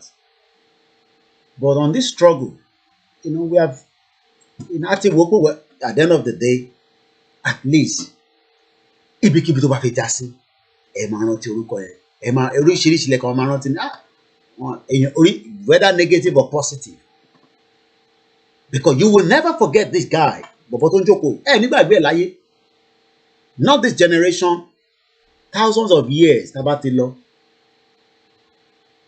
So that's ìyẹn náà ti tó mi. Àbáwọ́ lọ́wọ́ lẹ́ ṣe ń dárúkọ ìyẹn nísìn. Èyí tí Ìgbòho náà ń sọ nìyẹn. Èyí tí bàbá Akíntóyè ń sọ nìyẹn. Èyí tí gbogbo àwa náà tájọ ń ṣe program yìí náà ń sọ nìyẹn. So why are we scared? Who are we scared of? Moving forward. Who are we scared of? We don't have to be worried or scared of anything. Ibìkan ló fi já sí. Bá máa sọ̀rọ̀ pé Nàìjíríà wọ́n jẹ́pà, wọ́n jí gúgúrú, corruption, this and that. Those are just something that we can continue to talk about every day. Ìyẹn ò lè gbé Yorùbá nation wá. Tinubu tọ̀lé, gbogbo yẹn akọrin máa fi ìgbà tó wá tọ̀lé ńkọ́. Ọkọ̀ owó jẹ níbẹ̀ yẹn, NNPC òṣìṣẹ́, mo lọ Nàìjíríà, ìyá òye bá pè, àrí passport ìgbà. Kí ló dé tẹ̀ sí rí passport ìgbà? Ìjọba àṣìwá Nàìjíríà ni. Ìjọba bá ti sọ pé àti Nàìjíríà mọ̀. Ní the passport Nàìjíríà mọ́ ni. Adá wàhálà ẹlẹ́sìn airline lọ́rùn nìyẹn. Nígbà tá a bá ti declare Yorùbá nation. O fẹ́ travel, o débẹ̀. Do you have a passport? Or your passport ti ìlú ẹ̀ jáde? Which passport country is this? Yorùbá nation. Need the passport in Nigeria money. Those basic things will automatically. Ṣẹ́rí gbogbo táwọn feel pé is the big headache. It will easily fade away in no time when we are ready. It's because we are still not ready is when we see these things as problems. Mo wà ní Italy, ẹ̀wọ̀n tó pè tán, àwọn wà ní Italy, àwọn ọ̀rẹ́ pálí gbà. Kí lẹ fi pálí Nàìjíríà ṣe nígbà tá a bá ti declare Yorùbá nation? Kí lẹ tún wá pálí Nàìjíríà fún? Ìbò orílẹ̀-èdè wa là ń bọ̀. We will quickly put things together. They will always look. The world is about business. Ẹ̀yin lẹ ń rò pé when you now look at it that ṣé wọ́n máa gbéyàn ṣá without no passport. Tá bá ti negotiate pẹ̀lú airline yẹn pé àwọn èèyàn wa ló ń bọ̀ nílé anytime they're coming, as long as they can give you maybe a kind of an idea, I don't know, whatever, even if you don't have a passport, there's always what they call ṣe compromise ni. Ṣé mo lo ṣóyìnbó yẹn right? Koiki, you did a good break now. Save some energy for tomorrow. Yeah, we'll end it at exactly 12 o'clock. I just can push it to the 12. Àbọ̀rọ̀ mi ò yé yín nísìn. she compromise me. Airline will always compromise. Okay, no, they call waiver, not compromise. But I'm waive doing go to that thing. The things that one read as big threat, and people come and say fade away. Just as our brother said there. The moment we start saying certain things that is hitting the international community, not but there are some things that every reaction in Putin ale. Putin is definitely Russia has the power and all that. Yes, our team, but I mean control lórí ilẹ̀ wa ta lè fi sọ pé ẹ jẹ́ tètè bá wa sọ̀rọ̀ ni because tó bá bá wa sọ̀rọ̀ bí aráyé tó pè tán yẹn ṣe sọ ìlú tó bá bá wa sọ̀rọ̀ ìlú tá bá sọ fún pé okay àwọn ọmọ wa tó wà lọ́dọ̀ yín ẹ sì kọ́kọ́ grant wọn asylum while we sort out situation at home wọ́n wá granted àwọn ọmọ wọn tó fẹ́ wá gbé lọ́dọ̀ wa àbí tó fẹ́ wá ṣe business lọ́dọ̀ wa àájọ ròyìn fúnra wa things will materialize and fade away without us thinking in that sense ni pé we are thinking too much tàbá dálẹ̀ kí ló máa ṣẹlẹ̀ ta ló máa jẹun ibo ló ti máa róúnjẹ that is what we are thinking àwọn èèyàn tí ì gbọ́ o mo ní òkè àti gbọ́ ọlọ́run á jẹ́ kó gbọ́ please can you please pick my call aago 12:00 la máa parí o so okay 2 missed calls ti wá or 4 missed calls so but bí ṣe sọ androdo yìí àwọn tó lọ sí Nàìjíríà nísìn they are probably under 30.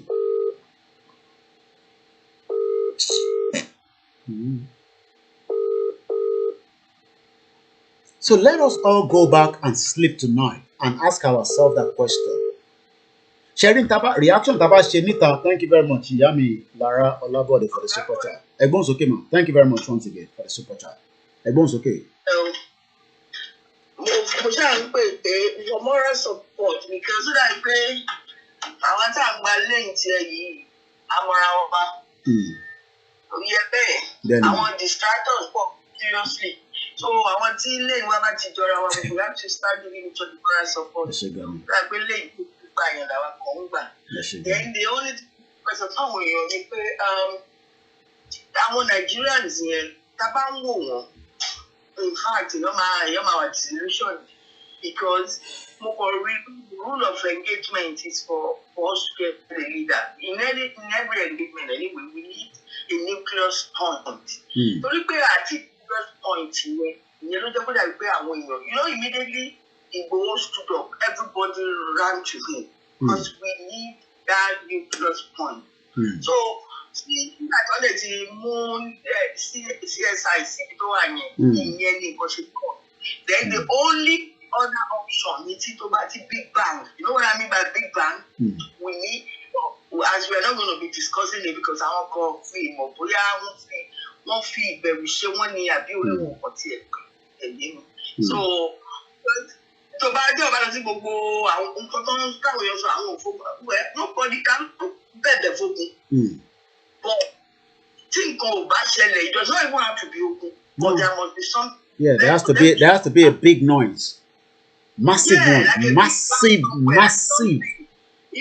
If you do not do something massive, Yoruba don't see believe me. I want them to and that's why I kind of support the at least whatever we get out of that, do you understand me? So we keep on we are our one lane there.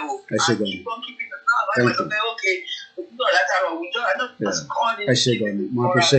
Thank you very much. Thank you. Amen. Thank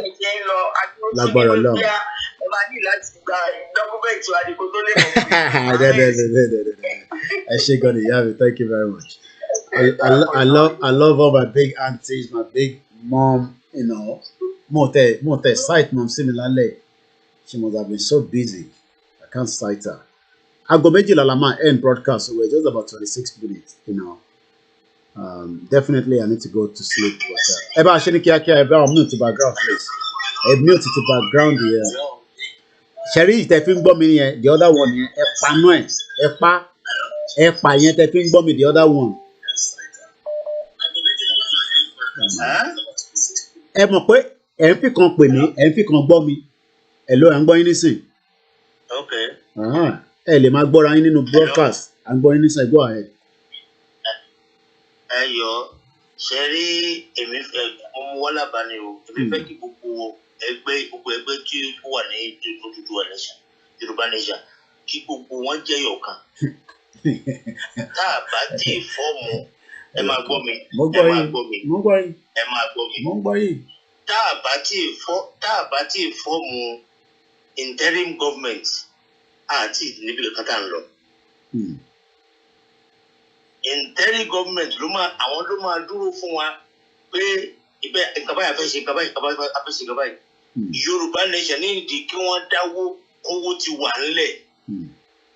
Ìsìpàkàndé máa sọ lórí fóònù adídì ká ti dáwó owó yẹn ti wà ní owó ti yapa. Torí tó bá dé wọ́n ń fẹnu lásán gba Yorùbá nation. Adídì ká ti dáwó owó ti wà nílẹ̀ dáadáa. Owó ti wà nílẹ̀ ká ti mọ̀ pé iye báyìí láti dá gbogbo Yorùbá ti dá kó tó di palẹ̀ rí kíní ìṣe. Adẹ̀ ti gbọ́dọ̀ fọ́ọ̀mù interim government. Ó ti gbọ́dọ̀ wà ká tó lè rí gbogbo kíní ìṣe. Tá a bá fọ́ọ̀mù interim government tá a bá sọ̀rọ̀ gúrúùpù ilé ànínú ṣé bá ṣe máa ṣe Yorùbá nation náà nìyẹn. Àbí kí gbogbo akọ̀rọ̀ wa kí ló mú tí gúrúùpù ọ̀kan ò yan àwọn èèyàn olórí kí wọ́n jọ jókòó kan fọ́ọ̀mù interim government. Ó tó di pé àìsàn wọn máa yan létà tàbá gbà tán àìsàn wọn máa yan ẹlòmíì. Àní interim government àní nǹkankan àdèfẹ́lọ́ fèsì àwọn country àwọn wo ló fẹ́ dìde tí gúrùpù ilé wa tó máa fẹ́ dìde gúrùpù ilé àsọ pé no gúrùpù tv àsọ pé no tv àsọ pé no. Ṣé bá ti ń gba Yorùbá ni bá ti ń gba gọ́ọ̀mẹ̀ntì nìyẹn ni ní interim government tó yẹ ká ti kọ́kọ́ fọ́ọ̀mù fún gbogbo ká ti fọ́ọ̀mù ẹ̀ ó ti dúró déédé. Adẹ̀gbọ́dọ̀ dáwó kì í ṣe gbogbo kékeré ń dá yẹn agbọ́dọ̀ dáwó tó wọ̀ yẹn kó ti gbọ́dọ̀ wà gbogbo ti wà standby pété ẹni ti bá wà kùn. Mo kí gbogbo ẹni tẹ́ wà ní Ṣakí ní Òkè Ògùn lọ́hùn Mr. Lukman èèyàn kan ní Mr. Lọlá George béèrè pé what is our take home now? Jaja dá wọn lóhùn pé our take home is that 2 countries has been formed tonight. I love that as well. Our take home tonight is we must not be concerned too much pé tàbá gbé step yìí kí ló máa já sí. We are now living in a different kind of world entirely, and a lot of things will still be happening around us globally. Kò ń ṣàwọn nìkan la wà affected globally. À ń rí mudslide tó ń ṣẹlẹ̀ àbẹ́ rí news yẹn tí mudslide tó gbé àwọn èèyàn lọ rẹpẹtẹ tó kú dànù. So things happen. But it is about us now. Àwa la fẹ́ sort the problem ara wa out. We don't need anybody to wait for. That is the point that we need to take home tonight. Gbogbo 3 hours láti jọ jókòó nísìn. Èmi àti yín àwa la máa make a decision yẹn. But the longer tabashi ń sọ pé ká dúró de especially the Western world to come and rectify the problem. Analysis la máa ṣe for a very long time. Bá ṣe máa ṣe analysis yẹn lélẹ̀ ẹ máa pè tí bá fi pé okay after 7 minutes that is already enough máa já dànù máa jẹ́ kẹ́lòmíì wọlé. So what is wrong with us? As we're winding down kò ní ju 12 yẹn lẹ́ máa wọ̀rí ká máa parí ètò. Mo rí kọ́ yín lẹ́ẹ̀kan Elder Ọlẹ́olúwa mo try láti pè yín padà ẹgbọ́n sókè yà wá. Thank you.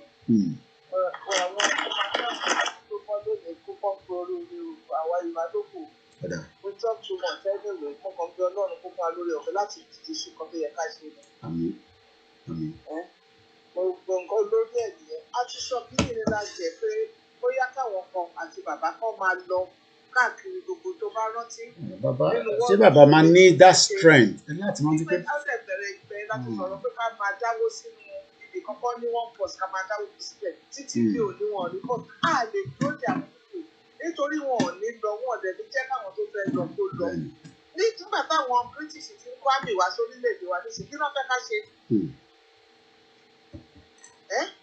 ṣé ká tún máa jókòó ká máa wò wọ́n ní. Ọ̀gá.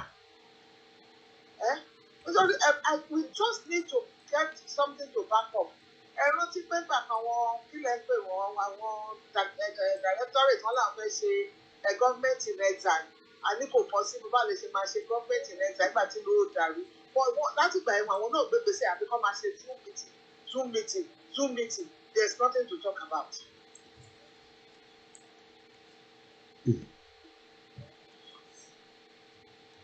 I don't know what, especially you agitator, I don't know how you are talking to Baba. Where are we going? Tí wọ́n bá dẹ̀ mọ́ pé kò sí àkọlé máa fẹ́ kàn ní ká máa focus sí pé we should have focus. We have focus. Àwọn tó wà nípa tó ti fún wọn. Ṣé bá gbọ́ bá Mọ̀lúkà ṣe ń sọ̀rọ̀? Aláwọ̀ òde don't even know what is going on again. Àwọn pípọ̀ yẹn kàn ń sọ̀rọ̀ lọ. Tó bá fẹ́ dàrú ẹjọ́ ó dàrú ká mọ̀ kọ́ta fẹ́ ṣe. Gbogbo yìí tí ara ẹ̀rùn kílẹ̀ pé gọ́fúnà ètò Ìbàdàn tó yí ọ̀dọ́ tó ń jó kiri àbọ̀ṣùnì tó ń jó kiri ẹ jẹ́ ká mọ̀ nǹkan tó ń ṣẹlẹ̀. Àwọn tó wá sọ́mọ tèmi tó lè ní kí n sọ nìyẹn. Àwọn tó bá tẹ̀lé pé ìgbésẹ̀ láti máa lọ visit their country they should do it. Yeah. Don't need even they need to consult our. Just take the step and just share information that we can say is already going. They still need to bring somebody to direct them because they won't share with me. Nítorí ẹ̀ náà fi ń pe bàbá, should we go about it? They should tell them what to do and they move. Okay. Oda, ẹ ṣé gan ni. I believe ẹ ṣé gan ni. Thank you very much. I guess we have, a lot of different elders of councils and all these. It is time that they move this movement to the next preliminary. At the creative, what we call the boss. The boss. Now we want to set free. And I believe that people are doing work behind. We are not going to condemn anybody by sitting here because our always scream. No, we don't do that. But I still believe that we are scared of something. What we are scared of is what I don't know. And we shouldn't be scared. It's about us. Our Yoruba. If I want to win Nigeria, I not face election. One day, Bonnie. The right thing. As we're winding down, I believe this will be our last call. So, about briefly. Okay, sir. Yeah. Hello, Koiki. I'm going, sir. Yeah. Ekushe. Well done. Yeah. Ọ̀rọ̀ Yorùbá nations tàbí independent wa tá à ń sọ̀rọ̀ lórí ẹ̀. Tí mo understand the frustration àwọn èèyàn lọ́tùn lósì mọ́ nǹkan kò báyẹn. But níta máa ṣe ni pé tẹ́ ẹ bá wo system yẹn bó ṣe wà system tó ń gbọ́ mi. I'm going. Yes. Yeah. Tẹ́ ẹ bá wo Nàìjíríà àti system Nàìjíríà yẹn bó ṣe wà yẹn. Because Nigeria problem in Nigeria, all the antagonists, all this type of things is about the system. So that system is a very large system. So, but what happened is this: into salary, can we system here? Every system here is a greedy and rigged system. So, you see, attack Kale. Sister yẹn ló máa collapse gradually sister yẹn máa collapse rẹ̀. Okay. So ti ẹyin sè so tẹ́ bá wò báyìí okay I will give you a very good example tẹ́ bá wo ọ̀rọ̀ tí Tinubu lọ sọ ní ààfin ọba Ọ̀yọ́ tí jẹ́ Aláàfin of Ọ̀yọ́. Tinubu sọ ọ̀rọ̀ kan bẹ́ẹ̀ ó sọ fún former Christian Association of Nigeria, I don't know, Baba Ladigboro, Reverend Ladigboro, ó sọ fún àti tó sọ fún ọba yẹn. Ó sọ pé ẹ sọ fún wa pé ká lọ form alliance. So ti èyí sì pẹ̀lú àwọn wèrè tó wà ní òkè ọ̀yà lọ́hùn náà àwọn lọ fọ́ọ̀mù alliance yẹn o tó ti yẹ yín sí bẹ́ẹ̀ kò kì í sọ́wọ́ táwọn ló ti máa pé àwọn sì ń forí tì í tẹ́ bá wo bó ṣe sọ ọ̀rọ̀ yẹn lọ àwọn sì ń forí tì í lọ́wọ́ kì í sọ́wọ́ táwọn ló ti máa fọ́ wá o bẹ́ẹ̀ tó bá máa fọ́ ọ̀dọ̀ wọn ló ti máa fọ́ tó ti yẹ yín sí. So now if you look at what is going to happen ìgbẹ̀yìn 2023 election ò ní dáa tó máa ṣẹlẹ̀ ni pé òun kálukú let us take it as a personal fight ìjà oníkálukú ni nítorí kálukú bá mọ̀ ọ́ ṣe kó máa ṣe kó mójútó nínú ìrìnàjò tá a rìn yìí because àtiwájú àtẹ̀yìn 2023 kò ní yọrí sí rere anybody will lọ kọ́ ọ́lẹ̀. So now etí mi yẹn mì ní pé ògiri wọn yẹn máa lanú lẹ̀ because system yẹn máa dí pẹ̀lú ara ẹ̀ because àwọn tó ràn system yẹn wọ́n ní ojú kòkòrò tó ti ń sìn ojú kòkòrò yìí ò lè kẹ́ ẹ̀ lọ́wọ́ so that's why the system yẹn á fi collapse ara ẹ̀ by the time tí system yẹn bá máa fi collapse ara ẹ̀ so ti ń sìn ó máa yí sí fún àwa láti wọlé so ti ń sìn káwọn èèyàn máa fi ìwà wára mò ń gbọ́ fáwọn èèyàn sọ pé ẹ declare Yorùbá nations kan ṣe kíní kankan it's not easy that way. Okay. Because for example tábàlùpà fẹ́ declare Yorùbá nations a máa ní láti push the first thing ìjà tá a kọ́kọ́ ní ní Ìbàdàn so ti èyí sì second mechanical division tó wà Ìbàdàn pẹ̀lú Èkó so sátidé kẹta fẹ́ push wọn kúrò bẹ́ẹ̀ ni so ti èyí sì. So now it's a gradual thing. It's a gradual thing. Tó kálukú bá ń ṣe, tó kálukú bá mọ̀, ẹ jẹ́ ká máa ṣe lọ. Bẹ̀tẹ̀ ní tó sọ̀rọ̀ last time tó sọ̀rọ̀ pa pé kí àwọn organisation yẹn ká try láti pa wọ́n pọ̀ sójú kan. It's a very good idea. So ti yín sìn, bẹ̀ẹ̀ ẹ fẹ́ sọ pé olùdó abẹ́rẹ́ lọ́la. Mi ò kì í ṣe nǹkan tó ṣe báyẹn o. So ti yín sìn, ẹ jẹ́ ká fọgbọ́n orí ṣe. Thank you, sir. Thank you. Yes. Like I said, as much as I would love to take any calls, but that will be the last call. Emma Binu, and I'm going to turn the Wi-Fi off. So I appreciate Wo TV. I know it's going to transmit this tomorrow, as usual, and also bloggers that are also doing the same thing as well. Everybody's opinion matters. I don't agree with the last opinion that we allow things to fall apart itself. We must fall it now. We can't go fall apart. Only look by there.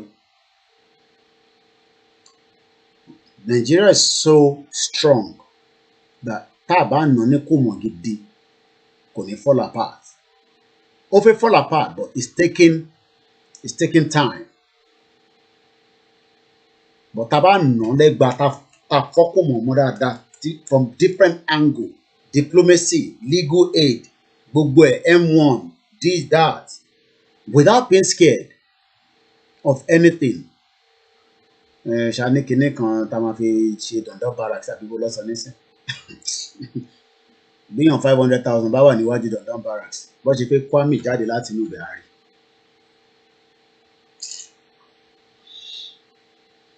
It's gonna be dirty. Ibi Tinubu náà ti sọ pé ó máa jàjà yẹn dirty. But Abana ń dúró pé kó fall apart fún rẹ̀. Oh yes, ó fẹ́ fall apart. We can see that Nigeria wants to fall apart.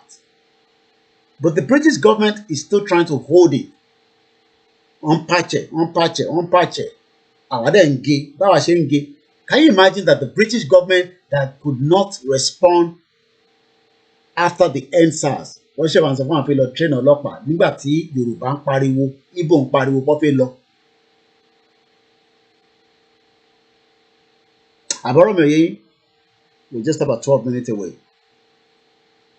Nígbà tí gbogbo wa ń pariwo pa fẹ́ lọ tán rí wa níwájú Commonwealth Office ní Downing Street ni wọ́n ṣe wà ń gbé Minister for Africa dìde kó lọ sọ fún ẹ̀gbọ́n kan tó kọ ó ní value our relationship with Nigeria. Ṣé value yẹn ṣó ní value fún ẹ̀yin àtẹ̀mí ní UK ní bíbá ẹ̀gọ́ ká sọ̀tọ̀ fúnra wa. Àwọn náà wọ́n value relationship pẹ̀lú wa. Okay, màá dẹ̀ break it down fún yín. Ẹni tó àlàyé tó pè lẹ́ǹkan sọ bẹ́ẹ̀.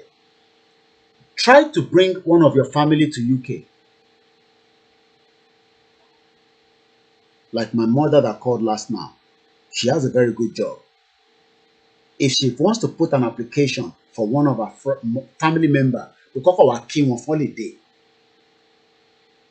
you would realize that there is no relationship between we, the diaspora living in UK, and this country called UK. That's just one example.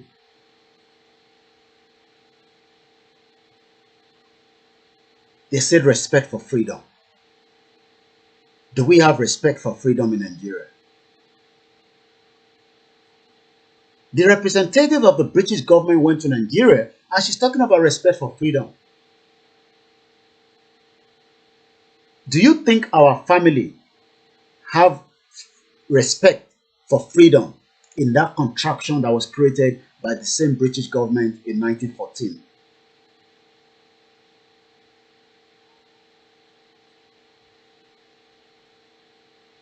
They still want strong ties with Nigeria. Why we are saying that this unity is not there. Progress, move. Peace, go see peace, go see me. But they want strong ties. They said respect for democracy. So as far as the British government is concerned, we have democracy that is working, even if it's so bad. By a man that made a military coup in 1983, was repackaged, brought to Nigerians, sold to Nigerians, and you can see what he's doing.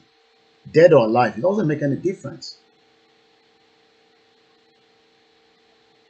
So don't let us have it at the back of our mind, pé a máa bẹ̀rù wọn, kí là ń bẹ̀rù wọn fún? There are certain things that can be done to bring the whole system down. Oh yes, it will be painful. There's no doubt about that. But it will create that bang that we will, that we know that will give us the traction. And if we don't get the traction, the world will just keep silent as if nothing is happening. Yes, the contraction must be turned into a fireball. But a lot of people do not agree with that. So the British is already working 5 times ahead of us. Our Yoruba nation. But they're already working 5 times ahead of us. Because they know that we are the same gene, like our father, the late Chief Obafemi Awolowo. And they dealt with him as well. And they're doing so with us now. The same way they dealt with Awolowo. Because they must have sat down during Awolowo, nígbà tó ń wá sí Lancaster House. Then, a ní bí bàbá yẹn ṣe máa sọ̀rọ̀ tó máa pé, brain eléyìí máa articulated mà ní. Ìbí báwa náà ṣe ń sọ̀rọ̀ nísìn, ẹ fi pé wọ́n wò wá ni wọ́n wọ̀ wá dà wọ́n monitor wa. But àwa ṣì ní freedom díẹ̀ ní bíbá ju contraction to create long. Because wọ́n mọ̀ pé tó bá touch àwa ní bíbá, tó bá gbọ́wọ́lé wa ní bíbá, even if it's not going to be a fair system, we will make noise that will have the sympathy of even their citizens here in UK. Not that they can't touch us, but first, on what basis would that touch have to be?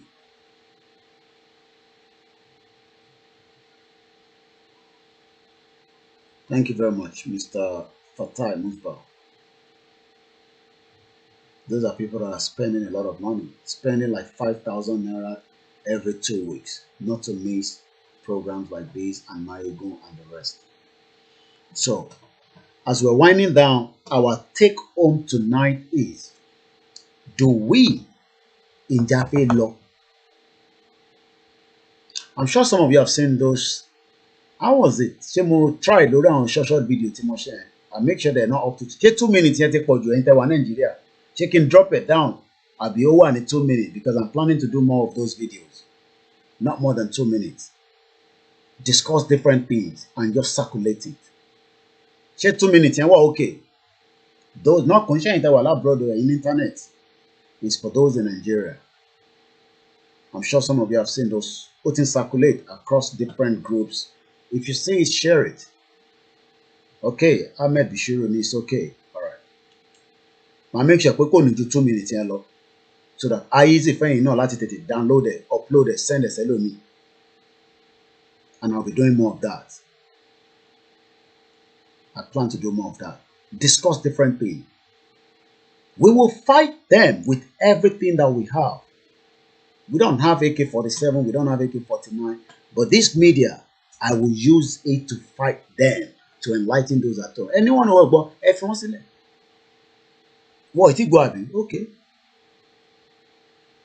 Eshegoni Said, Kola Wole gbogbo àwọn tó wà Nigeria. Thank you very much. Mo rí ẹ̀ńbẹ̀ láti Ìdíròkò.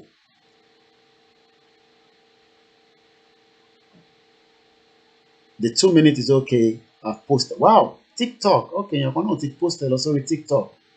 Yeah, that's why I make sure it's not up to 2. Maximum I put to was 2 minutes 7 seconds. But because they now monitor timing to about in February, I read more pause until the starting. So I'll do more of that, different conversation, so that I let my spread the kakiri. Esha ma juka kiri, ma juka kiri. Okay, let me. Kí ni bọ̀bọ́ yìí sọ àwọn ọlọ́mọ máa wá wa láti fi mọ̀ tá à ń sọ. Mo dúpẹ́ lọ́wọ́ gbogbo ẹ̀yin tí a jọ wà lórí ètò in the last 3 hours. Bí dùnú ṣe máa dé bá tiwa náà nìyẹn o. Ẹ má jẹ́ kíyàn kan sọ fún yín pé kò lè bọ́ sí kò possible in this time, in this era. Ẹ fẹ́ gba Yorùbá nation. Bẹ́ẹ̀ yẹn ìlú méjì ti lọ lálẹ́ yìí. Àwọn yẹn máa sùn lórí wọ́n máa sùn lórí ẹ jẹ́ ká wo bí a lè rí. I mean, just the last from RT Katomalo. From just respecting the rights and autonomy of people to make choices for themselves and their own local governance. Whether that will happen or not. Respecting the respecting the right and the autonomy of the people. Autonomy of people. It totally remains their choices for themselves and their own local governances. We want to control our own resources. Ẹ má worry nípa àwọn youth wa tó wà nílé. Wọ́n ti ní tó bá di 28th of February tó bá bí ìyá government ìjà kó má dáwó fún múnisẹ̀ dáwó ọ̀rọ̀ ká má dáwó yẹn ti mọ́ mi lára. Kó má fún àwọn lecturers lówó. Èmi máa bá bí bàbá wa wòlíì wa tó pè ní last week wọ́n ní ká máa bẹ Ọlọ́run kó fàtẹ́gùn sí sínú Nàìjíríà. Àtẹ́gùn yẹn ni àwọn fẹ́ máa fẹ́. So àdúrà tèmi ń gbà ní sí ni pé kí government kó má ní àǹfààní àti jókòó tó máa yé wọn àti lecturer kí gbogbo strike ṣe wà títí di 28 àwọn yẹn náà máa block gbogbo road Nàìjíríà. Ṣèrí pàápàá kọ́ la fẹ́ ṣe yẹn but àwa máa bá wọn fẹ́. Màá láwọn ọmọ tó máa bá report títí wo lọ block wọ́n ti block wèrè a máa bá wọn pariwo ẹ̀ síta ìtawà bá dẹ̀ fi ṣe àwa náà máa ṣe tiwa nísàlẹ̀ ó yẹ yín but àwọn student máa jáde tẹ́ ẹ̀ báyìí ti gbọ́ on the 28th lọ́kùn government títí di 28th and I know they will come out because they are already frustrated, they are already tired, they are already been molested. And I know that anger, they will come out. Because I will not do any slightest thing. This petrol scarcity, Oshima erupt with a ceremony. What the last video, we went to the last video, and to my farm politician led it. Let me say, I don't know it all, but I'm still learning as well. And we will learn. I'm happy for the 2 countries that have gained their independence today. And you should be happy. Regardless of your own take on it. Because bí àwọn kan náà ṣe máa jubilate fáwa náà nìyẹn. Because ọmọ pé táwa bá ti lọ, a máa rescue àwọn. But the longer we stay in Nigeria, we cannot rescue the next person. We cannot rescue the next country. Bá a bá tẹ̀ rescue anybody, ẹ jẹ́ ká rescue ara wa. ó dàrọ̀ oorun ayọ̀ la máa sùn má ṣe wàhálà pò ń wá mi lójú oorun kò kàn waste time rẹ̀ nígbà tí lọ báyìí mo sùn ó tó dàrọ̀ wọn náà máa tẹ̀lé bọ̀bọ̀ kò ń ṣe mí náà ọ̀la àwọn ìyá mi tí mò ń jẹ gbogbo ẹ̀yìn ìyá mi tẹ̀ ń fàdúrà ràn mí ìwọ máa lọ sùn a máa fàdúrà a máa fi cover ààbò Elédùmarè inshallah lórúkọ Jésù hindu gbogbo ẹ̀ àtẹ̀mí àtẹ̀yìn oorun ayọ̀ la máa sùn ó dàrọ̀ bye for now.